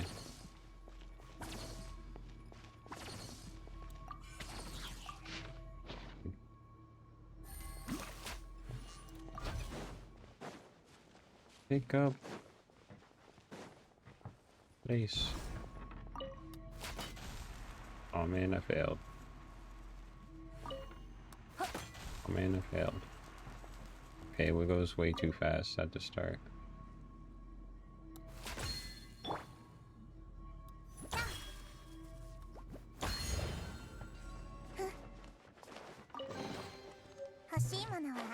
Spare gear T.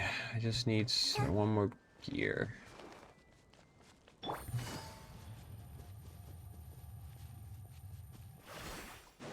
Maybe it's over here.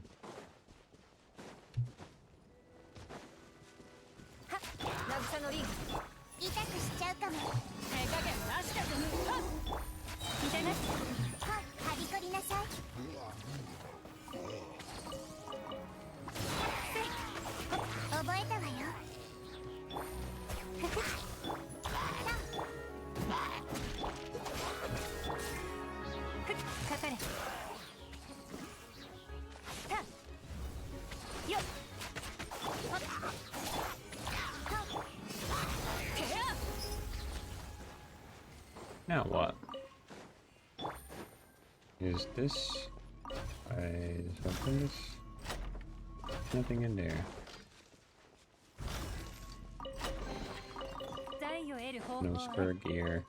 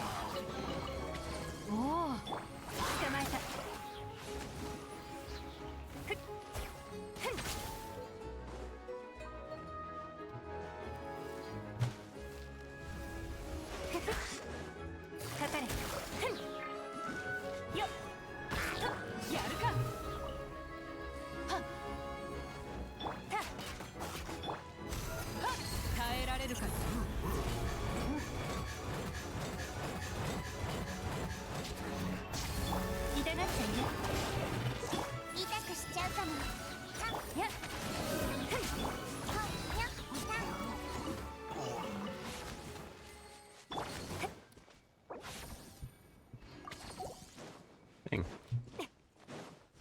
Spare gear, where? Oh, over here, surely. Oh no, not these guys.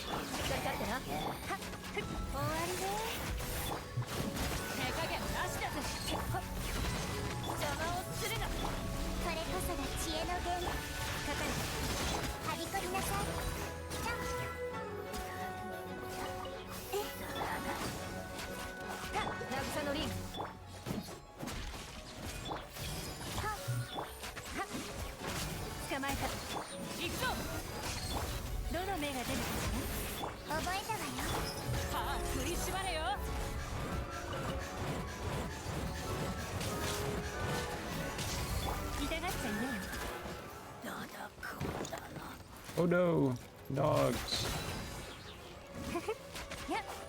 These are the electro dogs, right? And here's my question.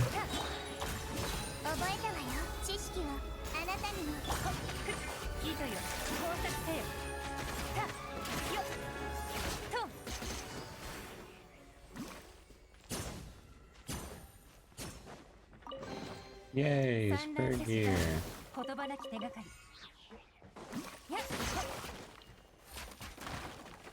Now I can もいいのよ。 Use it on Mr. Robot over here.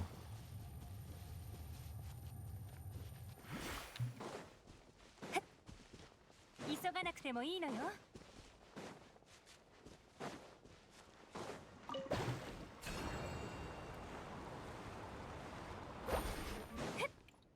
Robot, robot.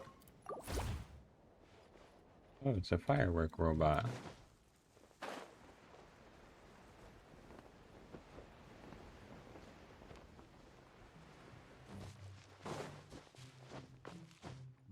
Okay, now what? Do I just use fire on it?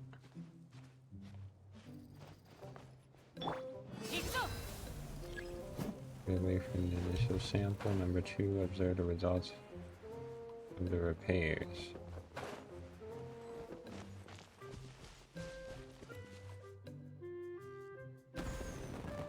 Whee!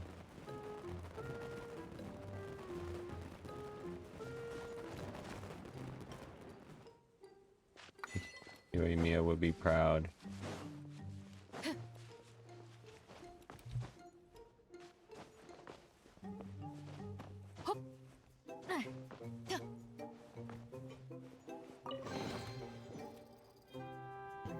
Okay. Yay! Okay, I think now's the perfect time to end the stream. I did the entirety of the Act 5 today, and there was a lot of lore and stuff happened, and yes. I've been streaming for 8 hours now, haven't I? It's been 8 hours. Thank everyone for stopping by. Thank everyone who came by and said hello and messaged, and thanks to Ray for the raid today. And Fontaine was awesome. I give it a Fontaine out of 2. But yeah, I'm going to do stuff, eat, sleep, and try to live. I will be back with this game some other time, maybe tomorrow, maybe the day after, to try to get the story quest done. Yeah. Good night, everybody.